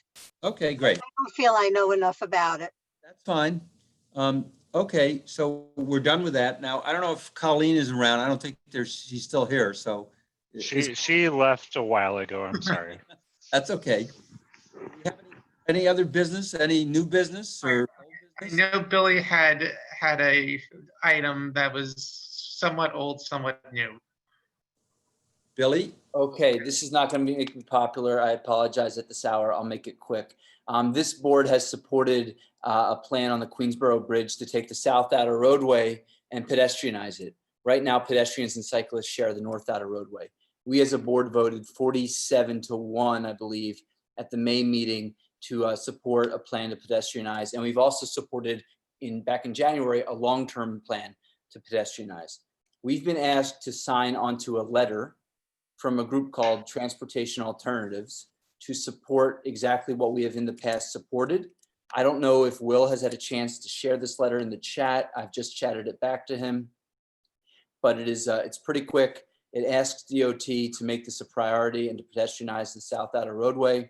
The letter is supported by Carolyn Maloney, Gail Brewer, Jimmy Van Bramer, Costa Constantinides, Ben Kalos, all of whom are council members, plus Queens Community Board 2, 1, and 6. I'm hoping that we'll be able to get Community Board 8 on this letter. The current draft has us there, but we need to pass a resolution to support signing onto the letter. I'm happy to answer any questions or go into more details, but I'm trying to be pretty quick. Okay, let's see. Rita Popper wanted to comment. Rita, do you want to unmute yourself?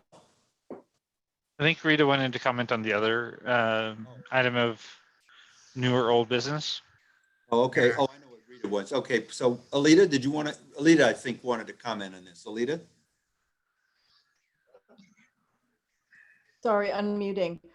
Yeah. I would just like to ask that I don't have trouble with the same letter, but I'd like it to be from us separately. Yeah, we've done that. We have done that in the past, not necessarily signed off on a letter, but sent a separate letter doing the same thing, and we can do that. Thank you. Is that okay with you, Billy? Yeah, that's fine with me. Okay. Rebecca Dangor is wanted to be recognized here. Rebecca? Really quick, I hate asking Will to do more things, but in the future, during this time, could we maybe get the letters ahead of time? Or like with the agenda, just in the future? I would love to do that. If you ever are planning to raise an item of new business, Yeah. like Rita Popper, please send it to me earlier in the day. Sorry about Thank that. you. No, And I didn't mean to throw Billy under the bus. Yeah, no, and neither do I. It's just I've been in meetings all day, so my brain is not fully working, but I'm in support of it from us individually. Just a personal request. It's a good point. It's a good point. Thank you. Can we assume that we're all in favor of this, unless there's anyone who wants to, vote the other way, they should raise their hand. And Michelle, are you Michelle? Rebecca, are you raising your hand, Rebecca Dangor, on this? On the vote? She had her hand up sorry, I earlier. didn't lower it. Michelle Birnbaum, then? Yeah, I was opposed to the original resolution, so I'm opposed to the letter supporting it. Okay. Thank you. So Michelle's vote no, one no, and the rest yes. Now, is there any other business? I know that Rita wanted to bring something up, but I think we've had some discussion about this already, and it came up at our last meeting, but why don't you go ahead, Rita? And This is going to be very simple. Will, could you put up the picture in Yes. 1 month? In 1 month that I showed you last month's picture at the top of 91st Street, and within a month, we have now vegetation. Obviously, DOT and DEP point the direction at each other. Nothing is getting done. What I would like to support from the board is that we have a letter that we get a third-party engineer in to find out why these pavers are coming up. There's a tree in the middle of the street, and whatever the decision is, whether it's RY's problem or it's the Department of Transportation problem or DEP, we'll find out. All I want is a letter, the support, and we'll find the money for the engineer. One of the engineers that I thought of that I know is vetted by the city is Sam Schwartz. So I just wanted your support for a letter. okay, yeah, thank you, Rita. I think that we all can support this. Certainly, it makes sense, and they'll have to get the money. But I'd like to just suggest that we say we're in support of this. If there's anyone who objects to this kind of letter, let us. Why don't they raise their hand? And I see we have a public comment. Joel Burns wanted to be heard. Can Joel unmute yourself, Joel, and you can be heard? Joel, you'll have to push a button on the bottom of your screen. Joel. Yeah. There you go. Okay. Yes. Hi, I'm Joel Burris, and I'm the president of the board of directors of Rupert Yorkville Towers condominium.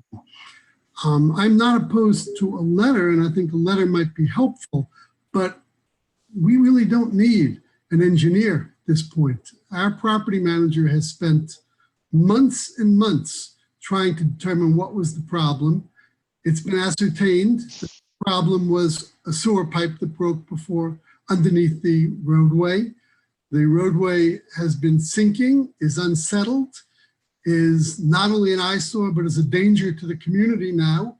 We've had several suits already against the building because they claim that the buildings abut the roadway.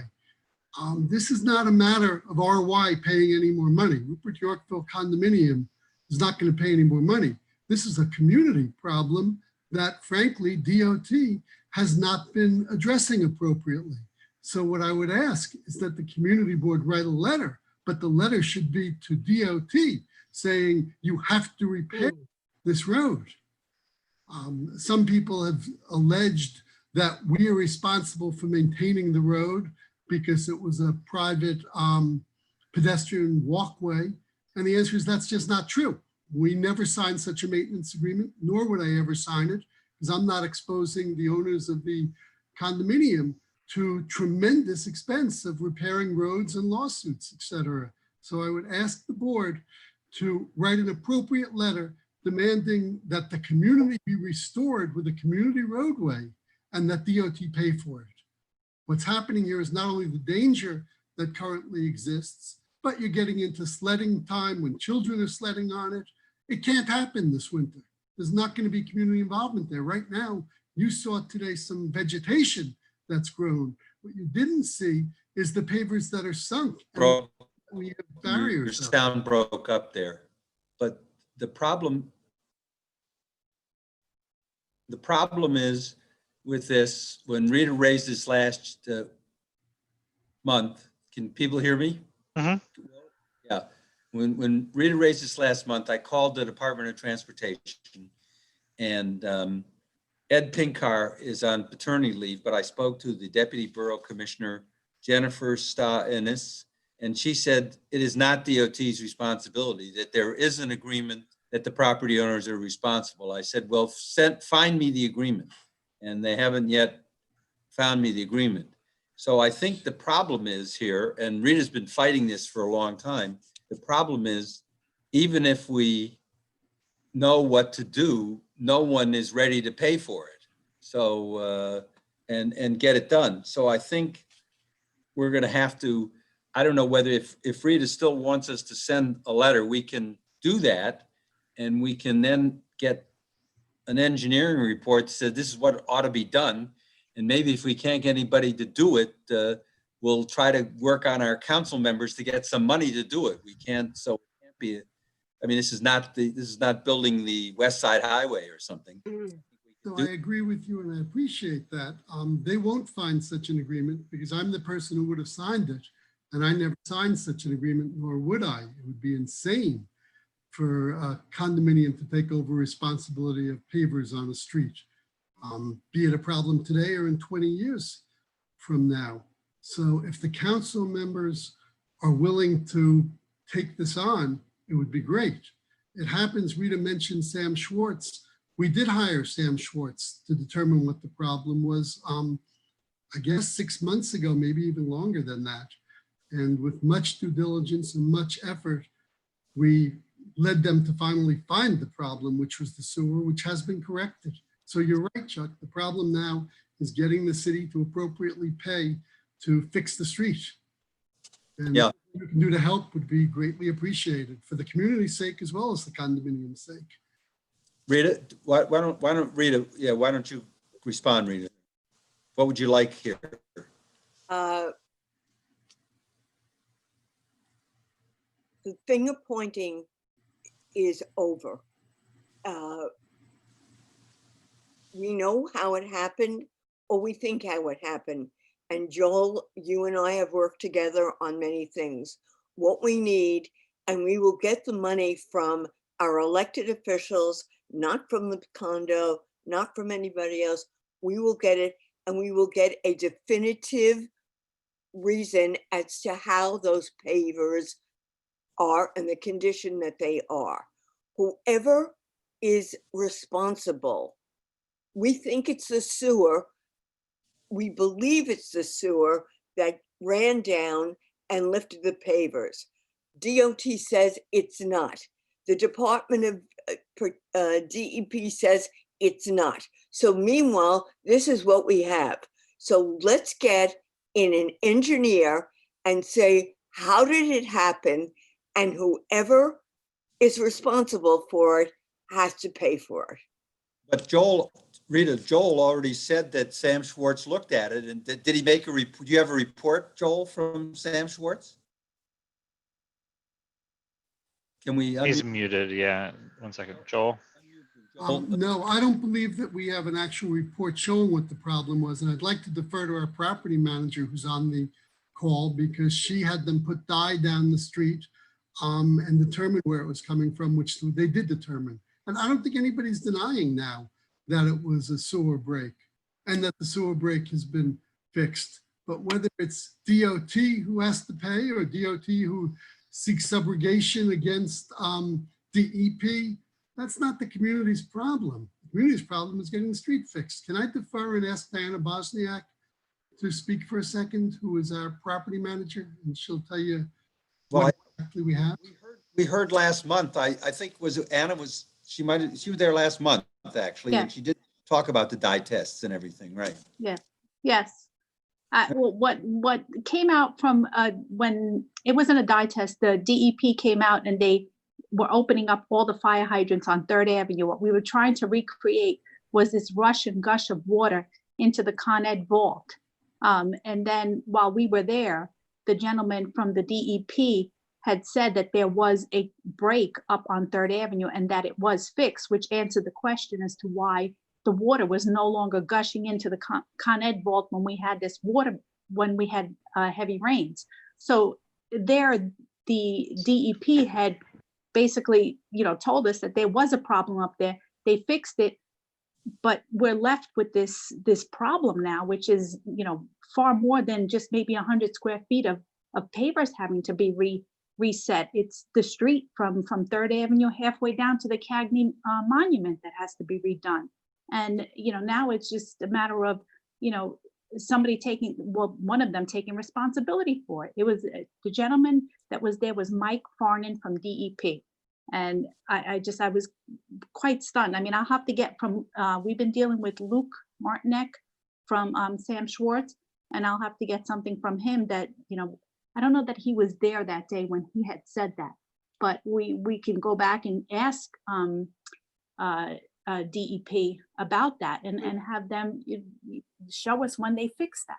And then that'll be the timeline as to show when the water stopped rushing into that Con Ed vault. Because it was, I tell you, it was like you took a fire hydrant and the water was going into that Con Ed vault like you just turned it on. And that does not happen anymore. So. One of my concerns here is that they think that we're obligated to repair it, which I adamantly deny and disagree with. I don't think it's even questionable.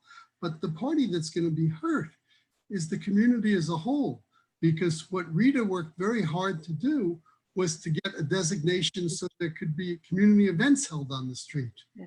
And they're held now. But frankly, I'm going to stop them, because if those community events causes DEP or DOT to say that we're responsible to pay for a new road, we're just not going to hold movies and Halloween nights and sledding and everything else and let them do it on their own.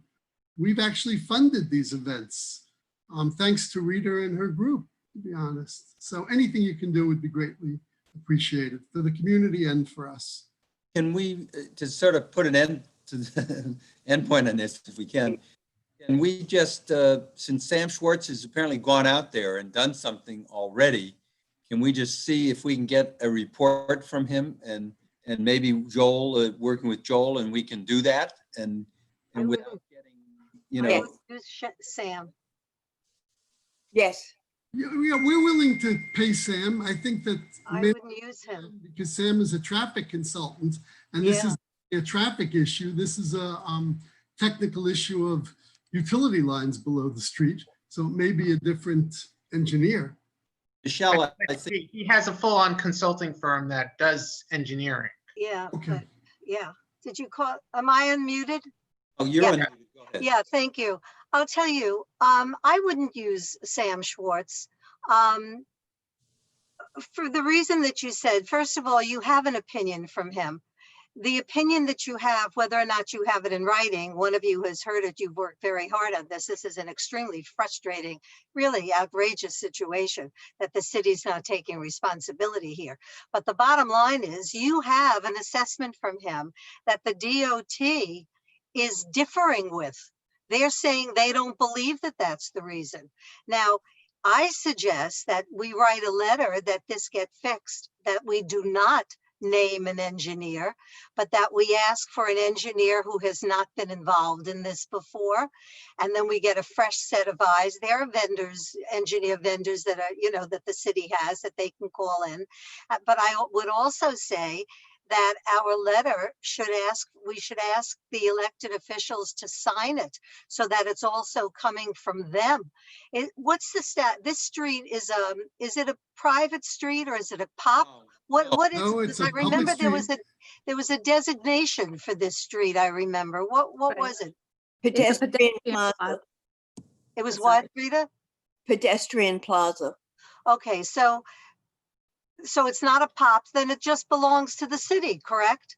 Correct. Okay, so they're creating a hazard. Their financial risk is far greater for a lawsuit than it is for a repair.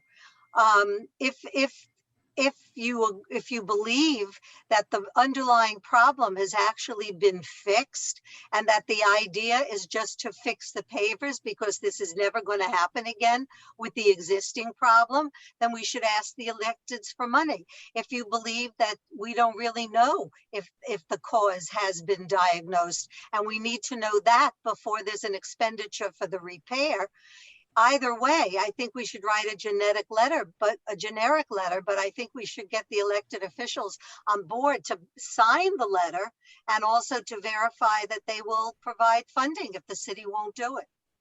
Agree.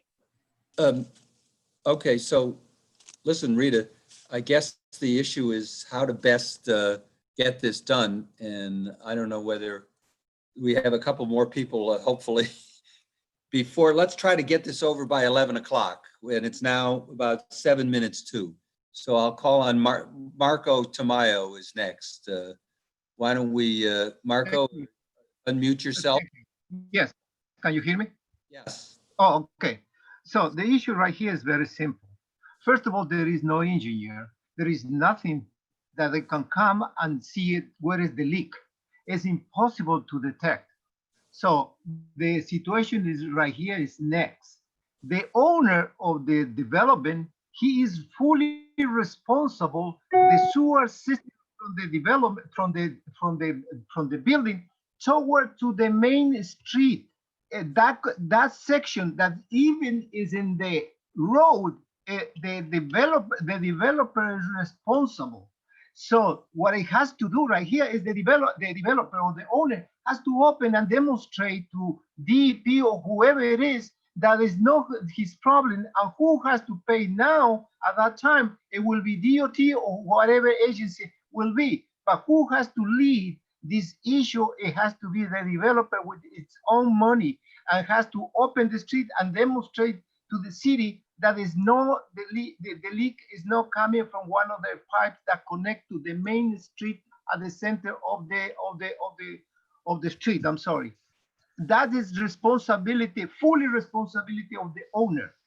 The sewer system doesn't end it when the lot line leave the sewer system. No, the sewer system is the owner is fully responsible until they connect to the main street at the center of the street.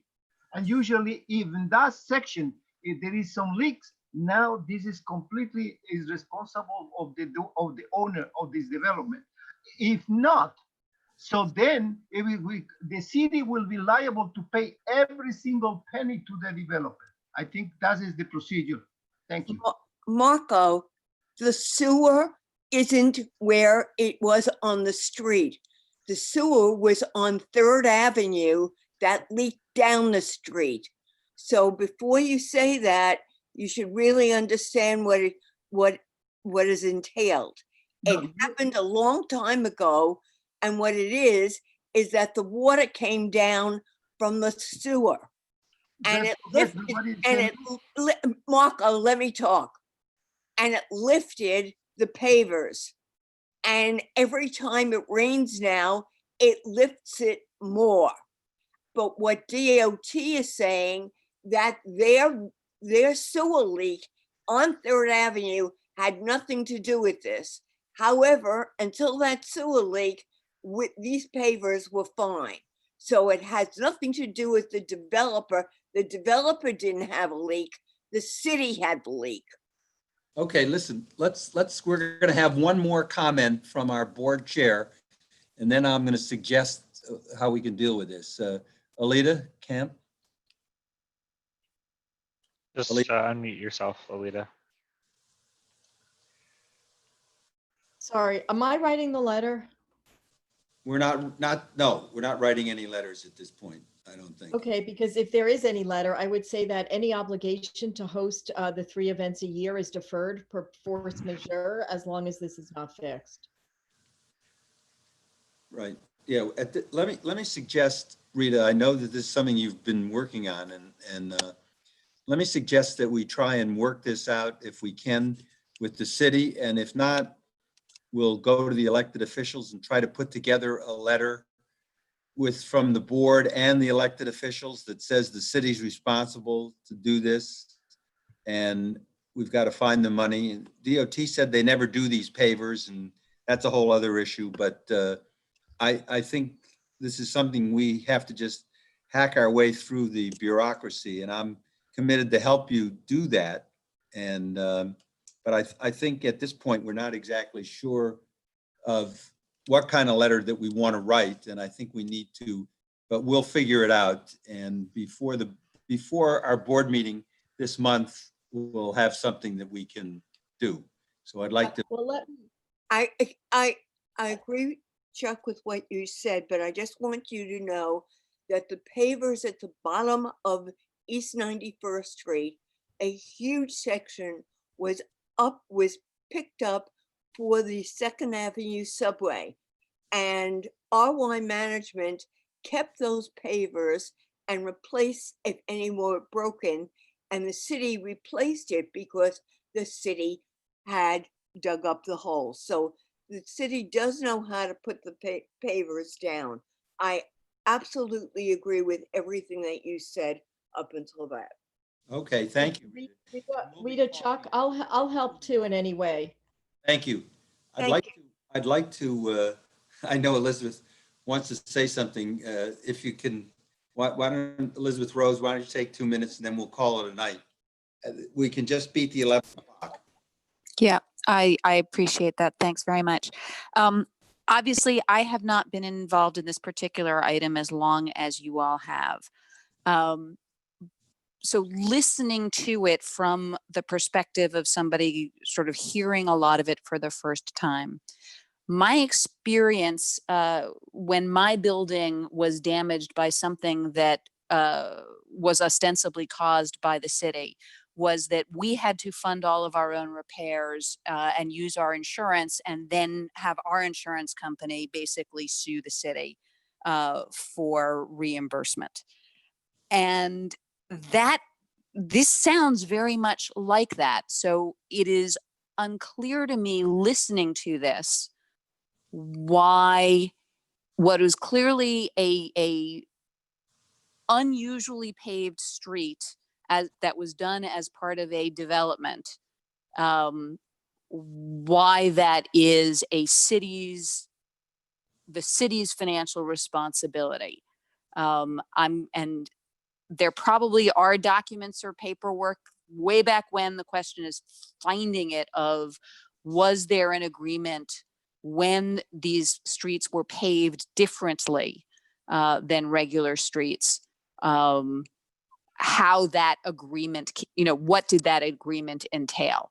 And until we see that, it is very hard as an outsider to this project, to this particular issue, to understand why this DOT is in fact responsible here. Well, Elizabeth, So that's just to give you perspective from somebody who is not as close to it as you all are and have been. yeah, the problem is the city has some responsibility, because I think the consensus is that it was really caused by a leak from the sewer, which was the city part of the sewer. And so that makes a whole other issue. But we're gonna try to see if we can cut through this and use our elected officials to help us and get this done. I've made a commitment to Rita, and we have to live up to it. So we will. But I'd like to thank everyone. And this was a very unusual meeting. We had, I think, 170 some people who were at this meeting, and took a lot of patience, and maybe we could have run it better, but we usually like to let everyone talk and be heard if we can. And I appreciate everybody staying, and we're going to adjourn the meeting, and I'm going to thank Will again for his management and keeping things going. And obviously my co-chair, Craig, who's always knows what's going on. And Thank so, you, Chuck. And Chuck, you deserve a tremendous, tremendous amount of thanks and gratitude, because you do a great job of keeping the meeting going when it's hard, when we have so many people and we try to get everyone heard. you better tell that to my wife. And Will, you deserve a raise times 10.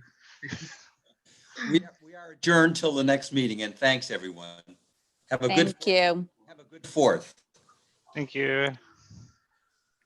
Thank you, everyone. Enjoy your summer.